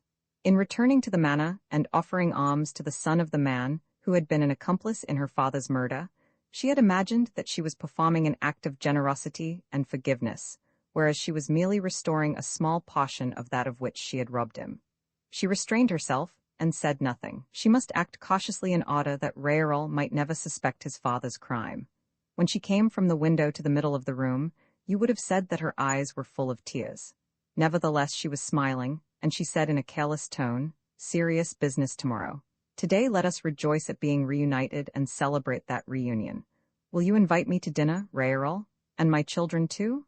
She had recovered all her gaiety. She ran to the big gateway of the orchard and called the boys, who came joyfully. The captain threw himself into the arms of the Countess de Chagny. St. Quentin kissed her hand. They observed that Costa and Pollux had swollen noses, signs of a recent conflict. The dinner was washed down with sparkling cider and champagne. All the evening Dorothy was light-hearted and affectionate to them all. They felt that she was happy to be alive. Archibald Webster recalled her promise to her. It was the next day, the 1st of August, that she was to choose among her suitors. "I stick to my promise," she said. "You will choose among those who are here?" for I suppose that cousin Rayrol is not the last to come forward as a candidate. Among those who are here, and as there can be only one chosen, I insist on kissing you all tonight." She kissed the 4 young men, then the Count and Countess, then the 4 boys. The party did not break up till midnight. Next morning Rayrol, Octave de Chagny, his wife, and the 3 strangers were at breakfast in the dining room when a farm servant brought a letter. Rayrol looked at the handwriting and murmured gloomily, "Ah, a letter from her. Like the last time, she is gone." He remembered, as did the Count and Countess, her departure from Robory. He tore open the letter and read aloud, "Rayrol, my friend, I earnestly beg you to believe blindly what I am going to tell you. It was revealed to me by certain facts which I learnt only yesterday. What I am writing is not a supposition, but an absolute certainty. I know it as surely as I know that light exists, and though I have very sound reasons for not divulging the proofs of it, I nevertheless wish you to act and think with the same conviction and serenity as I do myself. By my eternal salvation, this is the truth. Errington, Webster, Dario, and you, Rayrol, are the veritable heirs of the Marquis de Beaugreville, specified in his will. Therefore the 4th diamond is yours. Webster will be delighted to go to Nantes tomorrow to give Maître de Larue a check for 300,000 francs and bring you back the diamond. I am sending to Maître de Larue at the same time as the receipt which he signed, the necessary instructions. I will confess, Rayrol, that I felt a little disappointed yesterday when I discerned the truth. Not much, just a few tears. Today I am quite contented. I had no great liking for that fortune. Too many crimes and too many horrors went with it. Some things I should never have been able to forget. And then money is a prison, and I could not bear to live locked up. Rayrol, and you, my 3 new friends, you asked me, rather by way of a joke, wasn't it? To choose a sweetheart among those who found themselves at the manor yesterday. May I answer you in rather the same manner that my choice is made, that it is only possible for me to devote myself to the youngest of my 4 boys first, then to the others? Don't be angry with me, my friends. My heart, up to now, is only the heart of a mother, and it only thrills with tenderness, anxiety, and love for them. What would they do if I were to leave them? What would become of my poor Montfaucon? They need me and the really healthy life we lead together. Like them, I am a nomad, a vagabond. There is no dwelling place as good as our caravan. Let me go back to the high road. And then, after a time, we will meet again, shall we? Our cousins the de Chagny will welcome us at Robory. Come, let us fix a date. Christmas and New Year's Day there, does that please you? Goodbye, my friend. My best love to you all, and a few tears. In Robor Fortuna. Fortune is in the firm heart. I kiss you all. Dorothy. A long silence followed the reading of this letter. At the end of it Count Octave said, "Strange creature? When one considers that she had the 4 diamonds in her pocket, that is to say 10 or 12 million francs, and that it would have been so easy for her to say nothing and keep them." But the young men did not take up this train of thought. For them, Dorothy was the very spirit of happiness, and happiness was going away. Rayrol looked at his watch and beckoned to them to come with him. He led them to the highest point of the hillocks. On the horizon, on a white road which ran upwards among the meadows, the caravan was moving. 3 boys walked beside One-Eyed Magpie. St. Quentin was leading him. Behind, all alone, Dorothy, Princess of Aragon and Ropdensa. Roman II Dorothy's Circus the Chateau, situated at no great distance from Domfront, in the most rugged district of the picturesque department of the Aisne, only received the name of Robory in the course of the 18th century. Earlier it took its name of the Château de Chagny from the village, which was grouped round it. The village green is in fact only a prolongation of the courtyard of the Château. When the iron gates are open, the 2 form an esplanade, constructed over the ancient moat, from which one descends on the right and left by steep slopes. The inner courtyard, circular and enclosed by 2 battlemented walls which run to the buildings of the Château, is adorned by a fine old fountain of dolphins and sirens, and a sundial set up on a rockery in the worst taste. Dorothy's circus passed through the village, preceded by its band. That is to say that Costa and Pollux did their best to wreck their lungs in the effort to extract the largest possible number of false notes from 2 trumpets. St. Quentin had arrayed himself in a black satin doublet, and carried over his shoulder the trident which so awes wild beasts, and a placard which announced that the performance would take place at 3 o'clock. Dorothy, standing upright on the roof of the caravan, directed One-Eyed Magpie with 4 reins, wearing the majestic air of one driving a royal coach. Already a dozen vehicles stood on the esplanade, and round them the showmen were busily setting up their canvas tents and swings and wooden hosses, etc. Dorothy's circus made no such preparations. Its directress went to the mayor's office to have her license visséed, while St. Quentin unharnessed one-eyed magpie, and the two musicians changed their profession and set about cooking the dinner. The captain slept on. Towards noon, the crowd began to flock in from all the neighboring villages. After the meal, St. Quentin, Casta, and Pollux took a siesta beside the caravan. Dorothy again went off. She went down into the ravine, examined the slab over the excavation, went up out of it again, moved among the groups of peasants and strolled about the gardens, round the chateau, and everywhere else that one was allowed to go. "Well, how's your search getting on?" said St. Quentin when she returned to the caravan. She appeared thoughtful, and slowly she explained.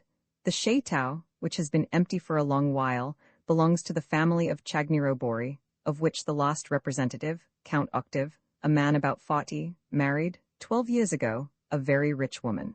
After the war, the Count and Countess restored and modernized the chateau. Yesterday evening, they had a housewarming to which they invited a large party of guests who went away at the end of the evening. Today they are having a kind of popular housewarming for the villagers. And as regards this name of Robori, have you learned anything?" "Nothing. I'm still quite ignorant why my father uttered it." "So that we can get away directly after the performance," said St. Quentin, who was very eager to depart. "I don't know. We'll see. I've found out some rather queer things." "Have they anything to do with your father?" "No," she said with some hesitation. "Nothing to do with him. Nevertheless, I should like to look more closely into the matter. When there is darkness anywhere, there's no knowing what it may hide. I should like." She remained silent for a long time. At last she went on in a serious tone, looking straight into St. Quentin's face. "Listen, you have confidence in me, haven't you? You know that I'm quite sensible at bottom, and very prudent. You know that I have a certain amount of intuition, and good eyes that see a little more than most people see. Well, I've got a strong feeling that I ought to remain here." "Because of the name of Robori?" "Because of that, and for other reasons, which will compel me perhaps, according to circumstances, to undertake unexpected enterprises, dangerous ones. At that moment, St. Quentin, you must follow me, boldly." "Go on, Dorothy, tell me what it is exactly." Nothing definite at present. One word, however. The man who was aiming at you this morning, the man in the blouse, is here." "Never? He's here, do you say? You've seen him, with the policeman?" She smiled. "Not yet, but that may happen. Where have you put those earrings?" "At the bottom of the basket, in a little cardboard box with a rubber ring round it." "Good. As soon as the performance is over, stick them in that clump of rhododendrons between the gates and the coach house. Have they found out that they've disappeared?" "Not yet," said Dorothy. "From the things you told me, I believe that the little safe is in the boudoir of the Countess. I heard some of the maids talking, and nothing was said about any robbery. They'd have been full of it." She added, "Look, there are some of the people from the chateau in front of the shooting gallery. Is it that pretty fair lady with the grand air?" "Yes, I recognize her. An extremely kind-hearted woman, according to what the maids said, and generous, always ready to listen to the unfortunate. The people about her are very fond of her, much fonder of her than they are of her husband, who, it appears, is not at all easy to get on with." "Which of them is he?" "There are 3 men there. The biggest, the man in the gray suit with his stomach sticking out with importance. Look, he has taken a rifle. The 2 on either side of the Countess are distant relations. The tall one with the grizzled beard which runs up to his tortoiseshell spectacles has been at the chateau a month. The other more sallow one, in a velveteen shooting coat and gaiters, arrived yesterday. But they look as if they knew you, both of them." "Yes, we've already spoken to one another." The bearded nobleman was even quite attentive. St. Quentin made an indignant movement. She checked him at once. "Keep calm, St. Quentin, and let's go closer to them. The battle begins." The crowd was thronging round the back of the tent to watch the exploits of the owner of the chateau, whose skill was well known. The dozen bullets which he fired made a ring round the center of the target, and there was a burst of applause. No, he protested modestly. "It's bad, not a single bull's-eye." "Want of practice?" said a voice near him. Dorothy had slipped into the front ranks of the throng, and she had said it in the quiet tone of a connoisseur. The spectators laughed. The bearded gentleman presented her to the Count and Countess. "Mademoiselle Dorothy, the directress of the circus." "Is it as circus directress that Mademoiselle judges a target or as an expert?" said the Count jocosely. "As an expert." "Ah, Mademoiselle also shoots?" "Now and then." "Jaguars?" "No, pipe bowls." "And Mademoiselle does not miss her aim?" "Never." "Provided, of course, that she has a first-class weapon?" "Oh, no. A good shot can use any kind of weapon that comes to hand, even an old-fashioned contraption like this." She gripped the butt of an old pistol, provided herself with 6 cartridges, and aimed at the cardboard target cut out by the Count. The first shot was a bullseye. The second cut the black circle. The third was a bullseye. The Count was amazed. It's marvelous. She doesn't even take the trouble to aim. What do you say to that, Destriker? The bearded nobleman, as Dorothy called him, cried enthusiastically. Unheard of. Marvelous? You could make a fortune, mademoiselle. Without answering, with the 3 remaining bullets she broke 2 pipe bowls and shattered an empty eggshell that was dancing on the top of a jet of water. And thereupon, pushing aside her admirers and addressing the astonished crowd, she made the announcement. Ladies and gentlemen, I have the honor to inform you that the performance of Dorothy's circus is about to take place. After exhibitions of marksmanship, choreographic displays, then feats of strength and skill and tumbling, on foot, on horseback, on the earth and in the air. Fireworks, regattas, motor races, bullfights, train holdups, all will be on view there. It is about to begin, ladies and gentlemen. From that moment Dorothy was all movement, liveliness, and gaiety. St. Quentin had marked off a sufficiently large circle, in front of the door of the caravan, with a rope supported by stakes. Round this arena, in which chairs were reserved for the people of the chateau, the spectators were closely packed together on benches and flights of steps, and on anything they could lay their hands on. And Dorothy danced. First of all on a rope stretched between 2 posts. She bounced like a shuttlecock which the battledore catches and drives yet higher. Or again she lay down and balanced herself on the rope as on a hammock, walked backwards and forwards, turned and saluted right and left, then leapt to the earth and began to dance. An extraordinary mixture of all the dances, in which nothing seemed studied or purposed, in which all the movements and attitudes appeared unconscious, and to spring from a series of inspirations of the moment. By turns she was the London dancing girl, the Spanish dancer with her castanets, the Russian who bounds and twirls, in the arms of St. Quentin, a barbaric creature dancing a languorous tango. And every time all that she needed was just a movement, the slightest movement, which changed the hang of her shawl, or the way her hair was arranged, to become from head to foot a Spanish, or Russian, or English, or Argentine girl. And all the while she was an incomparable vision of grace and charm, of harmonious and healthy youth, of pleasure and modesty, of extreme but measured joy. Castor and Pollux, bent over an old drum, beat with their fingers a muffled, rhythmical accompaniment. Speechless and motionless, the spectators gazed and admired, spellbound by such a wealth of fantasy and the multitude of images which passed before their eyes. At the very moment when they were regarding her as a gutter-snipe turning cartwheels, she suddenly appeared to them in the guise of a lady with a long train, flirting her fan and dancing the minuet. Was she a child or a woman? Was she under 15 or over 20? She cut short the clamor of applause which burst forth when she came to a sudden stop, by springing onto the roof of the caravan, and crying, with an imperious gesture, "Silence, the captain is waking up." There was, behind the box, a long narrow basket, in the shape of a closed sentry box. Raising it by one end, she half opened the cover and cried, "Now, Captain Montfaucon, you've had a good sleep, haven't you? Come now, Captain, we're a bit behindhand with our exercises. Make up for it, Captain?" She opened the top of the basket wide and disclosed in a kind of cradle, very comfortable, a little boy of 7 or 8, with golden curls and red cheeks, who yawned prodigiously. Only half awake, he stretched out his hands to Dorothy, who clasped him to her bosom and kissed him very tenderly. "Baron St. Quentin," she called out, "catch hold of the captain. Is his bread and jam ready?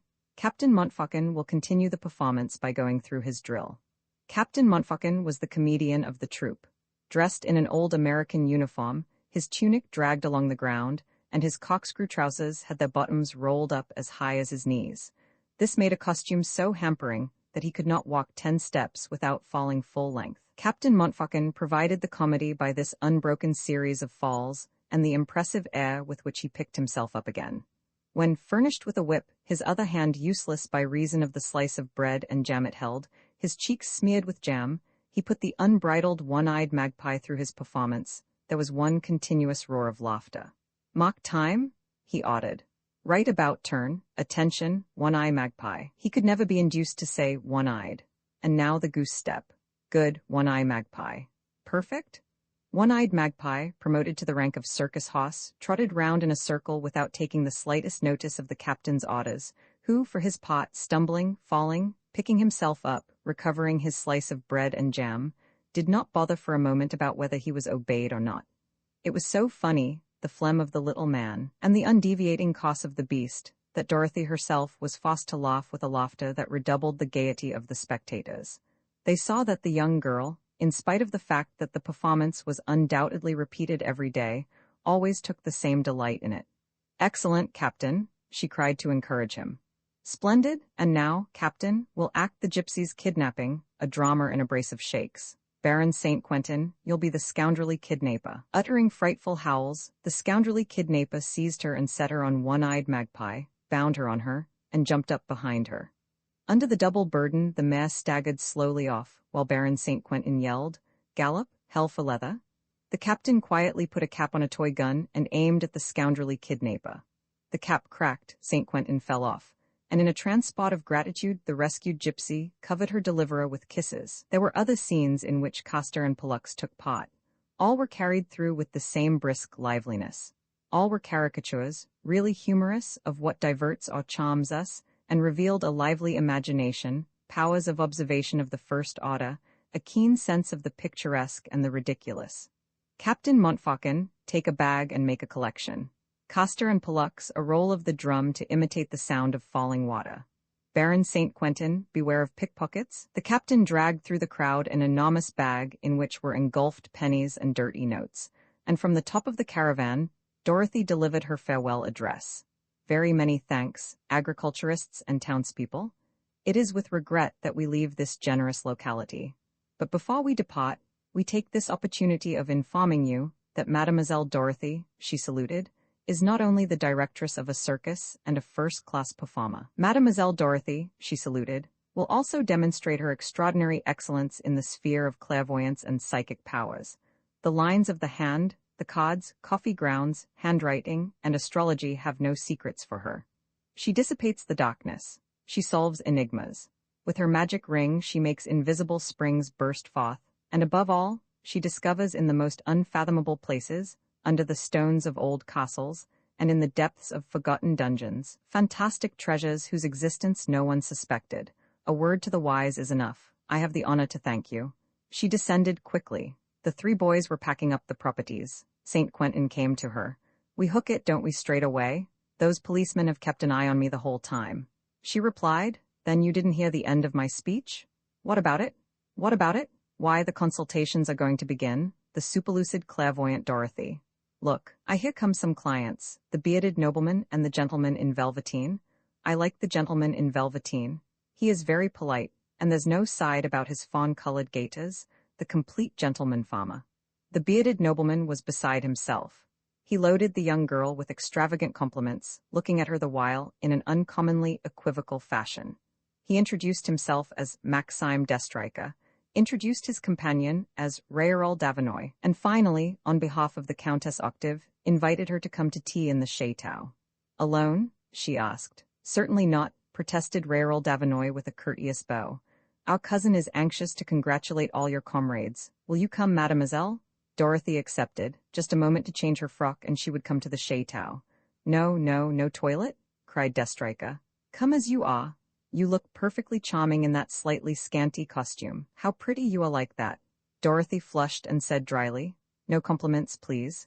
"It isn't a compliment, mademoiselle," he said a trifle ironically. "It's the natural homage one pays to beauty." He went off, taking Raoul Davinoy with him.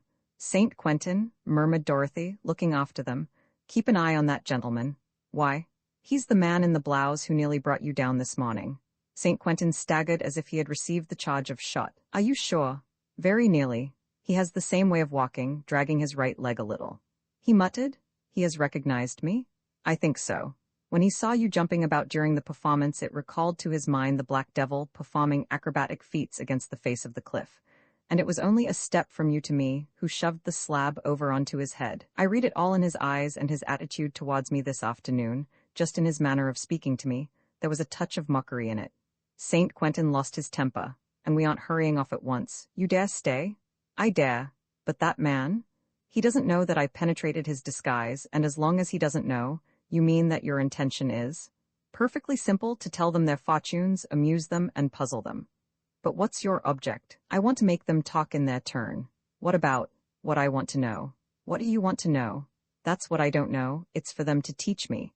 And suppose they discover the robbery? Suppose they cross-examine us? St. Quentin take the captain's wooden gun, mount guard in front of the caravan, and when the policemen approach, shoot them down. When she had made herself tidy, she took St. Quentin with her to the chateau, and on the way made him repeat all the details of his nocturnal expedition. Behind them came Costa and Pollux, then the captain, who dragged after him by a string a little toy cot loaded with tiny packages. They entertained them in the large drawing-room of the chateau. The countess, who indeed was, as Dorothy had said, an agreeable and amiable woman, and of a seductive prettiness, stuffed the children with dainties, and was wholly charming to the young girl. For her part, Dorothy seemed quite as much at her ease with her hosts as she had been on the top of the caravan. She had merely hidden her short skirt and bodice under a large black shawl, drawn in at the waist by a belt. The ease of her manner, her cultivated intonation, her correct speech, to which now and then a slang word gave a certain spiciness, her quickness, and the intelligent expression of her brilliant eyes amazed the countess and charmed the three men. "Mademoiselle," Deathstriker exclaimed, "if you can foretell the future, I can assure you that I too can clearly foresee it, and that certain fortune awaits you. Ah, if you would put yourself in my hands and let me direct your career in Paris, I am in touch with all the worlds and I can guarantee your success." She tossed her head. "I don't need anyone." "Mademoiselle," said he, "confess that you do not find me congenial." "Neither congenial nor uncongenial. I don't really know you. If you really knew me, you'd have confidence in me." "I don't think so," she said. "Why?" She took his hand, turned it over, bent over the open palm, and as she examined it said slowly, "Dissipation. Greedy for money, conscienceless." "But I protest, mademoiselle, conscienceless, I who am full of scruples." "Your hand says the opposite, monsieur. Does it also say that I have no luck?" "None at all." "What, shan't I ever be rich?" "I fear not." "Confound it, and what about my death? Is it a long way off?" "Not very." "A painful death? A matter of seconds. An accident, then?" "Yes." "What kind of accident?" She pointed with her finger. "Look here, at the base of the forefinger." "What is there?" "The gallows." There was an outburst of laughter. Deathstriker was enchanted. Count Octave clapped his hands. "Bravo, mademoiselle. The gallows for this old libertine. It must be that you have the gift of second sight. So I shall not hesitate." He consulted his wife with a look of inquiry and continued, "So I shall not hesitate to tell you." "To tell me," finished Dorothy mischievously, "the reasons for which you invited me to tea." The Count protested. "Not at all, mademoiselle. We invited you to tea solely for the pleasure of becoming acquainted with you, and perhaps a little from the desire to appeal to my skill as a sorceress." The Countess Octave interposed. "Ah, well, yes, mademoiselle. Your final announcement excited our curiosity. Moreover, I will confess that we haven't much belief in things of this kind and that it is rather out of curiosity that we should like to ask you certain questions. If you have no faith in my poor skill, madam, we'll let that pass, and all the same I'll manage to gratify your curiosity." "By what means?" "Merely by reflecting on your words." "What?" said the Countess. "No magnetic passes, no hypnotic sleep?" "No, madam, at least not for the present, later on we'll see." Only keeping St. Quentin with her, she told the children to go and play in the garden, then she sat down and said, "I'm listening, madam." "Just like that, perfectly simply?" "Perfectly simply." "Well then, mademoiselle," the Countess spoke in a tone the carelessness of which was not perhaps absolutely sincere. "Well then, mademoiselle, you spoke of forgotten dungeons and ancient stones and hidden treasures. Now, the Château de Robory is several centuries old. It has undoubtedly been the scene of adventures and dramas, and it would amuse us to know whether any of its inhabitants have by any chance left in some out-of-way corner one of these fabulous treasures of which you spoke." Dorothy kept silent for some little time. Then she said, "I always answer with all the greater precision if full confidence is placed in me, if there are any reservations, if the question is not put as it ought to be." "What reservations? I assure you, mademoiselle," the young girl broke in firmly. "You asked me the question, madam, as if you were giving way to a sudden curiosity, which did not rest, so to speak, on any real base. Now you know as well as I do that excavations have been made in the chateau." "That's very possible," said Count Octave. "But if they were, it must have been dozens of years ago, in the time of my father or grandfather." "There are recent excavations," Dorothy asserted, "but we have only been living in the chateau a month." "It isn't a matter of a month, but of some days, of some hours," the Countess declared with animation. "I assure you, mademoiselle, that we have not made researches of any kind. Then the researches must have been made by someone else. By whom, and under what conditions, and in what spot? There was another silence. Then Dorothy went on. You will excuse me, madam, if I have been going into matters which do not seem to be any business of mine. It's one of my faults. St. Quentin often says to me, your craze for trespassing and ferreting about everywhere will lead people to say unpleasant things about you. But it happened that, on arriving here, since we had to wait for the hour of the performance, I took a walk. I wandered right and left, looking at things, and in the end I made a certain number of observations which, as it seemed to me, are of some importance. Thus, the Count and Countess drew nearer in their eagerness to hear her. She went on, thus, while I was admiring the beautiful old fountain in the cot of honor, I was able to make sure that, all round it, holes have been dug under the marble basin which catches the water. Was the exploration profitable? I do not know. In any case, the earth has been put back into its place carefully, but not so well that one cannot see that the surface of the soil is raised. The Count and his guests looked at one another in astonishment. One of them objected. Perhaps they've been repairing the basin, or been putting in a waste pipe? No, said the Countess in a tone of decision. No one has touched that fountain. And doubtless, mademoiselle, you discovered other traces of the same kind of work. Yes, said Dorothy. Someone has been doing the same thing a little distance away, under the rockery, the pedestal on which the sundial stands. They have been boring across that rockery. An iron rod has been broken. It's there still. But why? Cried the excited Countess. Why these two spots rather than others? What are they searching for? What do they want? Have you any indication? They had not long to wait for her answer, and Dorothy delivered it slowly, as if to make it quite clear that here was the essential point of her inquiry. The motive of these investigations is engraved on the marble of the fountain. You can see it from here. Sirens surround a column surmounted by a capital. Isn't it so? Well, on one of the faces of the capital are some letters, almost effaced letters. But we've never noticed them, cried the Countess. They are there, declared the young girl. They are wan and hard to distinguish from the cracks in the marble. However, there is one word, a whole word, that one can reconstruct and read easily when once it has appeared to you. What word? The word Fortuna. The 3 syllables came long drawn out in a silence of stupefaction. The Count repeated them in a hushed voice, staring at Dorothy, who went on. Yes, the word Fortuna. And this word you find again also on the column of the sundial, even yet more obliterated, to such a degree that one rather divines that it is there rather than actually reads it. But it certainly is there. Each letter is in its place, you cannot doubt it. The Count had not waited for her to finish speaking. Already he was out of the house, and through the open windows they saw him hurry to the fountain. He cast but one glance at it, passed in front of the sundial, and came quickly back. Everything that mademoiselle says is the exact truth. They have dug at both spots, and the word Fortuna, which I saw at once, and which I had never seen before, gives the reason for their digging. They have searched, and perhaps they have found. No, the young girl asserted calmly. Why do you say no? What do you know about it? She hesitated. Her eyes met the eyes of Destrica. He knew now, doubtless, that he was unmasked, and he began to understand what the young girl was driving at. But would she dare to go to extremities and join battle? And then what were the reasons for this unforeseen struggle? With an air of challenge, he repeated the Countess's question. Yes, why do you say that they have found nothing? Boldly Dorothy accepted the challenge. Because the digging has gone on. There is in the ravine, under the walls of the chateau, among the stones which have fallen from the cliff, an ancient slab, which certainly comes from some demolished structure. The word Fortuna is to be deciphered on the base of it also. Let someone move that slab, and they will discover a perfectly fresh excavation, and the tracks of feet muddled up by the hand. Roman 3, extralucid this last blow, redoubled the uneasiness of Count and Countess, and they took counsel in a low voice for a moment with their cousins Destrica and Raoul Davinoy. St. Quentin, on hearing Dorothy reveal the events in the ravine and the hiding place of the man in the blouse, had fallen back among the cushions of the great easy chair on which he was sitting. She was going mad. To set them on the trail of the man in the blouse was to set them on their own trail, his and Dorothy's. What madness? She, however, in the midst of all this excitement and anxiety, remained wholly calm. She appeared to be following a quite definite course with her goal clearly in view, while the others, without her guidance, stumbled in a panic.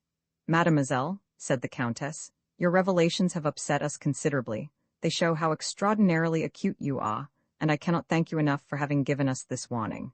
You have treated me so kindly, madam, she replied, that I am only too delighted to have been of use to you. Of immense use to us, agreed the Countess, and I beg you to make the service complete. How? By telling us what you know. I don't know any more, but perhaps you could learn more? In what way? The Countess smiled, by means of that skill in divination of which you were telling us a little while ago, and in which you do not believe, madam, but in which I'm quite ready to believe now. Dorothy bowed. I'm quite willing, but these are experiments which are not always successful. Let's try. Right, we'll try, but I must ask you not to expect too much. She took a handkerchief from St. Quentin's pocket and bandaged her eyes with it. Astral vision, on condition of being blind, she said. The less I see, the more I see. And she added gravely, put your questions, madam. I will answer them to the best of my ability. Remaining in a state of wakefulness all the time. Yes. She rested her 2 elbows on the table and buried her face in her hands. The Countess at once said, Who has been digging? Who has been making excavations under the fountain and under the sundial? A minute passed slowly. They had the impression she was concentrating and withdrawing from all contact with the world around her. At last, she said in measured tones which bore no resemblance to the accents of a pythoness or a somnambulist, I see nothing on the esplanade. In that quarter the excavations must already be several days old, and all traces are obliterated. But in the ravine? In the ravine? Said the Countess. The slab is standing on end and a man is digging a hole with a mattock. A man? What man? Describe him. He is wearing a very long blouse. But his face? His face is encircled by a muffler which passes under a cap with turned-down brim. You cannot even see his eyes. When he has finished digging, he lets the slab fall back into its place and carries away the mattock. Nothing else. No, he has found nothing. Are you sure of that? Absolutely sure. And which way does he go? He goes back up the ravine. He comes to the iron gates of the chateau, but they are locked. He has the key. He enters. It is early in the morning. No one is up. He directs his steps to the orangery. There's a small room there. Yes, the gardener keeps his implements in it. The man sets the mattock in a corner, takes off his blouse and hangs it on a nail in the wall.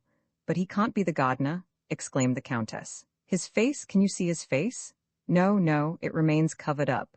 But his clothes? His clothes? I can't make them out. He goes out. He disappears. The young girl broke off as if her attention were fixed on someone whose outline was blurred and lost in the shadow like a phantom. I do not see him any longer, she said. I can see nothing any longer. Do I?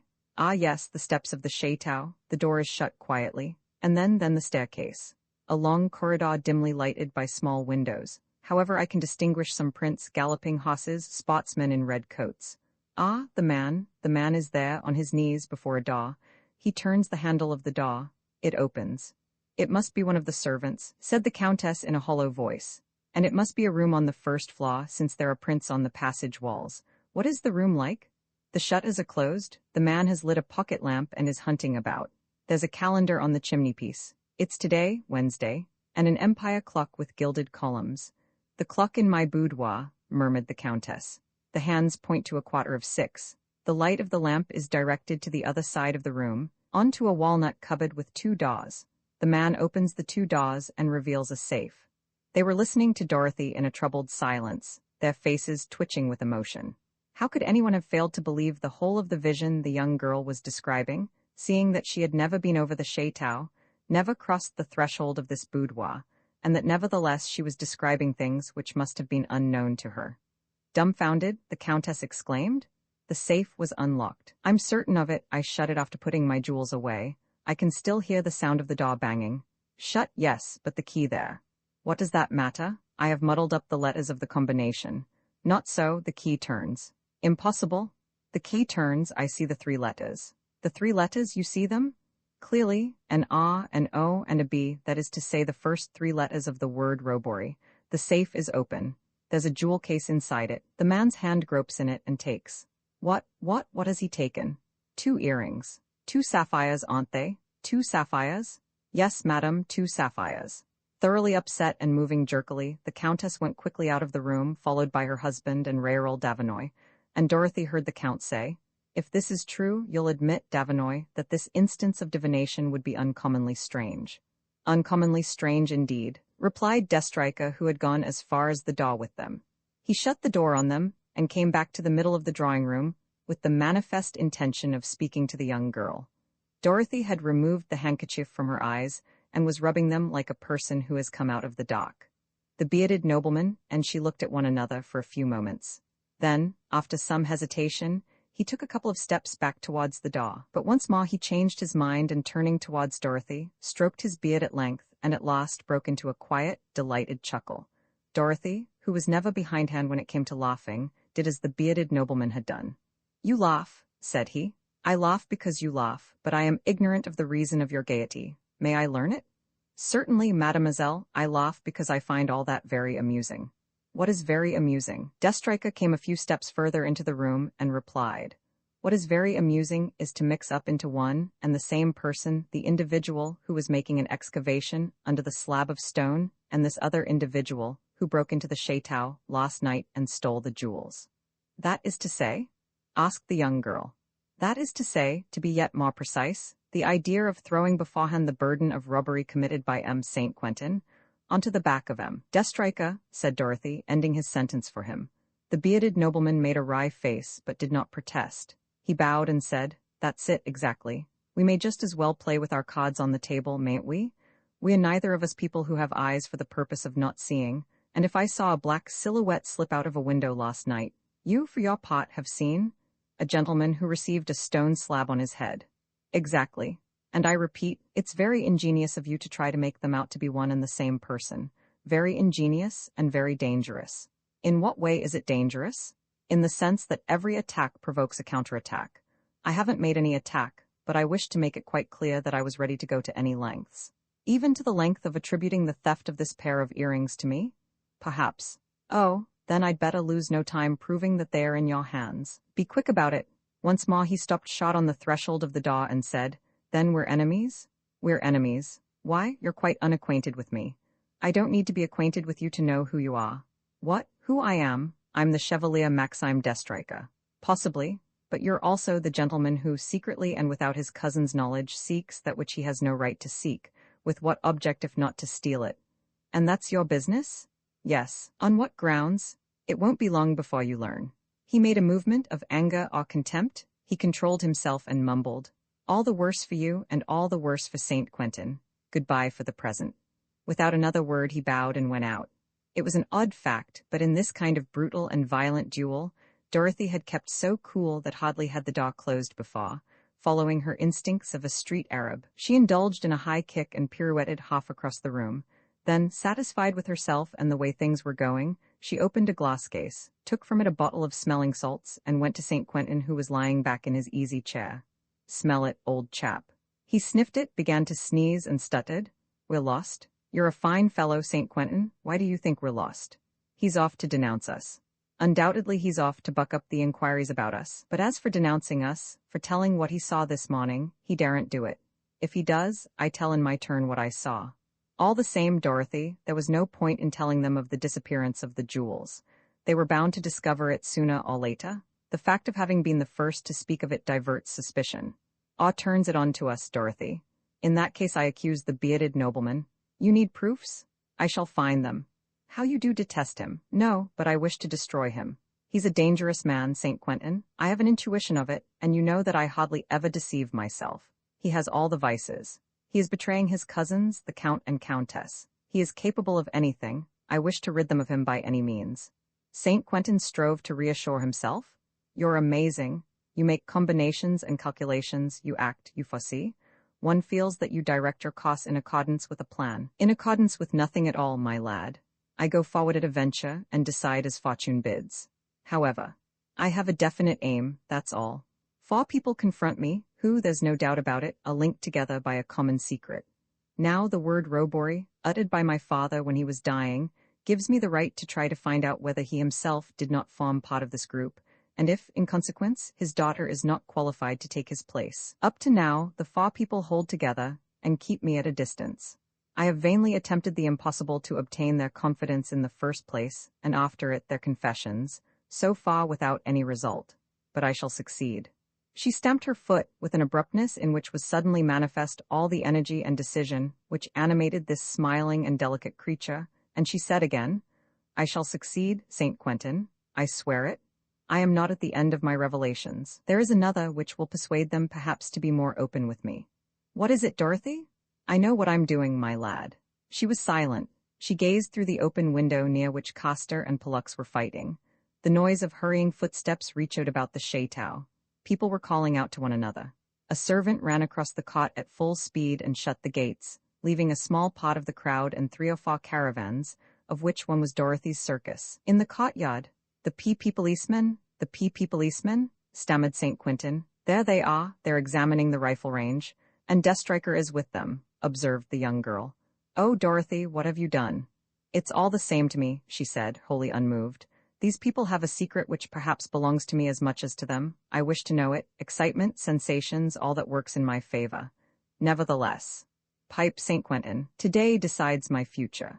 Instead of trembling, rejoice, a foxtrot old chap. She threw an arm round his waist, and propping him up like a tailor's dummy with wobbly legs, she forced him to turn. Climbing in at the window, Castor and Pollux, followed by Captain Montfaucon, started to dance round the couple, chanting the air of the Capucine, first in the drawing-room, then across the large hall. But a fresh failure of St. Quentin's legs dashed the spirits of the dancers. Dorothy lost her temper. What's the matter with you now? She cried, trying to raise him and keep him upright. He stuttered, I'm afraid. But why on earth are you afraid? I've never seen you in such a funk. What are you afraid of? The jewels. Idiot, but you've thrown them into the clump. No, you haven't? No, but where are they then? I don't know. I looked for them in the basket as you told me to. They weren't there any longer. The little cardboard box had disappeared. During his explanation, Dorothy grew graver and graver. The danger suddenly grew clear to her. Why didn't you tell me about it? I should not have acted as I did. I didn't dare to. I didn't want to worry you. Ah, St. Quentin, you were wrong, my lad. She uttered no other reproach, but added, What's your explanation? I suppose I made a mistake and didn't put the earrings in the basket, but somewhere else, in some other part of the caravan. I've looked everywhere without finding them, but those policemen, they'll find them. The young girl was overwhelmed. The earrings discovered in her possession, the theft duly verified, meant arrest and jail. Leave me to my fate, groaned St. Quentin. I'm nothing but an imbecile, a criminal. Don't try to save me. Throw all the blame on me, since it is the truth. At that moment, a police inspector in uniform appeared on the threshold of the hall, under the guidance of one of the servants. Not a word, murmured Dorothy. I forbid you to utter a single word. The inspector came forward. Mademoiselle Dorothy? I'm Mademoiselle Dorothy, Inspector. What is it you want? Follow me, it will be necessary. He was interrupted by the entrance of the Countess, who hurried in, accompanied by her husband and Raoul Davinoy. No. Inspector, she exclaimed. I absolutely oppose anything which might appear to show a lack of trust in Mademoiselle. There is some misunderstanding. Raoul Davinoy also protested. But Count Octave observed, Bear in mind, dear, that this is merely a formality, a general measure which the inspector is bound to take. A robbery has been committed. It is only right that the inquiry should include everybody. But it was Mademoiselle who informed of the robbery, interrupted the Countess. It is she who for the last hour has been warning us of all that is being plotted against us. But why not let her be questioned like everybody else? As Deathstriker said just now, it's possible that your earrings were not stolen from your safe. You may have put them in your ears without thinking today, and then lost them out of doors, where someone has picked them up. The inspector, an honest fellow who seemed very much annoyed by this difference of opinion between the Count and Countess, did not know what to do. Dorothy helped him out of the awkward situation. I quite agree with you, Count. My part in the business may very well appear suspicious to you, and you have the right to ask how I know the word that opens the safe, and if my talents as a diviner are enough to explain my clairvoyance. There isn't any reason, then, for making an exception in my favor. She bent low before the Countess and gently kissed her hand. You mustn't be present at the inquiry, madam. It's not a pleasant business. For me, it's one of the risks we strolling entertainers run, but you would find it painful. Only, I beg you, for reasons which you will presently understand, to come back to us after they have questioned me. I promise you I will. I'm at your service, Inspector. She went off with her 4 companions and the inspector of police. St. Quentin had the air of a condemned criminal being led to the gallows. Captain Montfaucon, his hands in his pockets, the string round his wrist, dragged along his baggage wagon and whistled an American tune, like a gallant fellow who knows that all these little affairs always end well. At the end of the courtyard, the last of the country folk were departing through the open gates, beside which the gamekeeper was posted. The showmen were grouped about their tents, and in the orangery where the second policeman was examining their licenses. On reaching her caravan, Dorothy perceived Deathstriker talking to 2 servants. You then are the director of the inquiry, monsieur? she said gaily. I am indeed, mademoiselle, in your interest, he said in the same tone. Then I have no doubt about the result of it, she said, and turning to the inspector, she added, I have no keys to give you. Dorothy's circus has no locks. Everything is open to the world. Empty hands and empty pockets. The inspector seemed to have no great relish for the job. The two servants did their best and Destrica made no bones about advising them. Excuse me, mademoiselle, he said to the young girl, taking her on one side. I'm of the opinion that no effort should be spared to make your complicity quite out of the question. It's a serious business, she said ironically. In what way? Well, recall our conversation. There's a criminal. If it isn't me, it's you. Destrica must have considered the young girl a formidable adversary, and he must have been frightened by her threats, for while he remained quite agreeable, gallant even, jesting with her, he was indefatigable in his investigation. At his bidding, the servants lifted down the baskets and boxes, and displayed her wretched wardrobe, in the strongest contrast to the brilliantly colored handkerchiefs and shawls with which the young girl loved to adorn herself. They found nothing. They searched the walls and platform of the caravan, the mattresses, the harness of one-eyed magpie, the sack of oats and the food. Nothing. They searched the four boys. A maid felt Dorothy's clothes. The search was fruitless. The earrings were not to be found. And that? Said Destrica, pointing to the huge basket loaded with pots and pans which hung under the vehicle. With a furtive kick on the ankle, Dorothy straightened St. Quentin, who was tottering. Let's bolt? He stuttered. Don't be a fool. The earrings are no longer there. I may have made a mistake. You're an idiot. One doesn't make a mistake in a case like that. Then where is the cardboard box? Have you got your eyes stuffed up? You can see it, can you? Of course I can see it, as plainly as the nose in the middle of your face. In the caravan? No. Where? On the ground 10 yards away from you, between the legs of the bearded one. She glanced at the wagon of Captain Montfaucon, which the child had abandoned to play with a doll, and the little packages from which, miniature bags and trunks and parcels, lay on the ground beside Destrica's heels. One of these packages was nothing else than the cardboard box which contained the earrings. Captain Montfaucon had that afternoon added it to what he called his haulage material. In confiding her unexpected discovery to St. Quentin, Dorothy, who did not suspect the keenness of the subtlety and power of observation of the man she was fighting, committed an irreparable imprudence. It was not on the young girl that Destrica was keeping watch from behind the screen of his spectacles, but on her comrade St. Quentin, whose distress and feebleness he had been quick to notice. Dorothy herself remained impassive. But would not St. Quentin end by giving some indication? That was what happened.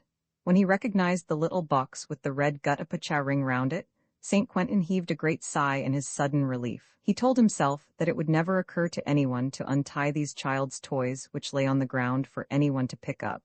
Several times, without the slightest suspicion, Destrica had brushed them aside with his feet and stumbled over the wagon, winning from the captain this sharp reprimand. Now then, sir, what would you say if you had a car and I knocked it over? St. Quentin raised his head with a cheerful air. Destrica followed the direction of his gaze and instinctively understood. The earrings were there, under the protection of fortune, and with the unwitting complicity of the captain. But in which of the packages? The cardboard box seemed to him to be the most likely. Without a word, he bent quickly down and seized it.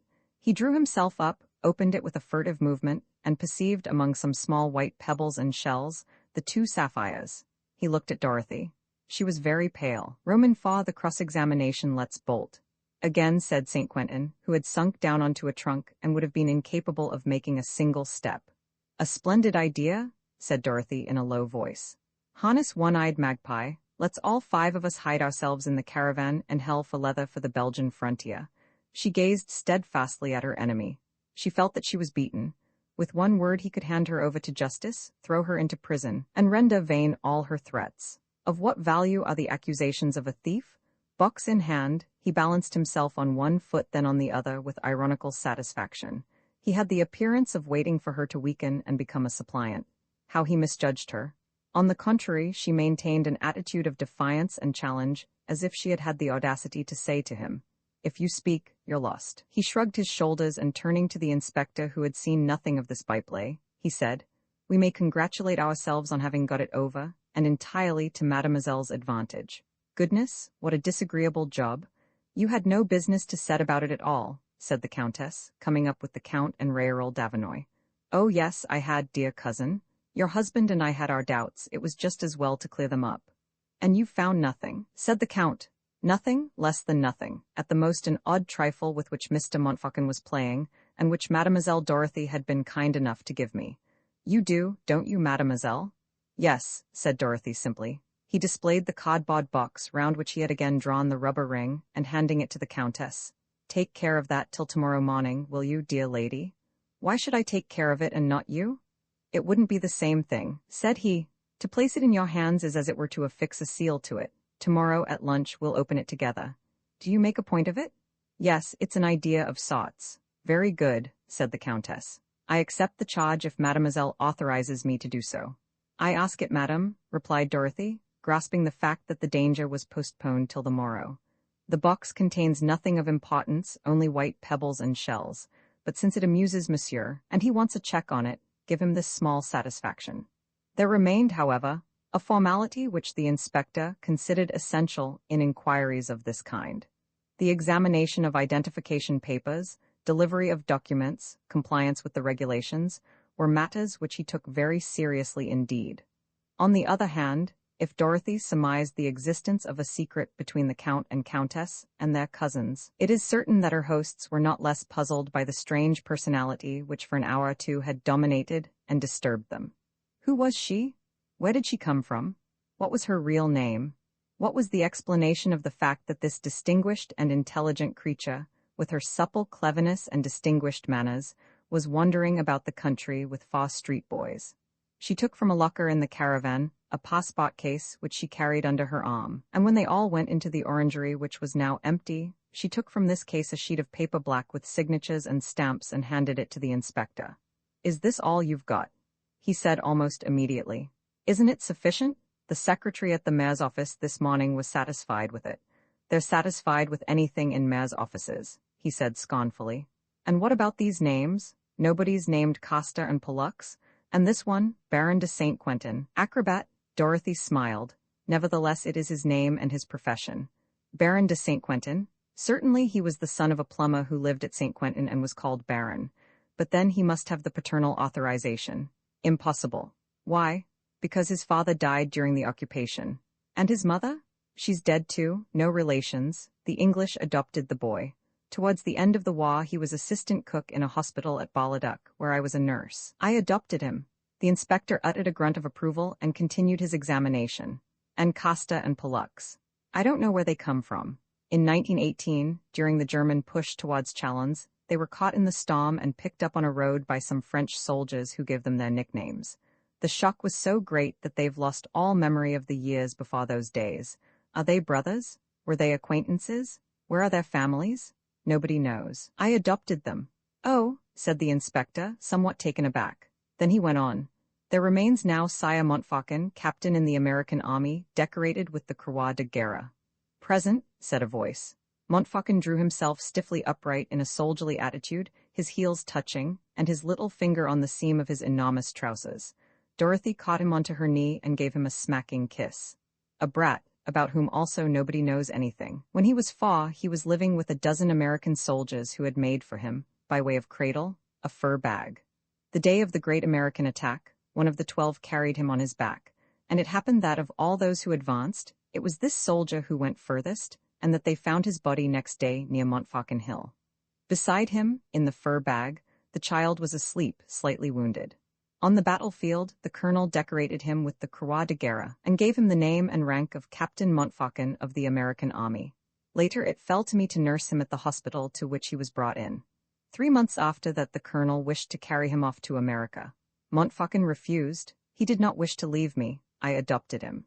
Dorothy told the child's story in a low voice full of tenderness. The eyes of the Countess shone with tears, and she murmured, "You acted admirably, admirably, mademoiselle. Only that gave you 4 orphans to provide for. With what resources?" Dorothy laughed and said, "We were rich." Rich? Yes, thanks to Montfaucon. Before he went his colonel left 2,000 francs for him. We bought a caravan and an old horse. Dorothy's circus was formed, a difficult profession to which you have to serve an apprenticeship. We served our apprenticeship under an old English soldier, formerly a clown, who taught us all the tricks of the trade and all the wheezes, and then I had it all in my blood. The tightrope, dancing, I was broken into them years ago. Then we set out across France. It's rather a hard life, but it keeps one in the best of health, one is never dull, and taken all round Dorothy's circus is a success. But does it comply with the official regulations? Asked the inspector, whose respect for red tape enabled him to control the sympathy he was feeling for her. For after all, this document is only valuable from the point of view of references. What I should like to see is your own certificate of identity. I have that certificate, Inspector. Made out by whom? By the prefecture of Chalons, which is the chief city of the department in which I was born. Show it to me. The young girl plainly hesitated. She looked at Count Octave, then at the Countess. She had begged them to come just in order that they might be witnesses of her examination and hear the answers she proposed to give, and now, at the last moment, she was rather sorry that she had done so. "Would you prefer us to withdraw?" said the Countess. "No, no," she replied quickly. "On the contrary, I insist on your knowing." "And us too?" said Raoul Davinoy. "Yes," she said, smiling. "There is a fact which it is my duty to divulge to you. Oh, nothing of great importance, but all the same." She took from her case a dirty card with broken corners. "Here it is," she said. The inspector examined the card carefully and said in the tone of one who is not to be humbugged, "But that isn't your name. It's a nom de guerre, of course, like those of your young comrades." "Not at all, Inspector." Come, you're not going to get me to believe." "Here is my birth certificate in support of it, Inspector, stamped with the stamp of the commune of Argonne." "What? You belong to the village of Argonne?" cried the Count de Chagny. "I did, Monsieur le Comte, but this unknown village, which gave its name to the whole district of the Argonne, no longer exists. The war has suppressed it." Yes, I know," said the Count. "We had a friend there, a relation. Didn't we, d'Estreika?" "Doubtless it was Jean d'Argonne?" she asked. "It was. Jean d'Argonne died at the hospital at Clermont from the effects of a wound, Lieutenant the Prince of Argonne. You knew him." "I knew him." "Where, when, under what conditions?" "Goodness, under the ordinary conditions in which one knows a person with whom one is closely connected." "What? There were ties between you and Jean d'Argonne, the ties of relationship?" "The closest ties. He was my father." "Your father, Jean d'Argonne? What are you talking about? It's impossible. See why Jean's daughter was called Yolande." "Yolande, Isabel, Dorothy." The Count snatched the card which the inspector was turning over and over again, and read aloud in a tone of amazement. "Yolande, Isabel, Dorothy, Princess of Argonne." She finished the sentence for him, laughing. "Countess Merscott, Baroness de la Hertrée, de Beaugreville, and other places." The Count seized the birth certificate with no less eagerness, and more astounded. "Read it slowly, syllable by syllable." "Yolande, Isabel, Dorothy, Princess of Argonne, Bonnet Argonne, on the 14th of October, 1900, legitimate daughter of Jean de Merscott, Prince of Argonne, and of Jessie Varenne." Further doubt was impossible. The civil status to which the young girl laid claim was established by proofs which they were the less inclined to challenge, since the unexpected fact explained exactly everything which appeared inexplicable in the manners and even in the appearance of Dorothy. The Countess gave her feelings full play. "Yolande, you are the little Yolande about whom Jean d'Argonne used to talk to us with such fondness." "He was very fond of me," said the young girl. "Circumstances did not allow us to live always together as I should have liked, but I was as fond of him as if I had seen him every day." "Yes," said the Countess, "one could not help being fond of him. I only saw him twice in my life in Paris at the beginning of the war, but what delightful recollections of him I retain, a man teeming with gaiety and light-heartedness, just like you, Dorothy. Besides, I find him again in you, the eyes, and above all the smile." Dorothy displayed 2 photographs which she took from among her papers. "His portrait, madam, do you recognize it?" "I should think so. And the other, this lady?" "My mother, who died many years ago. He adored her." Yes, I know. She was formerly on the stage, wasn't she? I remember. We will talk it all over, if you will, and about your own life, the misfortunes which have driven you to live like this. But first of all, how came you here? And why?" Dorothy told them how she had chanced to see the word Robory, which her father had repeated when he was dying. Then the Count interrupted her narration. He was a perfectly commonplace man, who always did his best to invest matters with the greatest possible solemnity, in order that he might play the chief part in them, which his rank and fortune assigned to him. As a matter of form, he consulted his 2 comrades, then, without waiting to hear their answers, he dismissed the inspector with the lack of ceremony of a grand seigneur. In the same fashion he turned out Saint Quentin and the 3 boys, carefully closed the 2 doors, bade the 2 women sit down, and walked up and down in front of them with his hands behind his back and an air of profound thoughtfulness. Dorothy was quite content. She had won a victory, compelled her hosts to speak the words she wanted. The Countess held her tightly to her. Raoul appeared to be a friend. All was going well. There was, indeed, standing a little apart from them, hostile and formidable, the bearded nobleman whose hard eyes never left her. But sure of herself, accepting the combat, full of careless daring, she refused to bend before the menace of the terrible danger which, however, might at any moment crush her. "Mademoiselle," said the Count de Chagny with an air of great importance, "it has seemed to us, to my cousins and me, since you are the daughter of Jean d'Argonne, whose loss we so deeply deplore, it has seemed to us, I say, that we ought in our turn to enlighten you concerning events of which he was cognizant, and of which he would have informed you had he not been prevented by death, of which he actually desired, as we know, that you should be informed." He paused, delighted with his preamble. On occasions like this he loved to indulge in a pomposity of diction employing only the most select vocabulary, striving to observe the rules of grammar, and fearless of subjunctives. He went on, "Mademoiselle, my father, François de Chagny, my grandfather, Dominique de Chagny, and my great-grandfather, Gaspard de Chagny, lived their lives in the sure conviction that great wealth would be, how shall I put it, would be offered to them, by reason of certain unknown conditions of which each of them was confident in advance that he would be the beneficiary, and each of them took the greater joy in the fact, and indulged in a hope all the more agreeable, because the revolution had ruined the house of the Counts de Chagny from the roof-tree to the basement. On what was this conviction based? Neither François, nor Dominique, nor Gaspard de Chagny ever knew. It came from vague legends which described exactly neither the nature of the riches nor the epoch at which they would appear, but all of which had this in common, that they evoked the name of Robory. And these legends could not have gone very far back, since this château, which was formerly called the Château de Chagny, only received the name of Chagny-Robory in the reign of Louis Roman XVI. Is it this designation which brought about the excavations that were made from time to time? It is extremely probable. At all events, it is a fact that at the very moment the war broke out, I had formed the resolution of restoring this Château de Robory, which had become merely a shooting box, and definitely settling down in it, for all that, and I am not ashamed to say it, my recent marriage with Madame de Chagny had enabled me to wait for these so-called riches without excessive impatience. The Count smiled a subtle smile in making this discreet allusion to the manner in which he had regilded his heraldic shield, and continued, "It is needless to tell you, I hope, that during the war, the Count de Chagny did his duty as a good Frenchman. In 1915, as lieutenant of light infantry, I was in Paris on leave when a series of coincidences, brought about by the war, brought me into touch with three persons with whom I had not previously been acquainted, and whose ties of kinship with the Chagny-Robory I learnt by accident. The first was the father of Raoul d'Avenoy, Commandant Georges d'Avenoy, the second Maxime d'Estreica, the last Jean d'Argonne.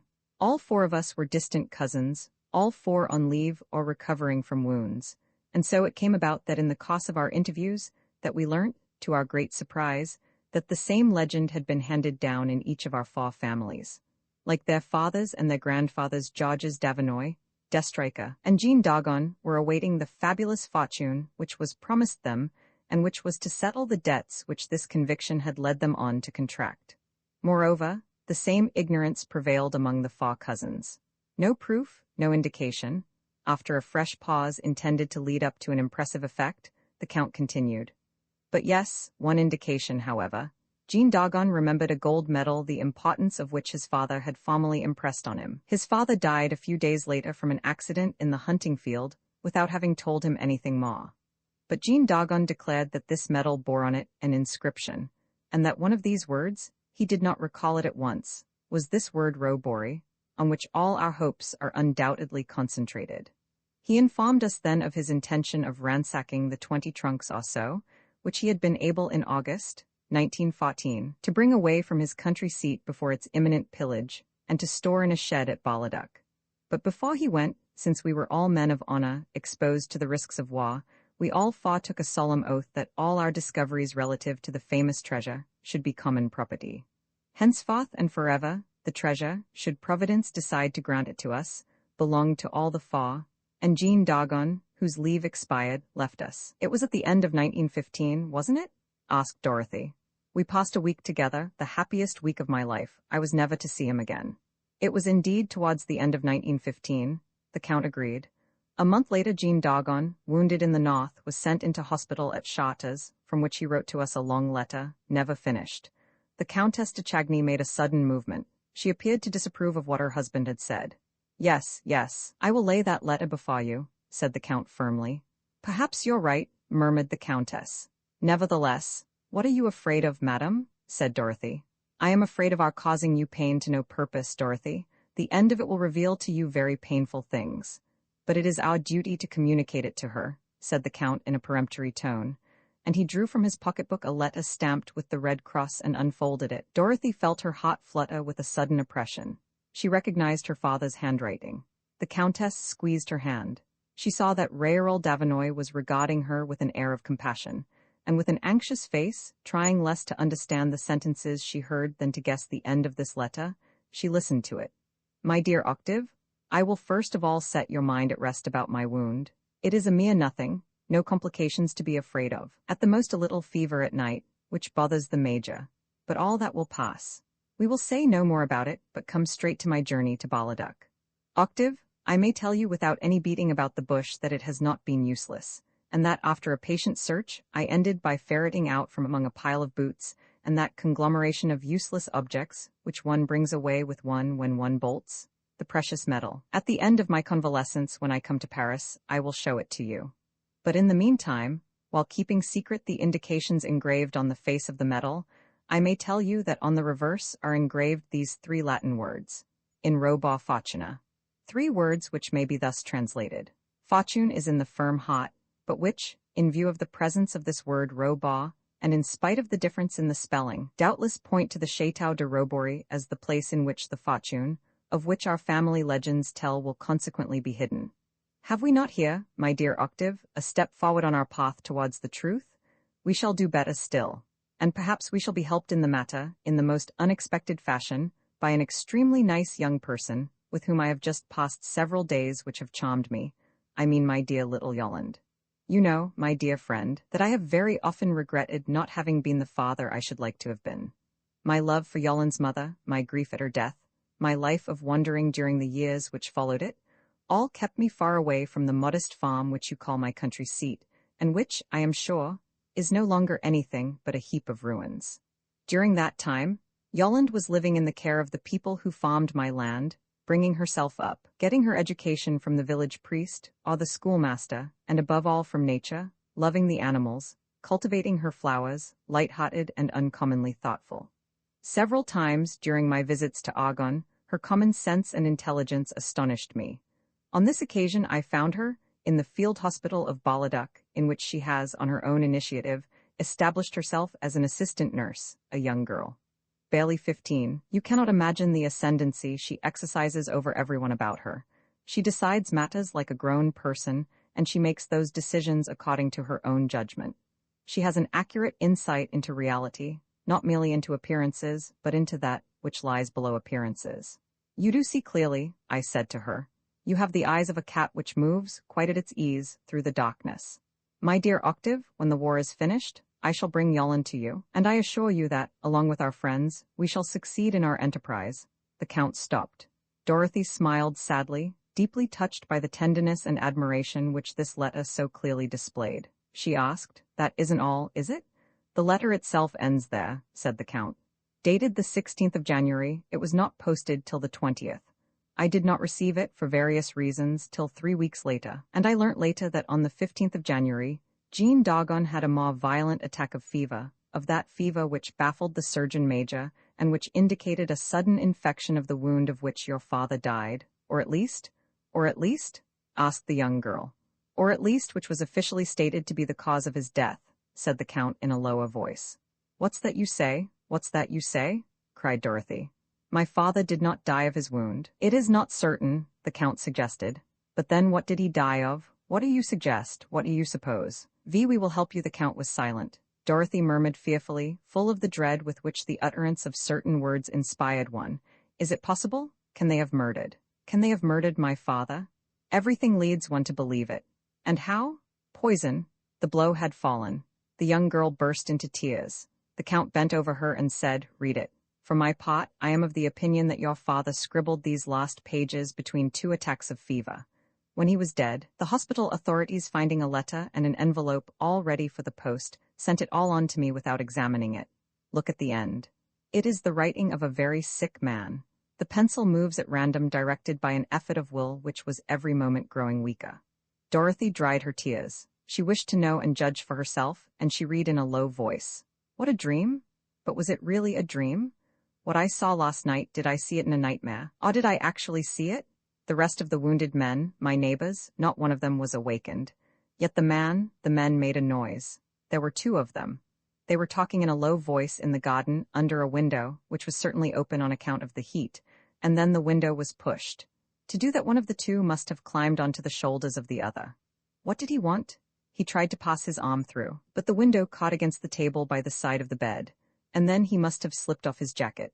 In spite of that, his sleeve must have caught in the window, and only his arm, his bare arm, came through, preceded by a hand which groped in my direction, in the direction of the drawer. Then I understood. The metal was in the drawer. Ah, how I wanted to cry out, but my throat was cramped. Then another thing terrified me. The hand held a small bottle. There was on the table a glass of water, for me to drink with a dose of my medicine. The hand poured several drops from the bottle into the glass. Horror! Poison beyond a doubt, but I will not drink my medicine. No, and I write this morning, to make sure of being able to recall it. I write that the hand afterwards opened the drawer, and while it was seizing the metal, I saw on the naked arm, above the elbow, words written. Dorothy had to bend lower, so shaky and illegible did the writing become, and it was with great difficulty that she was able, syllable by syllable, to decipher it. 3 words written, tattooed, as sailors do, 3 words, good God. These 3 words, the words on the metal, in roba facina. That was all. The unfinished sheet showed nothing more but undecipherable characters, which Dorothy did not even try to make out. For a long while she sat with bowed head, the tears falling from her half-closed eyes. They perceived that the circumstances in which, in all likelihood, her father had died, had brought back all her grief. The Count, however, continued. The fever must have returned, the delirium, and not knowing what he was doing, he must have drunk the poison.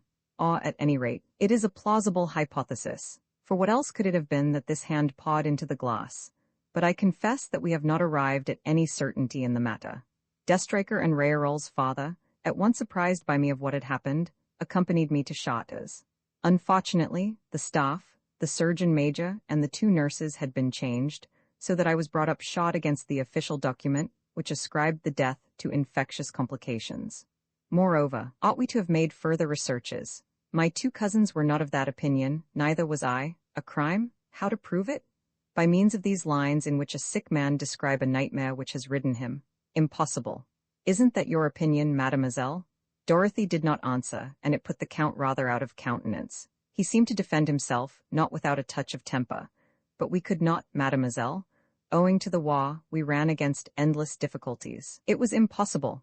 We had to cling to the one fact which we had actually learned and not venture beyond this actual fact, which I will state in these terms. In addition to us 3 rather, since Jean Dogon, alas, was no more, there was a 4th person attacking the problem which we had set ourselves to solve, and that person, moreover, had a considerable advantage over us. A rival, an enemy had arisen, capable of the most infamous actions to attain his end. What enemy? Events did not allow us to busy ourselves with this affair, and what is more, prevented us from finding you as we should have wished. 2 letters that I wrote to you at Bolliduc remained unanswered. Months passed. Georges Davinoy was killed at Verdun, Destriker wounded in Artois, and I myself dispatched on a mission to Salonika, from which I did not return till after the armistice. In the following year, the work here was begun. The housewarming took place yesterday, and only today does chance bring you here. You can understand, mademoiselle, how amazed we were when we learned, step by step, first that excavations were being made without our knowing anything about it, that the places in which they had been made were explained by the word facina, which bore out exactly the inscription which your father had read twice, on the gold medal, and on the arm which stole the gold medal from him. Our confidence in your extraordinary clear-sightedness became such that Madame de Chagny and Railroll Davinoy wished you to be informed of the complete history of the affair, and I must admit that the Countess de Chagny displayed remarkable intuition and judgment, since the confidence we felt in you was really placed in that Yolande Dogon, whom her father recommended to us. It is then but natural, mademoiselle, that we should invite you to collaborate with us in our attempt. You take the place of Jean Dogon, as Raoul Davinoy has taken the place of Georges Davinoy. Our partnership is unbroken. A shadow rested on the satisfaction that the Count de Chagny was feeling in his eloquence and magnanimous proposal. Dorothy maintained an obstinate silence. Her eyes gazed vacantly before her. She did not stir. Was she thinking that the Count had not taken much trouble to discover the daughter of his kinsman Jean Dogon, and to rescue her from the life she was leading? Was she still feeling some resentment on account of the humiliation she had suffered in being accused of stealing the earrings? The Countess de Chagny questioned her gently. "What's the matter, Dorothy? This letter has filled you with gloom. It's the death of your father, isn't it?" "Yes," said Dorothy after a pause in a dull voice. "It's a terrible business. You also believe that they murdered him?" "Certainly. If not, the medal would have been found. Besides, the last sheets of the letter are explicit. And it's your feeling that we ought to have striven to bring the murderer to book." I don't know," said the young girl slowly. "But if you think so, we can take the matter up again. You may be sure that we will lend you our assistance." "No," she said. "I will act alone. It will be best. I will discover the guilty man, and he shall be punished. I promise my father he shall. I swear it." She uttered these words with measured gravity, raising her hand a little. "We will help you, Dorothy," declared the Countess. "For I hope that you won't leave us. Here you are at home." Dorothy shook her head. "You are too kind, madam." "It isn't kindness, it's affection. You won my heart at first sight, and I beg you to be my friend." "I am, madam, wholly your friend, but—" "What, you refuse?" exclaimed the Count de Chagny in a tone of vexation. "We offer the daughter of Jean Dogon, our cousin, a life befitting her name and birth, and you prefer to go back to that wretched existence." "It is not wretched, I assure you, monsieur. My 4 children and I are used to it. Their health demands it." The Countess insisted. "But we can't allow it, really? You're going to stay with us at least some days, and from this evening you will dine and sleep at the chateau." "I beg you to excuse me, madam. I'm rather tired. I want to be alone." In truth, she appeared of a sudden to be worn out with fatigue. One would never have supposed that a smile could animate that drawn, dejected face. The Countess de Chagny insisted no longer. "Ah well, postpone your decision till tomorrow. Send your 4 children to dinner this evening. It will give us great pleasure to question them. Between now and tomorrow, you can think it over, and if you persist, I'll let you go your way. You'll agree to that, won't you?" Dorothy rose and went towards the door. The Count and Countess went with her. But on the threshold she paused for a moment. In spite of her grief, the mysterious adventure which had during the last hour or two been revealed to her continued to exercise her mind without, so to speak, her being aware of it. And throwing the first ray of light into the darkness, she asserted, "I really believe that all the legends that have been handed down in our families are based on a reality. There must be somewhere about here buried, a hidden treasure. And that treasure one of these days will become the property of him, or of those who shall be the possessors of the talisman, that is to say, of the gold medal which was stolen from my father. That's why I should like to know whether any of you, besides my father, has ever heard of a gold medal being mentioned in these legends." It was Raoul Davinoy who answered. "That's a point on which I can give you some information, mademoiselle. A fortnight ago I saw in the hands of my grandfather, with whom I live at Hillock's Manor in Vendée, a large gold coin. He was studying it, and he put it back in its case at once with the evident intention of hiding it from me." "And he didn't tell you anything about it?" "Not a word. However, on the eve of my departure he said to me, 'When you come back I've an important revelation to make to you. I ought to have made it long ago.'" "You believe that he was referring to the matter in hand?" "I do. And for that reason on my arrival at Robory, I informed my cousins, de Chagny and d'Estreicher, who promised to pay me a visit at the end of July when I will inform them of what I have learned." "That's all?" "All, mademoiselle, and it appears to me to confirm your hypothesis. We have here a talisman of which there are doubtless several copies." Yes, there's no doubt about it," murmured the young girl. "And the death of my father is explained by the fact that he was the possessor of this talisman." "But," objected Raoul Davinoy, "was it not enough to steal it from him? Why this useless crime?" "Because, remember, the gold medal gives certain indications. In getting rid of my father, they reduced the number of those who, in perhaps the near future, will be called upon to share these riches. Who knows whether other crimes have not been committed?" "Other crimes? In that case my grandfather is in danger." "He is," she said simply. The Count became uneasy and, pretending to laugh, he said, "Then we also are in danger, mademoiselle, since there are signs of recent excavation about Robory. You also, Count, we ought then to be on our guard. I advise you to. The Count de Chagny turned pale and said in a shaky voice, How? What measures should we take? I will tell you tomorrow, said Dorothy. You shall know tomorrow what you have to fear and what measures you ought to take to defend yourselves. You promise that? I promise it. Destriker, who had followed with close attention every phase of the conversation, without taking part in it, stepped forward. We make all the more point of this meeting tomorrow, mademoiselle, because we still have to solve together a little additional problem, the problem of the cardboard box. You haven't forgotten it? I forget nothing, monsieur, she said. Tomorrow, at the hour fixed, that little matter and other matters, the theft of the sapphire earrings among other things, shall be made clear. She went out of the orangery. The night was falling. The gates had been reopened, and the showmen, having dismantled their shows, were departing. Dorothy found St. Quentin waiting for her in great anxiety, and the 3 children lighting a fire.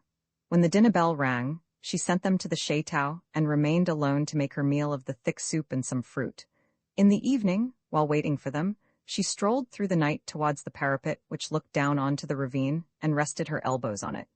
The moon was not visible, but the veil of light clouds, which floated across the heavens, were imbued with its light. For a long while she was conscious of the deep silence, and, bareheaded, she presented her burning brow to the fresh evening airs which ruffled her hair. Dorothy? Her name had been spoken in a low voice by someone who had drawn near her without her hearing him, but the sound of his voice, low as it was, made her tremble. Even before recognizing the outline of Destriker, she divined his presence. Had the parapet been lower and the ravine less profound, she might have essayed flight. Such dread did this man inspire in her. However, she braced herself to keep calm and master him. What do you want, monsieur? She said coldly. The Count and Countess had the delicacy to respect my desire to keep quiet. I'm surprised to see you here. He did not answer, but she discerned his dark shape nearer and repeated, What do you want? I only want to say a few words to you, he murmured. Tomorrow, at the chateau will be soon enough. No, what I have to say can only be heard by you and me, and I can assure you, mademoiselle, that you can listen to it without being offended.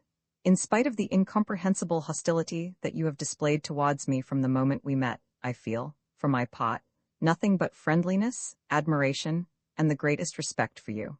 You need fear neither my words nor my actions.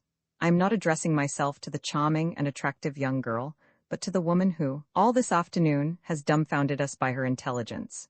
Now, listen to me? No, she broke in. I will not. Your proposals can only be insulting. He went on in a louder voice, and she could feel that gentleness and respectfulness did not come easy to him. He went on, Listen to me. I order you to listen to me, and to answer at once. I'm no maker of phrases, and I'll come straight to the point, rather crudely if I must, at the risk of shocking you. Here it is. Chance has in a trice thrown you into an affair which I have every right to consider my business and no one else's. We are stuck with supernumeraries, of whom, when the time comes, I do not mean to take the slightest account. All these people are imbeciles who will never get anywhere. Chagny is a conceited ass. Davinoy a country bumpkin, so much dead weight that we've got to lug about with us, you and I. Then why work for them? Let's work for ourselves, for the 2 of us, will you? You and I partners, friends, what a job we should make of it. My energy and strength at the service of your intelligence and clear-sightedness. Besides, consider all I know, for I know the problem. What will take you weeks to discover, what I'm certain you'll never discover, I have at my fingers' ends. I know all the factors in the problem except 1 or 2 which I shall end by adding to them. Help me. Let us search together. It means a fortune, the discovery of fabulous wealth, boundless power. Will you? He bent a little too far over the young girl, and his fingers brushed the cloak she was wearing. Dorothy, who had listened in silence in order to learn the inmost thoughts of her adversary, started back indignantly at his touch. Be off. Leave me alone. I forbid you to touch me. You a friend? You. The repulsion with which he inspired Dorothy set him beside himself, and foaming with rage, he cried furiously, So you refuse? You refuse in spite of the secret I have surprised, in spite of what I can do, and what I'm going to do. For the stolen earrings, it is not merely a matter of St. Quentin. You were there in the ravine to watch over his expedition, and what is more, as his accomplice you protected him, and the proof exists, terrible, irrefutable. The box is in the hands of the Countess, and you dare? You, a thief? He made a grab at her. Dorothy ducked and slipped along the parapet. but he was able to grip her wrists and he was dragging her towards him when of a sudden he let go of her, struck by a ray of light which blinded him. Perched on the parapet, Montfaucon had switched full on his face the clear light of an electric torch. Destrica took himself off. The ray followed him, cleverly guided. "Dirty little brat," he growled. "I'll get you, and you too, young woman. If tomorrow, at 2 o'clock at the Chateau, you do not come to heel, the box will be opened in the presence of the police. It's for you to choose." He disappeared in the shrubbery. Toward 3 o'clock in the morning, the trap, which looked down on the box from the interior of the caravan, was opened as it had been opened the morning before. A hand reached out and shook St. Quentin, who was sleeping under his rugs. "Get up, dress yourself, no noise," he protested. "Dorothy, what you wish to do is absurd. Do as you're told." St. Quentin obeyed. Outside the caravan he found Dorothy, quite ready. By the light of the moon he saw that she was carrying a canvas bag, slung on a band running over her shoulder, and a coil of rope. She led him to the spot at which the parapet touched the entrance gates. They fastened the rope to one of the bars and slid down it. Then St. Quentin climbed up to the parapet and unfastened the rope. They went down the slope into the ravine and along the foot of the cliff to the fissure up which St. Quentin had climbed the night before. "Let us climb up," said Dorothy. "You will let down the rope and help me to ascend." The ascent was not very difficult. The window of the pantry was open. They climbed in through it, and Dorothy lit her bull's-eye lantern. "Take that little ladder in the corner," she said. But St. Quentin started to reason with her afresh. "It's absurd. It's madness. We are running into the lion's maw. Get on." "But indeed, Dorothy." He got a thump in the ribs. "Stop it and answer me," she snapped. "You're sure that Destrica's is the last bedroom in the left-hand passage?" "Certain. As you told me to, I questioned the servants without seeming to do so, after dinner last night." "And you dropped the powder I gave you into his cup of coffee?" "Yes." "Then he's sleeping like a log and we can go straight to him." Not another word. On their way they stopped at a door. It was the dressing room adjoining the boudoir of the Countess. St. Quentin set his ladder against it and climbed through the transom. 3 minutes later he came back. "Did you find the cardboard box?" Dorothy asked. "Yes, I found it on the table, took the earrings out of it, and put the box back in its place with the rubber ring round it." They went on down the passage. Each bedroom had a dressing room and a closet which served as wardrobe attached to it. They stopped before the last transom. St. Quentin climbed through it and opened the door of the dressing room for Dorothy. There was a door between the dressing room and the bedroom. Dorothy opened it an inch and let a ray from her lantern fall on the bed. "He's asleep," she whispered. She drew a large handkerchief from her bag, uncorked a small bottle of chloroform, and poured some drops on the handkerchief. Across the bed, in his clothes, like a man suddenly overcome by sleep, Destrica was sleeping so deeply that the young girl switched on the electric light. Then very gently she placed the chloroformed handkerchief over his face. The man sighed, writhed, and was still. Very cautiously Dorothy and St. Quentin passed 2 slipknots in a rope over both of his arms and tied the 2 ends of it round the iron uprights of the bed. Then quickly, without bothering about him, they wrapped the bedclothes round his body and legs, and tied them round him with the tablecloth and curtain cords. Then Destrica did awake. He tried to defend himself, too late. He called out. Dorothy gagged him with a napkin. Next morning, the Count and Countess de Chagny were taking their coffee with Raoul Davinoy in the big dining room of the Chateau when the Potter came to inform them that at daybreak, the directress of Dorothy's circus had asked him to open the gates, and that the caravan had departed. The directress had left a letter addressed to the Count de Chagny. All 3 of them went upstairs to the Countess's boudoir. The letter ran as follows. "My cousin," offended by her brusqueness, the Count started. Then he went on. "My cousin, I took an oath, and I keep it.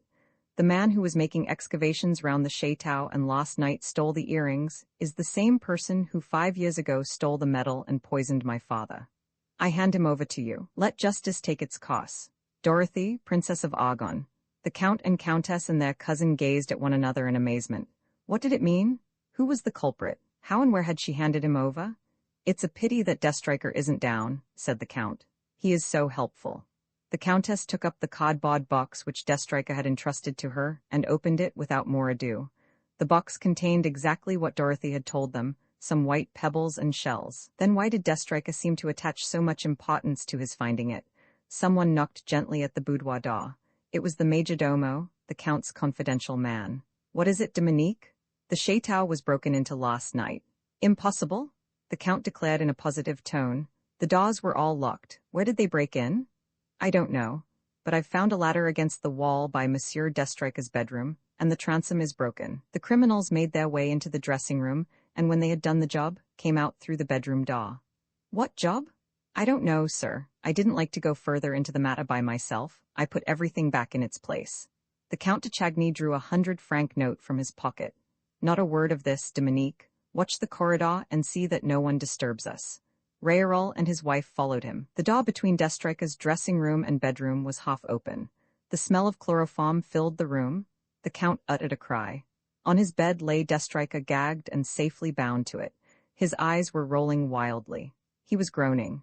Beside him lay the muffler which Dorothy had described as belonging to the man who was engaged in making excavations. On the table, well in sight, lay the sapphire earrings. But a terrifying, overwhelming sight met the eyes of all three of them simultaneously, the irrefutable proof of the murder of Jean Dogon and the theft of the medal. His right arm, bare, was stretched out across the bed, fastened by the wrist, and on that arm they read, tattooed, in robe or fortuna. Vi on the road every day, at the easy walk or slack trot of one-eyed magpie, Dorothy's circus moved on. In the afternoon they gave their performance. After it they strolled about those old towns of France, the picturesque charm of which appealed so strongly to the young girl. Domfront, Mortagne, Avranches, Fouges, Vitré, feudal cities, girdled in places by their fortifications, or bristling with their ancient keeps. Dorothy visited them with all the emotion of a creature who understands the past and evokes it with a passionate enthusiasm. She visited them alone, even as she walked alone along the high roads, with so manifest a desire to keep to herself that the others, while watching her with anxious eyes and silently begging for a glance from their little mother, did not speak a word to her. That lasted a week, a very dull week for the children. The pale St. Quentin walked at the head of one-eyed magpie, as he would have walked at the head of a horse drawing a hearse. Castor and Pollux fought no longer. As for the captain, he buried himself in the perusal of his lesson books and wore himself out over addition and subtraction, knowing that Dorothy, the schoolmistress of the troop, as a rule deeply appreciated these fits of industry. His efforts were vain. Dorothy was thinking of something else. Every morning, at the first village they went through, she bought a newspaper, looked through it, and crumpled it up with a movement of irritation, as if she had failed to find what she was looking for. St. Quentin at once picked it up, and in his turn ran his eye through it. Nothing.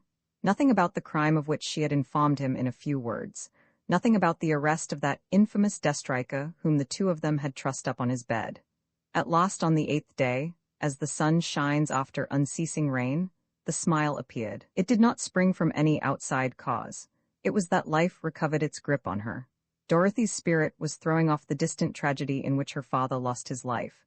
She became the light-hearted, cheerful, and affectionate Dorothy of old. Castor, Pollux, and the captain were smothered with kisses.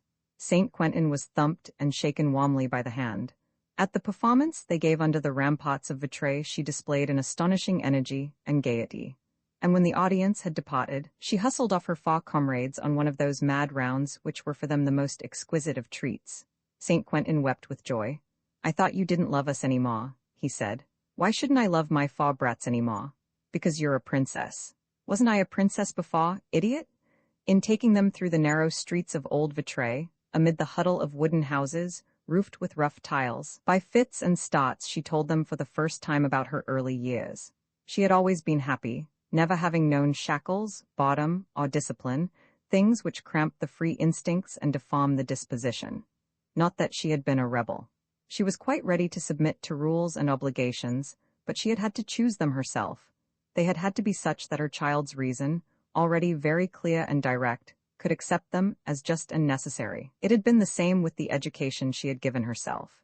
She had only learnt from others that which it had pleased her to know, extracting from the village priest at Argonne all the Latin he knew, and letting him keep his catechism to himself, learning many things with the schoolmaster, many others from the books she borrowed, and very many more from the old couple who farmed her father's land, in whose charge her parents had left her. "I owe most to those two," she said. "But for them, I should not know what a bird is, or a plant, or a tree, the meaning of real things." "It wasn't them, however, who taught you to dance on a tight rope and manage a circus," said St. Quentin, chaffing her. "I've always danced on the tight rope. Some people are born poets. I was born a rope dancer. Dancing is part of me. I get that from my mother, who was by no means a theatrical star, but simply a fine little dancer, a dancing girl of the music halls and the English circus. I see her still. She was adorable, she could never keep still, and she loved stuffs of gorgeous colors and beautiful jewels even more. Like you? Said St. Quentin in a low voice. Like me, she said. Yes, I take an extravagant pleasure in handling them and looking at them. I love things that shine. All these stones throw out flames which dazzle me. I should like to be very rich in order to have very fine ones that I should wear always, on my fingers and round my neck. And since you will never be rich, then I shall do without them.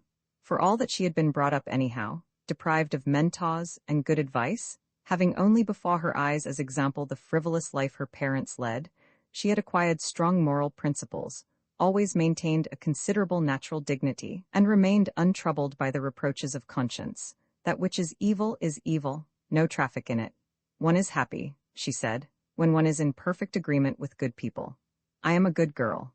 If one lets one's self be guilty of a doubtful action, one repeats it without knowing it, and one ends by yielding to temptation, as one picks flowers and fruit over the hedge by the roadside. Dorothy did not pick flowers and fruit over the hedge. For a long while she went on telling them all about herself. St. Quentin listened open-mouthed. Goodness, wherever did you learn all that?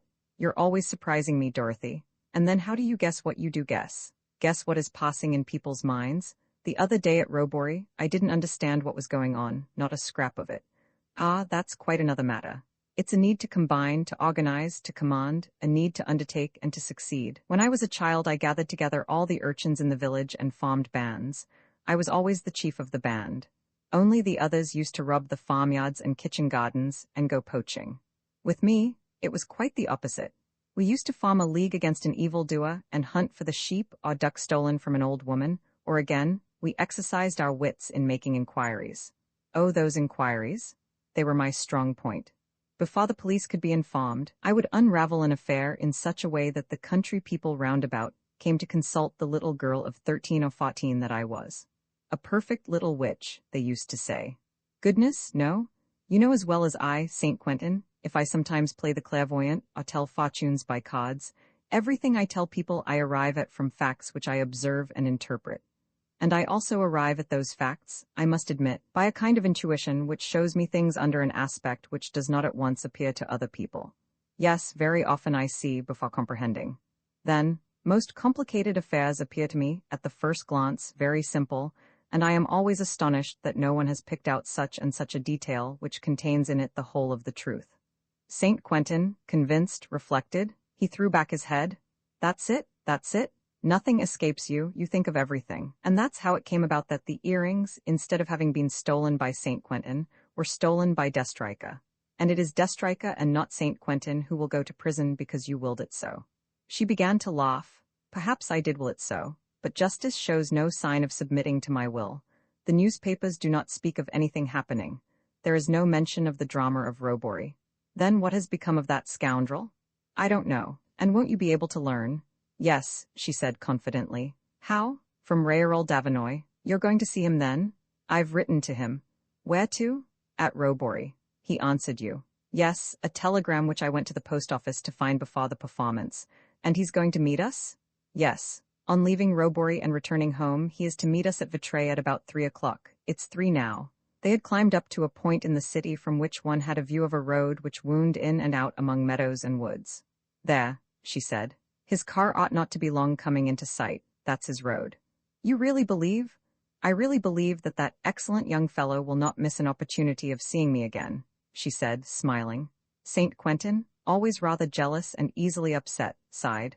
All the people you talk to are like that, obliging and full of attention. They waited several minutes. A car came into sight between 2 hedges. They went forward and so came close to the caravan round which the 3 urchins were playing. Presently the car came up the ascent and emerged from a turning, driven by Raoul Davinoy. Running to meet him and preventing him by a gesture from getting out of the car, Dorothy called out to him. Well, what has happened? Arrested? Who? Destrica? Said Raoul, a little taken aback by this greeting. Destrica, of course. He has been handed over to the police, hasn't he? He's under lock and key. No, why not? He escaped. The answer gave her a shock. Destrica free? Free to act? It's frightful. And under her breath she muttered, Good heavens, why didn't I stay? I should have prevented this escape. But repining was of no avail, and Dorothy was not the girl to waste much time on it. Without further delay, she began to question the young man. Why did you stay on at the Chateau? To be exact, because of Destrika. Granted. But an hour after his escape you ought to have started for home. For what reason? Your grandfather, I warned you at Robory. Raoul Davinoy protested. First of all, I have written to him to be on his guard for reasons which I would explain to him. And then, as a matter of fact, the risk that he runs is a trifle problematical. In what way? He is the possessor of that indispensable key to the treasure, the gold medal. Destrika knows it, and you do not believe in his danger. But this key to the treasure, Destrika also possesses it, since on the day he murdered your father, he stole the gold medal from him. Dorothy stood beside the door of the car, her hand on the handle to prevent Raoul from opening it. Start at once, I beg you. I certainly don't understand the whole of the affair. Is Destrika, who already is the possessor of the medal, going to try to steal a second? Has the one he stole from my father been stolen from him by an accomplice? As yet I don't know anything about it. But I am certain that from now on the real ground of the struggle is yonder at your home. I'm so sure of it that I'm going there myself as well. Look, here is my road map. Hillock's Manor near Clisson, still nearly 100 miles to go, 8 stages for the caravan. Be off. You will get there tonight. I shall be there in 8 days. Dominated by her, he gave way. Perhaps you're right. I ought to have thought of all this myself, especially since my father will be alone tonight. Alone? Yes, all the servants are keeping holiday. One of them is getting married at a neighboring village. She started. Does Destrika know? I think so. I fancy I spoke of this fete before him during my stay at Robory. And when did he escape? The day before yesterday. So since the day before yesterday, she did not finish the sentence. She ran to the caravan, up the steps, into it. Almost on the instant she came out of it with a small suitcase and a cloak. I'm off, she said. I'm coming with you. There isn't a moment to be lost. She cranked up the engine herself, giving her orders the while. I give the car and the 3 children into your charge, St. Quentin. Follow the red line I have drawn on the map. Double stages, no performances. You can be there in 5 days. She took the seat beside Davinoy. The car was already starting when she caught up the captain, who was stretching out his hands to her. She dropped him among the portmanteau and bags in the tonneau. There, keep quiet. Au revoir, St. Quentin, Castor and Pollux. No fighting? She waved goodbye to them. The whole scene had not lasted 3 minutes. Raoul Davinoy's car was by way of being an old model. Therefore its pace was but moderate, and Raoul, delighted to be taking with him this charming creature, who was also his cousin, and his relations with whom, thanks to what had happened, were uncommonly intimate, was able to relate in detail what had taken place, the manner of their finding Destrika, and the incidents of his captivity. What saved him, said he, was a rather deep wound he had made in his head by striking it against the iron bedhead in his efforts to rid himself of his bonds. He lost a lot of blood. Fever declared itself, and my cousin de Chagny, you must have noticed that he is of a timid disposition, at once said to us, that gives us time. Time for what? I asked him. Time to think things over. You understand clearly enough that all this is going to give rise to an unheard-of scandal, and one which, for the honor of our families, we might perhaps be able to avoid. I opposed any delay. I wanted them to telephone at once to the police, but de Chagny was in his own house, you know. And the days passed waiting for him to come to a decision which he could not bring himself to make. They had told the servants that Destrika was ill. Only the majordomo was in our confidence, brought him his food, and kept guard over him. Besides, the prisoner seemed so feeble. You would have declared that he had no strength left. How was one to distrust so sick a man? Dorothy asked, but what explanation of his conduct did he give? None, because we didn't question him. Didn't he speak of me? Didn't he make any accusations against me? No, he went on playing the part of a sick man, prostrated by pain and fever. During this time, de Chagny wrote to Paris for information about him, for after all, his relations with his cousin only went back as far as 1915. 3 days ago we received a telegram which said, "A very dangerous man, wanted by the police, let as follows." At once de Chagny came to a decision, and the day before yesterday in the morning, he telephoned to the police. When the inspector arrived, he was too late. Destrika had fled. Doubtless through the window of a pantry which looks down on the ravine, said Dorothy. Yes, and down a fissure in the face of the cliff. How did you know? It was the way St. Quentin and I took to get at Destrika. And forthwith, cutting short any questions, she added, "Well, what was the information you got about him?" "Extremely serious. Antoine Destrika, formerly a naval officer, was dismissed the service for theft. Later, prosecuted for being an accomplice in a case of murder, he was released for lack of evidence. At the beginning of the war, he deserted. Evidence of it has come to hand, and a fortnight ago, an inquiry into the matter was begun. During the war, he borrowed the personality of one of his relations, who had been dead some years, and it is actually under his new name of Maxime Destriker that the police are hunting for him.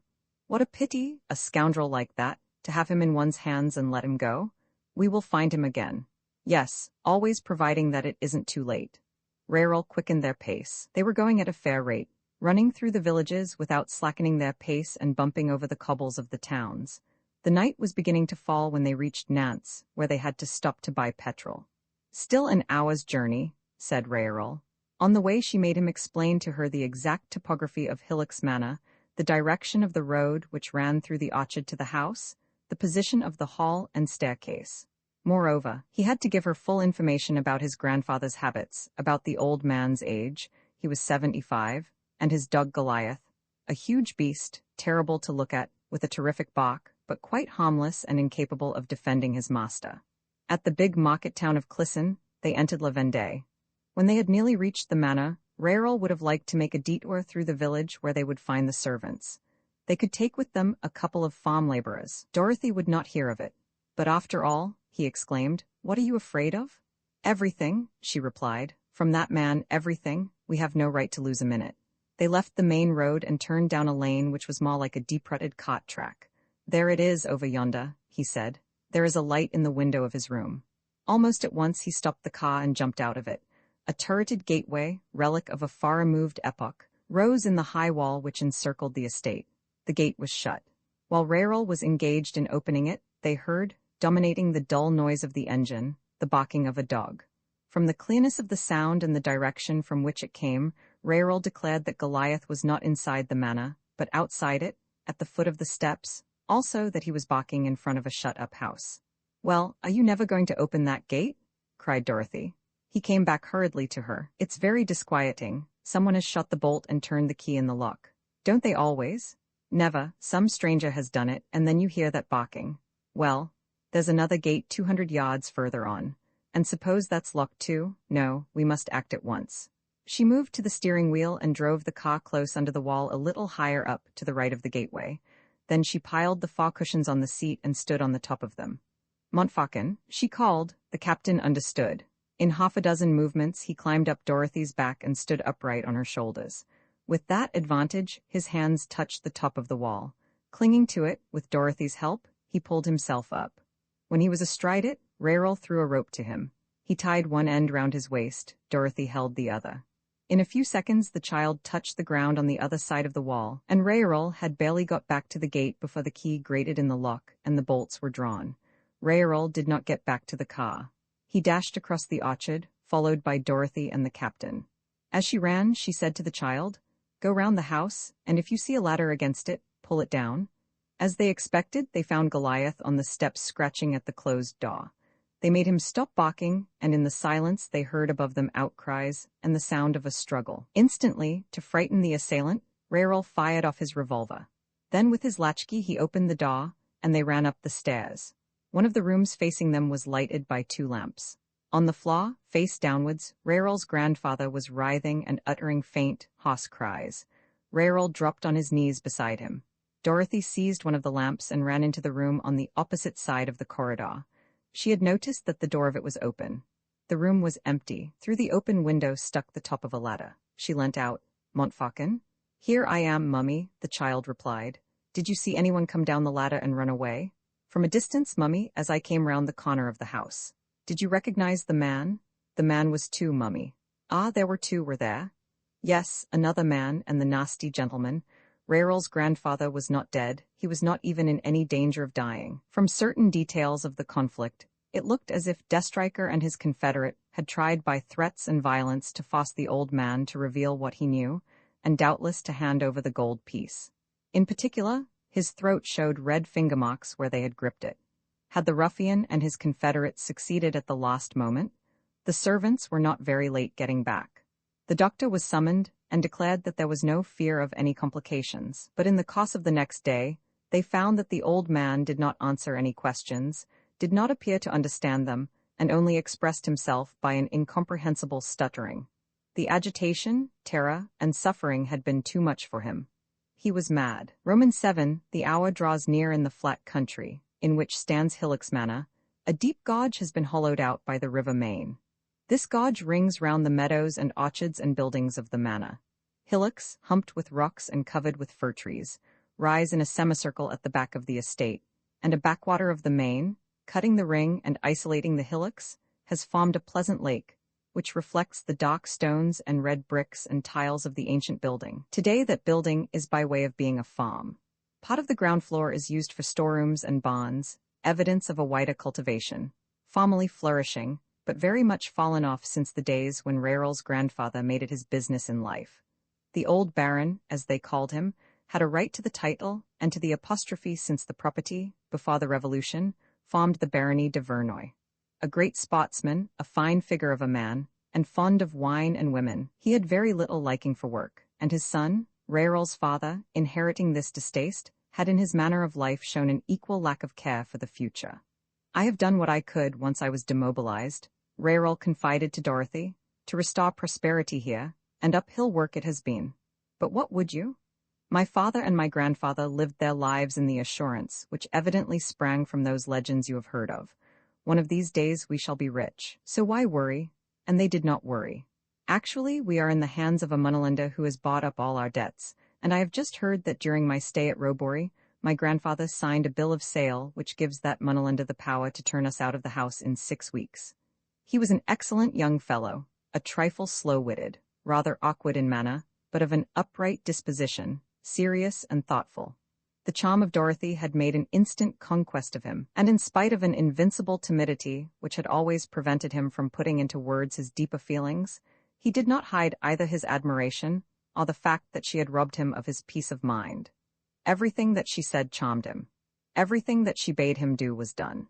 Following her advice, he made no secret of the assault of which his grandfather had been the victim, and lodged a complaint against this unknown criminal. To the people about him, he talked openly about the fortune which he expected to come to him shortly, and of the investigations on foot to discover a gold medal, the possession of which was the first condition of obtaining it. Without revealing Dorothy's name, he did not conceal the fact that she was a distant cousin, or the reasons which brought her to the manor.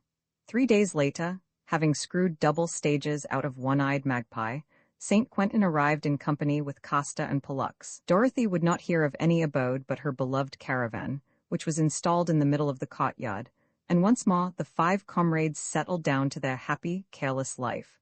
Costa and Pollux fought with less vigor. St. Quentin fished in the lake. The captain, always immensely consequential, took the old baron under his care and related to him and to Goliath interminable yarns. As for Dorothy, she was observing. They found that she wore an air of mystery, keeping her thoughts and proceedings to herself. She spent hours playing with her comrades, superintending their exercises. Then, her eyes fixed on the old baron, who, accompanied by his faithful dog, with tottering gait and dulled eyes, would go and lean against a tree in the orchard. She watched everything which might be a manifestation of instinct in him or of a survival of the past. At other times, Rarel surprised her in some corner, motionless and silent. It seemed to him then as if the whole affair was confined to her brain, and that it was there, much more than on the estate of Hillock's Manor, that she was looking for the guiding clue. Several days in succession, she spent the hours in the loft of a granary where there were some bookshelves, and on them, old newspapers, bundles of papers, pamphlets, printed during the last century, histories of the district, communal reports, and parish records. "Well," asked Rarel, laughing, "are we getting on? I have an impression that your eyes are beginning to see more clearly." "Perhaps. I won't say that they aren't." The eyes of Dorothy? In that combination of charming things her face, it was they above everything which held one's attention. Large, almond-shaped and lengthened in the shadow of their black lashes, they surprised one by the inconceivable diversity of their coloring and expression. Of the blue which changed like the blue of the sea according to the hour and the light, of a blue which seemed to vary with the successive thoughts which changed her expression. And these eyes, so delightful that it seemed that they must always be smiling or laughing, were in moments of meditation the gravest eyes that ever were, when she half-closed and fixed them on some image in her mind. Rarel, now, only saw through them, and was only really interested in what they expressed. The fabulous story of the treasure and the medal was wholly summed up for him in the charming spectacle afforded by two beautiful eyes, observant or thoughtful, troubled or joyful. And perhaps Dorothy allowed herself to be observed with a certain satisfaction. The love of this big, shy young fellow touched her by its respectfulness, she who had only known hitherto the brutal homage of desire. One day she made him take a seat in the little boat which was moored to the shore of the lake, and letting it drift with the current she said to him, "We are drawing near." "Near what?" he asked, startled. "The hour which so many things have so long foretold." "You believe?"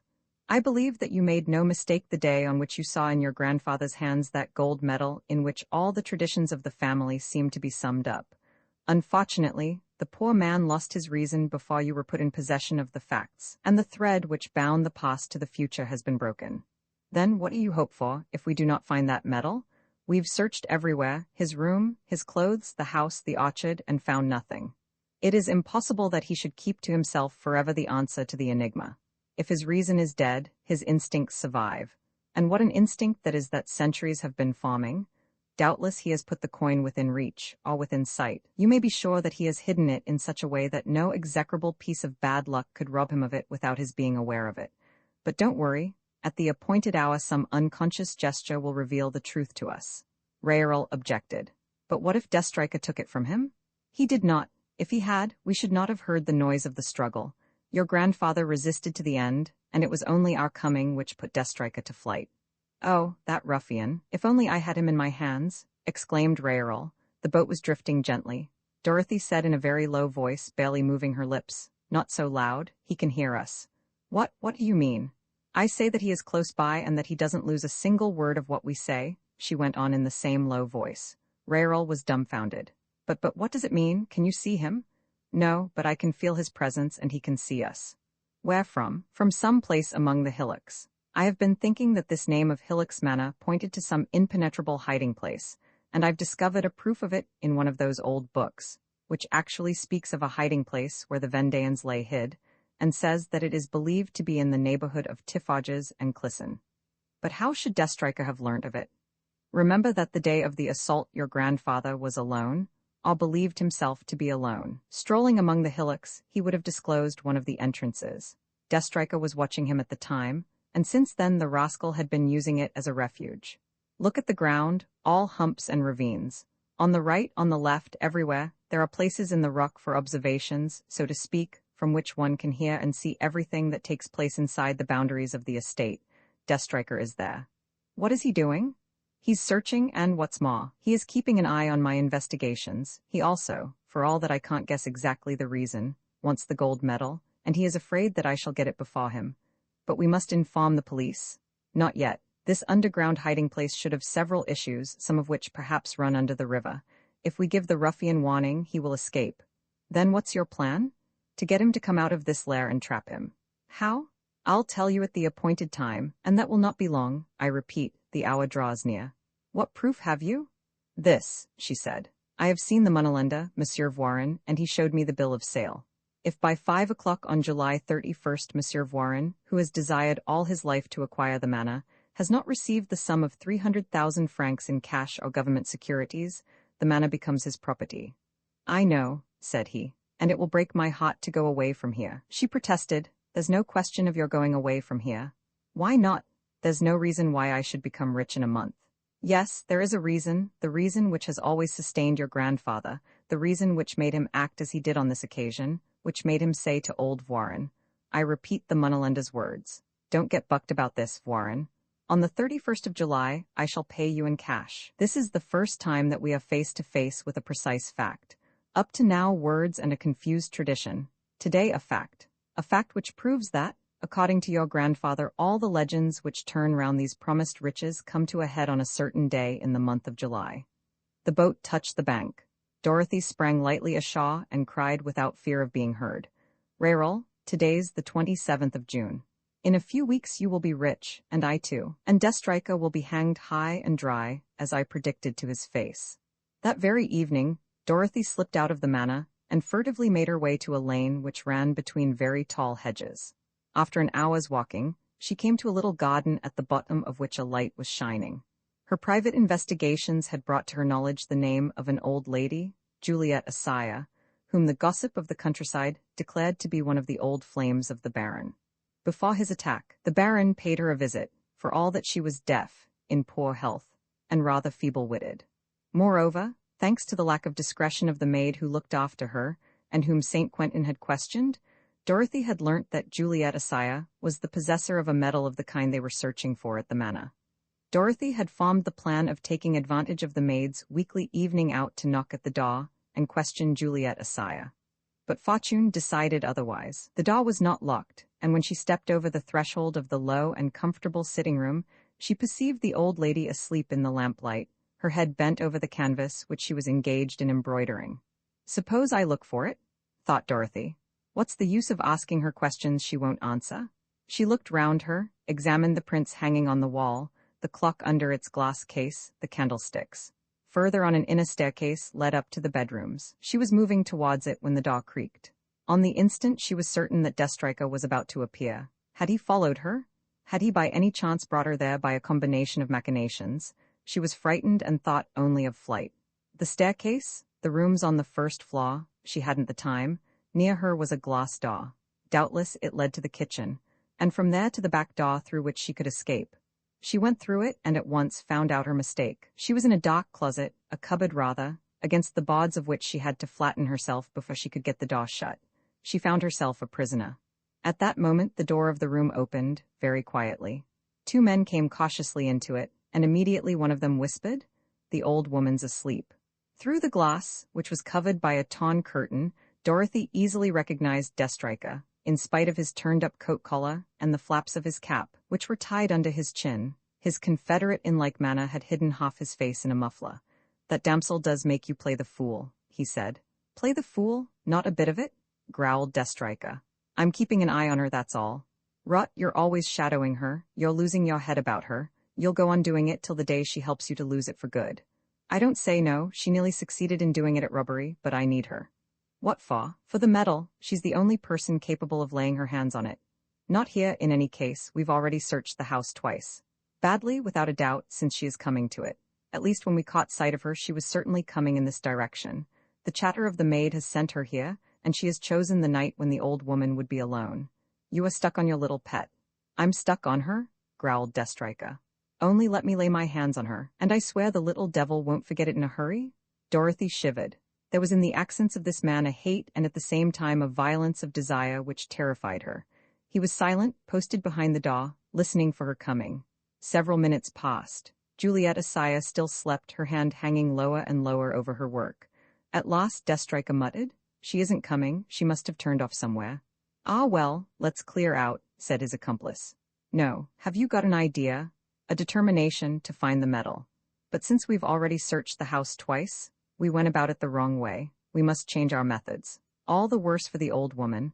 He banged the table at the risk of waking Juliet Asaya. "After all, it's too silly," the maid distinctly said. "There's a medal in the house, the kind of thing they are looking for at the manor. Then let's make use of the opportunity. What failed in the case of the Baron may succeed today." "What? You'd make her speak?" "Yes, as I tried to make the Baron speak. Only, she's a woman, she is." Destriker had taken off his cap. His evil face wore an expression of savage cruelty. He went to the door, locked it, and put the key in his pocket.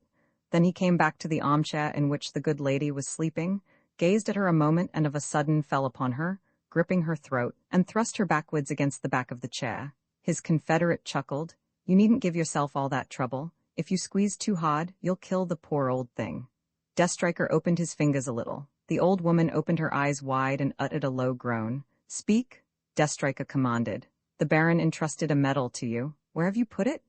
Juliet Asaya did not clearly understand what was happening to her. She struggled. Exasperated, he shook her. "Will you prattle? Hey, where's your old sweetheart's medal? He gave it to you all right. Don't say he didn't, you old hag. Your maid's telling everybody who cares to listen to her.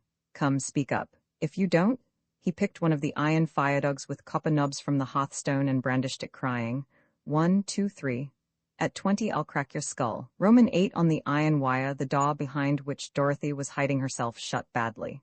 Having pushed it to gently, she not only saw but heard everything that took place, except that the face of Juliet Asaya remained hidden from her. The ruffian's threat did not trouble her much, for she knew that he would not put it into execution. In fact, Destrica counted up to 20 without the old woman having uttered a word. But her resistance infuriated him to such a degree that, dropping the massive iron, he seized the hand of Juliet Asaya and twisted it violently. Juliet Asaya yelled with pain. "Ah, you're beginning to understand, are you?" he said. "Perhaps you'll answer. Where is the medal?" She was silent. He gave her hand another twist. The old woman fell on her knees and begged for mercy incoherently. "Speak," he cried. "Speak, I'll go on twisting till you speak." She stammered several syllables. "What's that you say? Speak more distinctly. Will you? Do you want me to give it another twist?" "No, no," she implored. "It's there at the manor in the river." "In the river? What nonsense! You threw it into the river? You're laughing at me?" He held her down with one knee on her chest, their hands clenched round one another. From her post of observation, Dorothy watched them, horror-stricken, powerless against these two men, but nevertheless unable to resign herself to inaction. "Then I'll twist it, what?" growled the ruffian. "You prefer it to speaking?" He made a quick movement which drew a cry from Juliet Asaya. And all at once she raised herself, showed her face convulsed with terror, moved her lips and succeeded in stuttering, "The cupboard, the flagstones." The sentence was never finished, though the mouth continued to move, but a strange thing happened. Her frightful face little by little grew calm, assumed an ineffable serenity, became happy, smiling, and of a sudden Juliet Asaya burst out laughing. She no longer felt the torture of her twisted wrist, and she laughed gently, not jerkily, with an expression of beatitude. She was mad. "You've no luck," said his confederate in a mocking tone. "Directly you try to make people speak, they collapse." The Baron cracked, his sweetheart, mad as a hatter. "You're doing well." The exasperated Destrica thrust away the old woman, who stumbled and turning fell down behind an armchair quite close to Dorothy, and cried furiously. "You're right, my luck's out. But this time perhaps we've found a load." Before her brain gave, she spoke of a cupboard and flagstones. "Which? This one or that?" "They're both paved with flags." He pointed first to the kind of closet in which Dorothy was hiding, and then to a cupboard on the other side of the fireplace. "I'll begin with this cupboard. You start on that one," he said. "Or rather, no, come and help me. We'll go through this one thoroughly first." He knelt down near the fireplace, opened the cupboard door, and with the poker got to work on one of the cracks between the flags of its flaw which his accomplice tried to raise. Dorothy lost no time. She knew that they were coming to the closet, and that she was lost if she did not fly. The old woman, stretched out close to her, was laughing gently, and then grew silent as the men worked on. Hidden by the armchair, Dorothy slipped noiselessly out of the cupboard, took off the lace cap which covered the hair of Juliet Asaya, and put it on her own head. Then she took her spectacles, then her shawl, put it round her shoulders, and succeeded in hiding her figure with a big tablecloth of black serge. At that moment Juliet fell silent. On the instant Dorothy took up her even, joyous laughter. She rose, and stooping like an old woman, ambled across the room. Destrica growled. "What's the old lunatic up to? Mind she doesn't get away." "How can she get away?" asked his confederate. "You've got the key in your pocket. The window. Much too high. Besides, she doesn't want to leave the cottage." Dorothy slipped in front of the window, the sill of which, uncommonly high up, was on a level with her eyes. The shutters were not closed. With a slow movement she succeeded in turning the catch. Then she paused. She knew that directly it was opened the window would let in the fresh air and the noises outside, and give the ruffians warning. In a few seconds she calculated and analyzed the movements she would need to make. Sure of herself and relying on her extraordinary agility, she took a look at her enemies. Then swiftly, without a single mistake or a second's hesitation, she threw the window wide, jumped onto the sill, and from it into the garden. There came two shouts together, then a hubbub of cries. But it took the two men time to understand, to stumble upon the body of the real Juliet and discover it was she, to unlock the door. Dorothy made use of it. Too clever to escape down the garden and through the gate, she ran round the cottage, jumped down a slope, scratched herself among the thorns of a hedge, and came out into the fields. As she did so, pistol shots rang out. Destrica and his confederate were firing at the shadows. When Dorothy had rejoined Raoul and the children, who, alarmed by her absence, were waiting for her at the door of the caravan, and had told them briefly about her expedition, she ended, "And now we're going to make an end of it. The final hand will be played in exactly a week from today." These few days were very sweet to the two young people. While still remaining shy, Raoul grew bolder in his talks with her, and let her see more clearly the depths of his nature, at once serious and impassioned. Dorothy abandoned herself with a certain joy to this love, of the sincerity of which she was fully conscious. Deeply disturbed, St. Quentin and his comrades grew uncommonly gloomy. The captain tossed his head and said, "Dorothy, I think I like this one less than the nasty gentleman, and if you'd listen to me." "What should we do, my lamb?" "We'd harness One-Eye Magpie and go away." "And the treasure? You know we're hunting for treasure." "You're the treasure, Mummy, and I'm afraid that they'll take you away from us." "Don't you worry, my child. My 4 children will always come first." But the 4 children did worry. The sense of danger weighed on them. In this confined space between the walls of Hillock's Manor, they breathed a heavy atmosphere which troubled them. Raoul was the chief danger. But another danger was little by little taking form in their minds. Twice they saw the outline of a man moving stealthily among the thickets of the hillocks in the dusk. On the 30th of June, Dorothy begged Raoul to give all his staff a holiday next day. It was the day of the great religious fête at Clisson. 3 of the stoutest of the servants, armed with guns, were ordered to come back surreptitiously at 4 in the afternoon and wait near a little inn, Masson Inn, a quarter of a mile from the manor. Next day Dorothy seemed in higher spirits than ever. She danced jigs in the courtyard and sang English songs. She sang others in the boat, in which she had asked Raoul to row her, and then behaved so wildly that several times they just missed capsizing. In this way it came about that in juggling with 3 coral bracelets, she let one of them fall into the water. She wanted to recover it, dipped her bare arm in the water as high as the shoulder, and remained motionless, her head bent over the lake, as if she was considering carefully something she saw on its bottom. "What are you looking at like that?" said Raoul. "There has been no rain for a long while, the lake is low, and one can see more distinctly the stones and pebbles on the bottom. Now I've already noticed that some of the stones are arranged in a certain pattern. Look." "Undoubtedly," he said. "And they've hewn stones, shaped, one might fancy that they formed huge letters. Have you noticed it?" "Yes, and one can guess the words that those letters form, in Robur Fortuna. At the mayor's office I've studied an old map of the neighborhood. Here, where we are, was formerly the principal lawn of a sunken garden, and on this very lawn one of your ancestors had this device inscribed in blocks of stone. Since then, someone has let in the water of the main over the sunken garden. The pool has taken the place of the lawn. The device is hidden." And she added between her teeth, "And so are the few words and the figures below the device, which I have not yet been able to see, and it's that which interests me. Do you see them?" "Yes, but indistinctly." "That's just it. We're too near them. We need to look at them from a height. Let's climb up on the hillocks." "No use. The slope, the water would blur the image."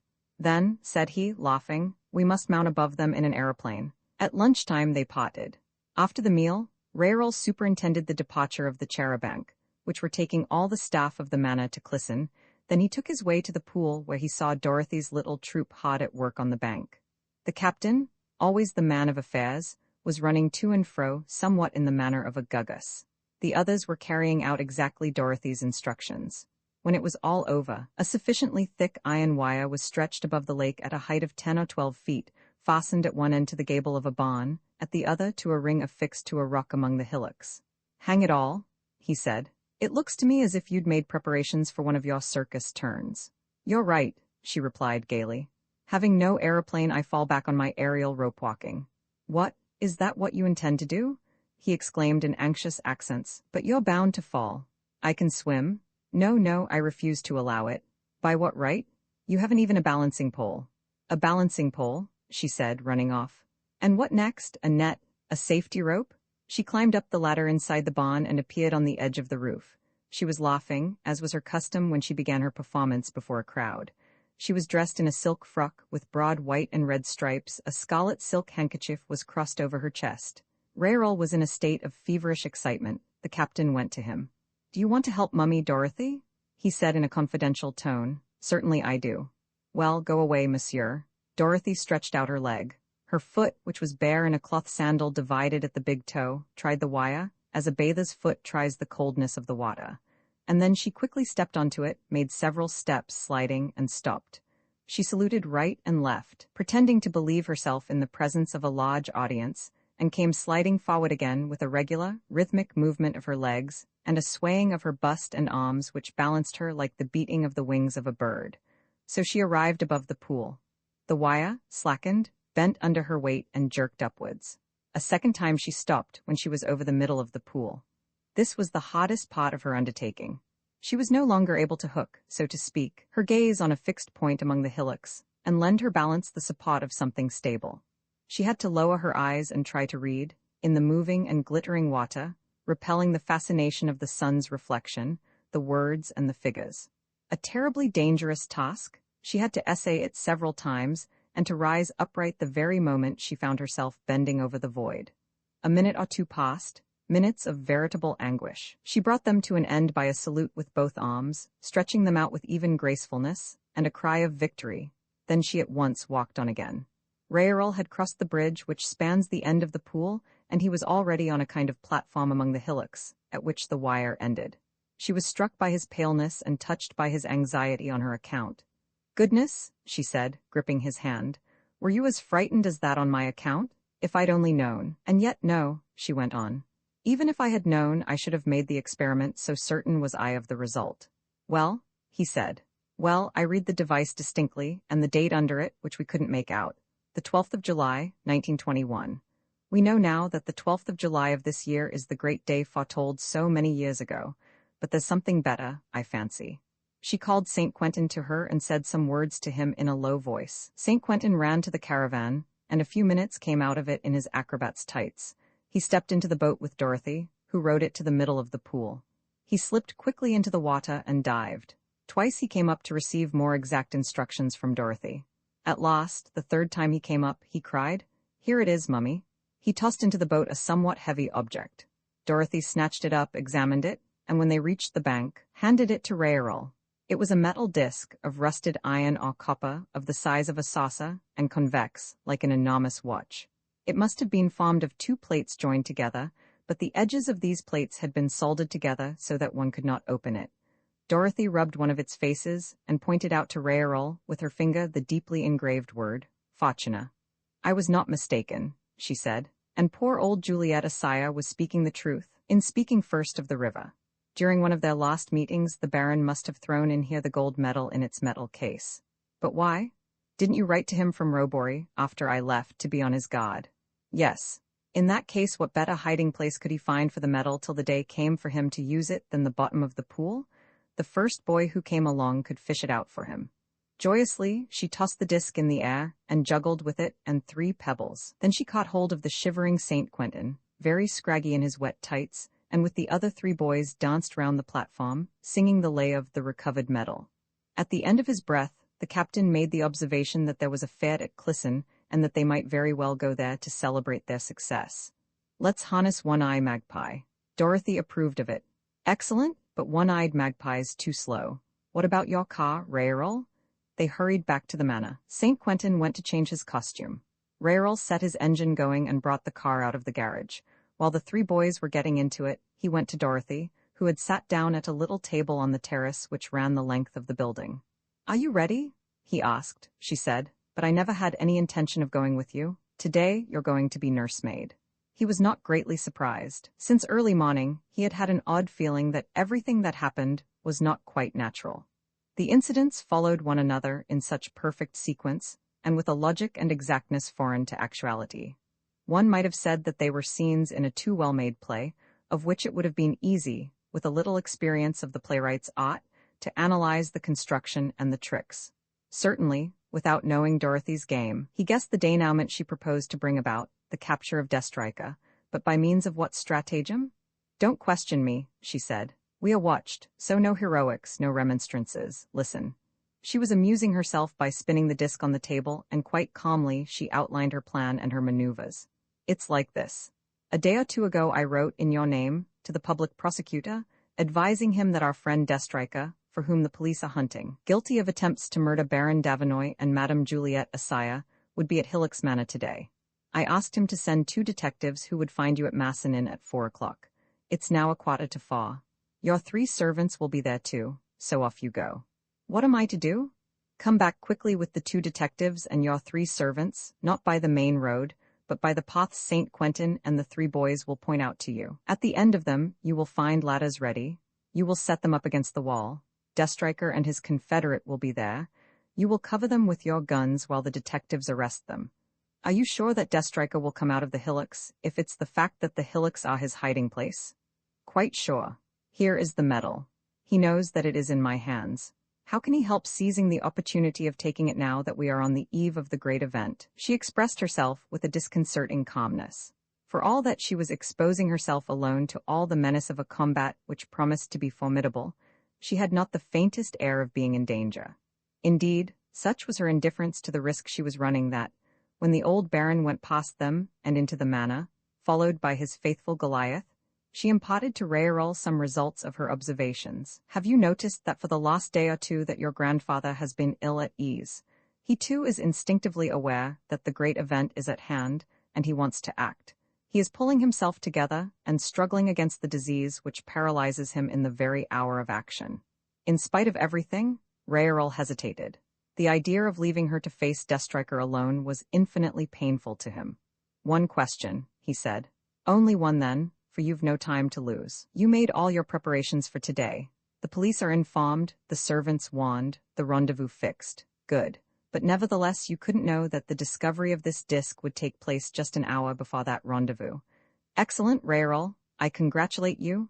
You've put your finger on the weak point in my explanation, but I can't tell you anything more at the moment. Nevertheless, do as I ask you, Raoul. You know that I don't act at random. Dorothy's confidence, her boldness, the simplicity of her plan, her quiet smile, all inspired him with such trust in her judgment that he raised no more objections. Very well, he said. I'll go. That's right, she said, laughing. You have faith. In that case make haste and come back quickly, for Deathstriker will come here not only to get hold of the medal but also for something on which perhaps he is equally keen. What's that? Me. This was a suggestion which hastened the young man's decision. The car started and crossed the orchard. St. Quentin opened the big gate and shut it again as soon as the car had gone through it. Dorothy was alone, and she was to remain alone and defenseless for as long, she reckoned, if her calculations were correct, as 12 to 15 minutes. Keeping her back turned to the hillocks, she did not stir from her chair. She appeared to be very busy with the disc, testing the soldering, like one who seeks to discover the secret or the weak point of a piece of mechanism.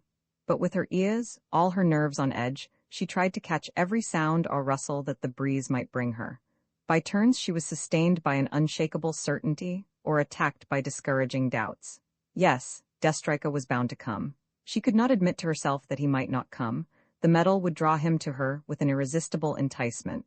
And yet, no, she said to herself, he will be on his guard. My little maneuver is really too puerile. This case, this medal which we find at the fateful moment, this departure of Raoul and the children, and then my staying alone in the empty farm, when my one care, on the contrary, would be to protect my find against the enemy, all this is really too far-fetched. An old fox like Deathstriker will shun the trap. And then the other side of the problem presented itself. He will come. Perhaps he has already left his lair. Manifestly, the danger will be clear to him, but afterwards, when it is too late. At the actual moment, he is not free to act or not to act. He obeys. So once more Dorothy was guided by her keen insight into the trend of events, in spite of what her reason might tell her. The facts grouped themselves before her intelligence in a logical sequence, and with strict method, she saw their accomplishment while they were yet in process of becoming. The motives which actuated other people were always perfectly clear to her. Her intuition revealed them. Her quick intelligence instantly fitted them to the circumstances. Besides, as she had said, Deathstriker was drawn by a double temptation. If he succeeded in resisting the temptation to try to seize the medal, how could he help succumbing to the temptation to seize that marvelous prize, right within his reach? Dorothy herself, she sat upright with a smile. The sound of footsteps had fallen on her ears. It must come from the wooden bridge which spanned the end of the pool. The enemy was coming. But almost at the same moment, she heard another sound on her right, and then another on her left. Deathstriker had two confederates. She was hemmed in. The hands of her watch pointed to 5 minutes to fall. Roman 9 face to face if they seize me, she thought. If it's Deathstriker's intention to kidnap me without more ado, there's nothing to be done. Before I could be rescued, they would carry me off to their underground lair, and from there I don't know where. And why should it be otherwise? Master of the medal and of Dorothy, the ruffian had only to fly.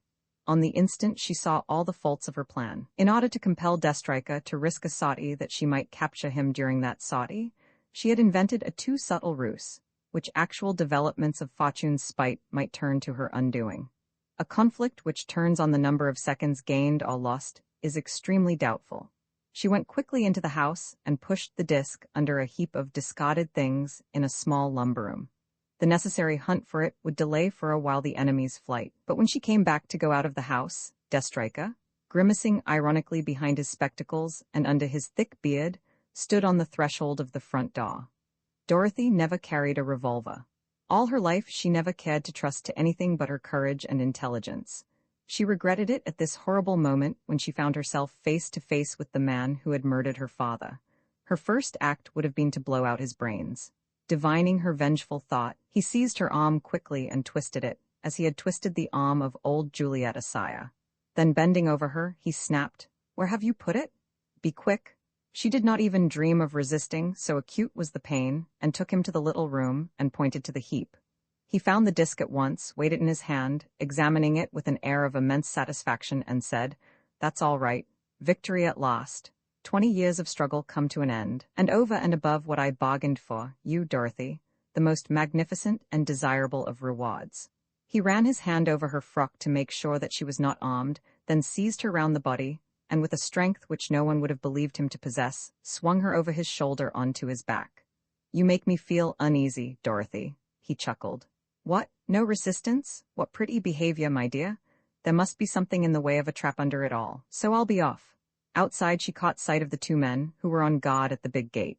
One of them was the Confederate she knew, from having seen him at Juliet Asaya's cottage. The other, his face flattened against the bars of a small wicket, was watching the road. Destrika called to them, "Keep your eyes skinned, boys. You mustn't be caught in the sheepfold, and when I whistle, buck it off back to the hillocks." He himself made for them with long strides without weakening under his burden. She could smell the odor of a damp cellar with which his subterranean lair had impregnated his garments. He held her by the neck with a hard hand that bruised it. They came to the wooden bridge and were just about to cross it. No more than 100 yards from it, perhaps among the bushes and rocks, was one of the entrances to his underground lair. Already the man was raising his whistle to his lips. With a deft movement, Dorothy snatched the disc, which was sticking up above the top of the pocket into which he had stuffed it, and threw it towards the pool. It ran along the ground, rolled down the bank, and disappeared under the water. "You little devil," growled the ruffian, throwing her roughly to the ground. "Stir, and I'll break your head." He went down the bank and floundered about in the viscid mud of the river, keeping an eye on Dorothy and cursing her. She did not dream of flying. She kept looking from one to another of the points at the top of the wall above which she expected the heads of the farm servants or the detectives to rise. It was certainly 5 or 6 minutes past the hour, yet none of them appeared. Nevertheless, she did not lose hope. She expected Destrika, who had evidently lost his head, to make some mistake of which she could take advantage. "Yes, yes," he snarled.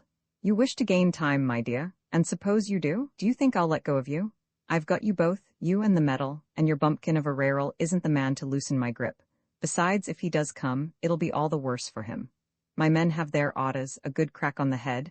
He was still searching. He stopped short, uttered a cry of triumph, and stood upright, the disc in his hand. "Here it is, ducky. Certainly the luck is with me and you've lost. On we go, Cousin Dorothy." Dorothy cast a lost look along the walls. No one. Instinctively, at the approach of the man she hated, she made as if to thrust him off. It made him laugh, so absurd did any resistance seem. Violently he beat down her outstretched arms, and again swung her onto his shoulder with a movement in which there was as much hate as desire. "Say goodbye to your sweetheart, Dorothy, for the good Raral is in love with you. Say goodbye to him. If ever you see him again, it will be too late." He crossed the bridge and strode in among the hillocks. It was all over. In another 30 seconds, even if he were attacked, no longer being in sight of the points on the wall at which the men armed with guns were to rise up, he would have time to reach the mouth of the entrance to his lair. Dorothy had lost the battle. Raral and the detectives would arrive too late. "You don't know how nice it is to have you there, all quivering, and to carry you away with me against me, without your being able to escape the inevitable," whispered Destrika. "But what's the matter with you? Are you crying? You mustn't, my dear. After all, why should you? You would certainly let yourself be lulled one of these days on the bosom of the handsome Raral. Then there's no reason why I should be more distasteful to you than he, is there? But, hang it," he cried angrily, "haven't you done sobbing yet?" He turned her on his shoulder and caught hold of her head. He was dumbfounded. Dorothy was laughing. What's this? What are you laughing at? Is it possible that you dare to laugh? What on earth do you mean by it?" This laughter frightened him as a threat of danger. The slut. What was she laughing at?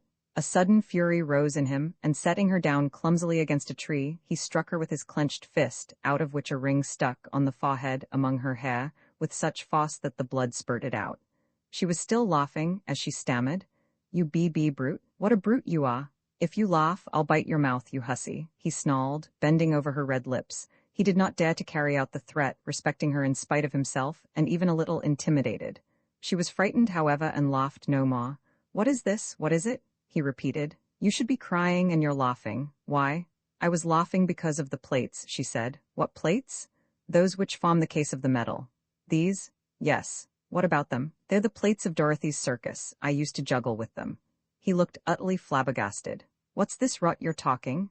"It is rot, isn't it? St. Quentin and I soldered them together. I engraved the motto on them with a knife, and last night we threw them into the pool." "But you're mad. I don't understand. With what object did you do it?" "Since poor old Juliet Asaya babbled some admissions about the river when you tortured her, I was pretty sure you'd fall into the trap." "What do you mean, what trap?" "I wanted to get you to come out of here." "You knew that I was here then?" "Rather. I knew that you were watching us fish up the case, and I knew for certain what would happen after that. Believing that this case, found at the bottom of the pool under your very eyes, contained the medal, and seeing moreover that Raoul had gone and I was alone at the manor, you wouldn't be able to come.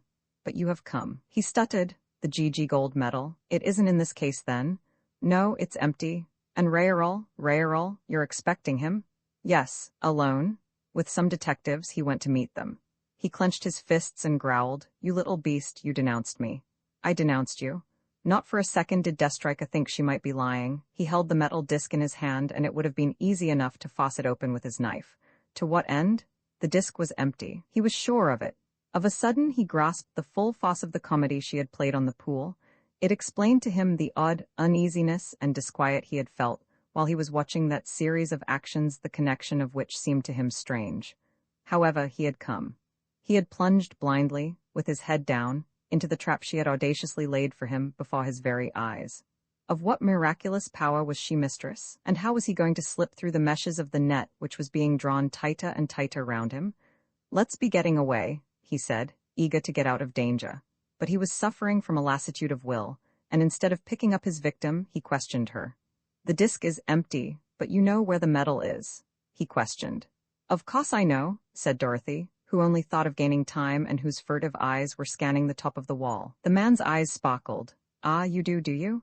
You must be a fool to admit it, since you know, you're going to tell, my dear. If not," he drew his revolver. She said mockingly, just as with Juliet Asaya, "20's what you count, isn't it? You may as well save your breath, it doesn't work with me." "I swear, damn it." Words. No, the battle was certainly not lost. Dorothy, though exhausted, her face smeared with blood, clung to every possible incident with grim tenacity. She felt strongly that, in his fury, Destriker was capable of killing her. But she was quite as clearly aware of his confusion of ideas and of her power over him. He hadn't the strength to depart and abandon the medal for which he had struggled so desperately. If only his hesitation lasted a few minutes longer, Raoul was bound to appear on the scene. At this moment, an incident occurred which appeared to excite her keenest interest, for she leant forward to follow it more closely. The old baron came out of the manor, carrying a bag, not dressed as usual in a blouse, but in a cloth suit and wearing a felt hat. That showed that he had made a choice, that is to say, an effort of thought. Then there was another such effort. Goliath was not with him. He waited for him, stamped his foot, and when the dog did come, caught him by the collar, looked about him, and took his way to the gate. The two Confederates barred his path. He muttered some grumbling complaints and tried to get past them. They shoved him back, and at last he went off among the trees, without loosing Goliath, but leaving his bag behind him. His action was easy to understand, and Dorothy and Destriker alike grasped the fact that the old fellow had wanted to go off on the quest of the treasure. In spite of his madness, he had not forgotten the enterprise. The appointed date was engraved on his memory, and on the day he had fixed, he strapped up his bag and started out like a piece of mechanism, which one has wound up and which goes off at the moment fixed. Destriker called out to his Confederates, "Search his bag." Since they found nothing, no medal, no clue, he walked up and down in front of Dorothy for a moment, undecided what course to take, and then stopped beside her. "Answer me. Raoul loves you? You don't love him. Otherwise I should have put a stop to your little flirtation a fortnight ago. But all the same you feel some obligations towards him in the matter of the medal and the treasure, and you've joined forces. It's just foolishness, my dear, and I'm going to set your mind at rest about the matter, for there's a thing you don't know and I'm going to tell it you. After which I'm sure you'll speak. Answer me then. With regard to this medal, you must be wondering how I come to be hunting for it, since, as you very well know, I stole it from your father. What do you suppose? I suppose somebody took it from you. You're right, but do you know who it was? No. Raoul's father, George Davinoy. She started and exclaimed, You lie? I do not, he declared firmly. You remember your father's last letter which Cousin Octave read to us at Robory? The Prince of Argonne related how he heard two men talking under his window and saw a hand slip through it towards the table and sneak the medal. Well, the man who had accompanied the other on the expedition and was waiting below was George Davinoy. And that rogue, Dorothy, the very next night robbed his comrade. Dorothy was shaking with indignation and abhorrence. It's a lie. Raoul's father take to such a trade? A thief? Worse than that, for the enterprise had not only robbery for its aim, and if the man who poured the poison into the glass and whose tattooed arm was seen by the Prince of Argonne does not deny his acts, he doesn't forget that the poison was provided by the other. You lie, you alone are the culprit, you alone murdered my father. You don't really believe that, and look, here's a letter from him to the old Baron, to his father, that is. I found it among the Baron's papers. Read it? I have at last laid my hand on the indispensable gold piece. On my next leave I'll bring it to you. And look at the date. A week after the death of the Prince of Argonne. Do you believe me now? And don't you think that we might come to an understanding between ourselves, apart from this milksop Raoul? This revelation had tried Dorothy sorely. However, she pulled herself together, and putting a good face on it, she asked, What do you mean? I mean that the gold medal, brought to the Baron, entrusted by him to his old flame for a while, then hidden I don't know where, belongs to you. Raoul has no right to it, I'll buy it from you. At what price? Any price you like, half the treasure, if you demand it. Dorothy saw on the instant how she could make the most of the situation.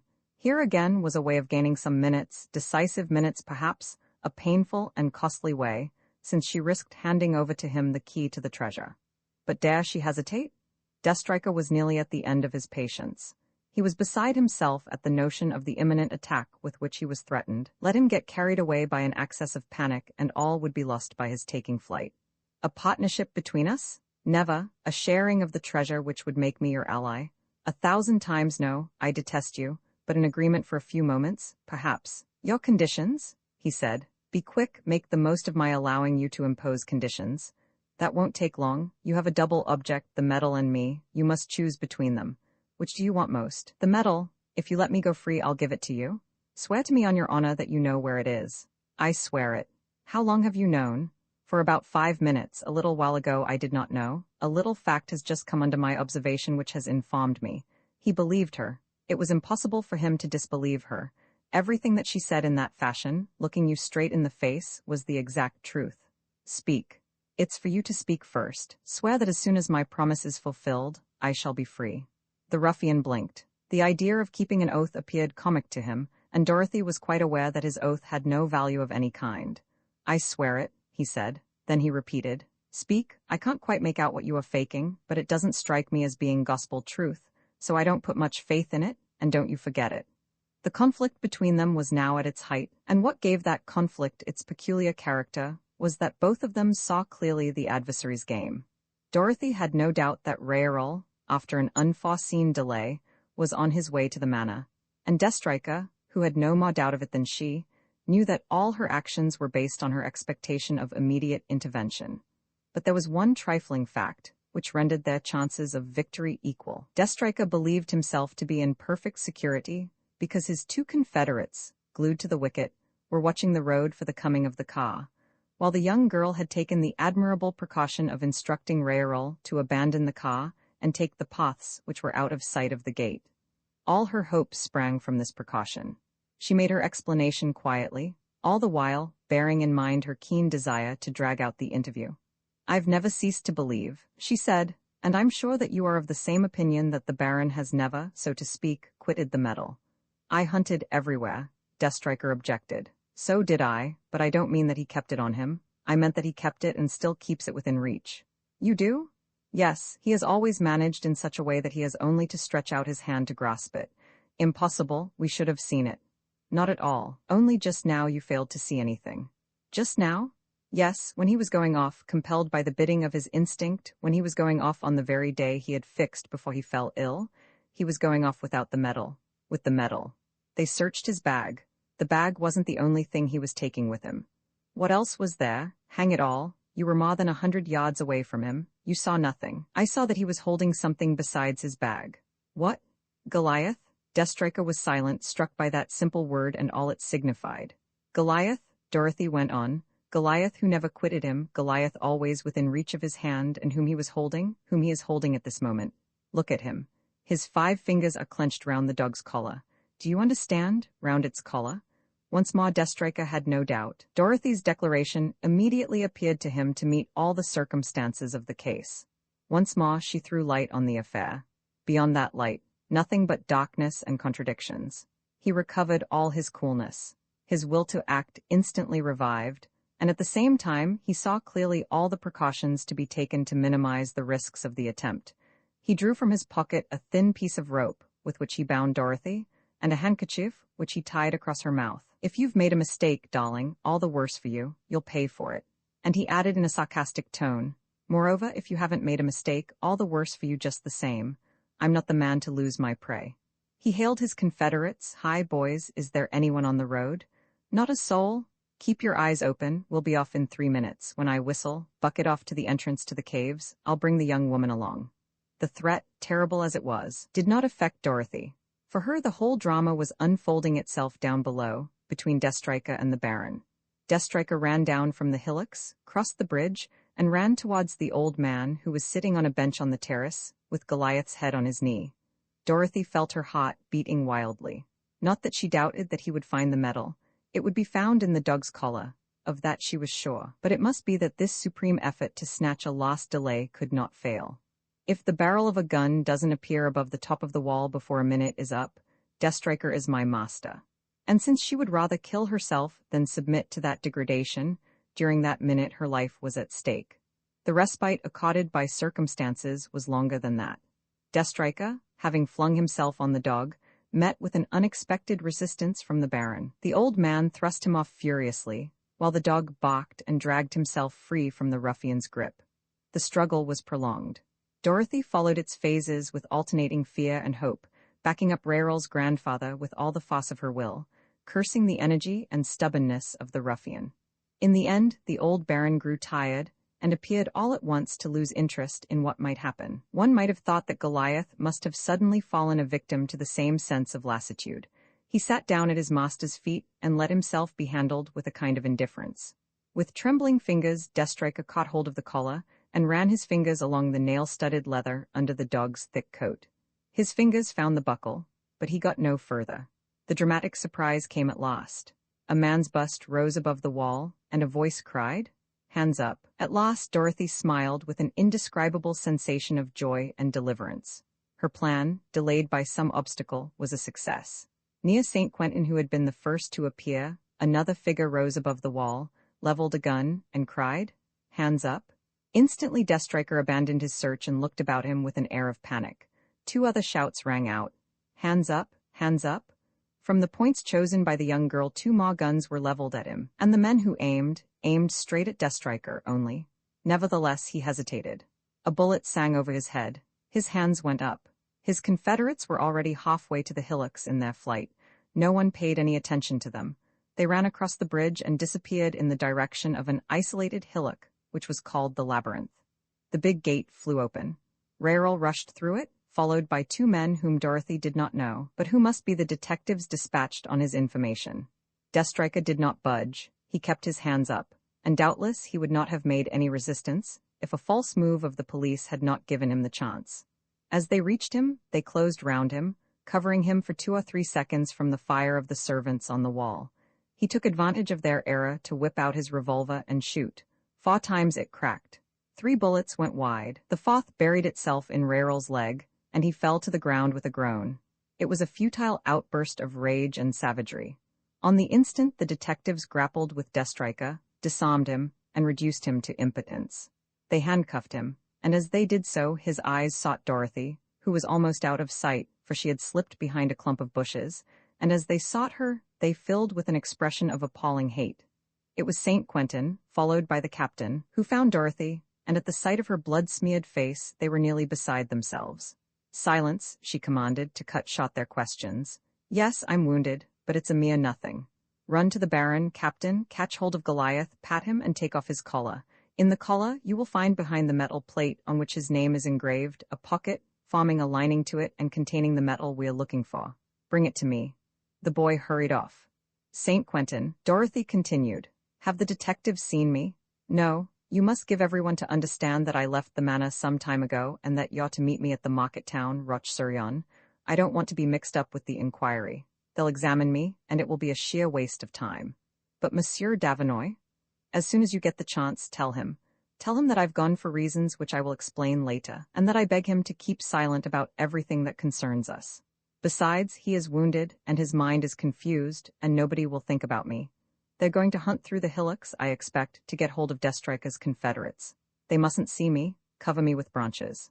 "That's all right," she said when he had done so. "As soon as it is getting dark, come, all four of you, and carry me down to the caravan, and we'll start as soon as it's daylight. Perhaps I shall be out of sorts for a few days. Rather too much overwork and excitement, nothing for you to worry about. Do you understand, my boy?" "Yes, Dorothy."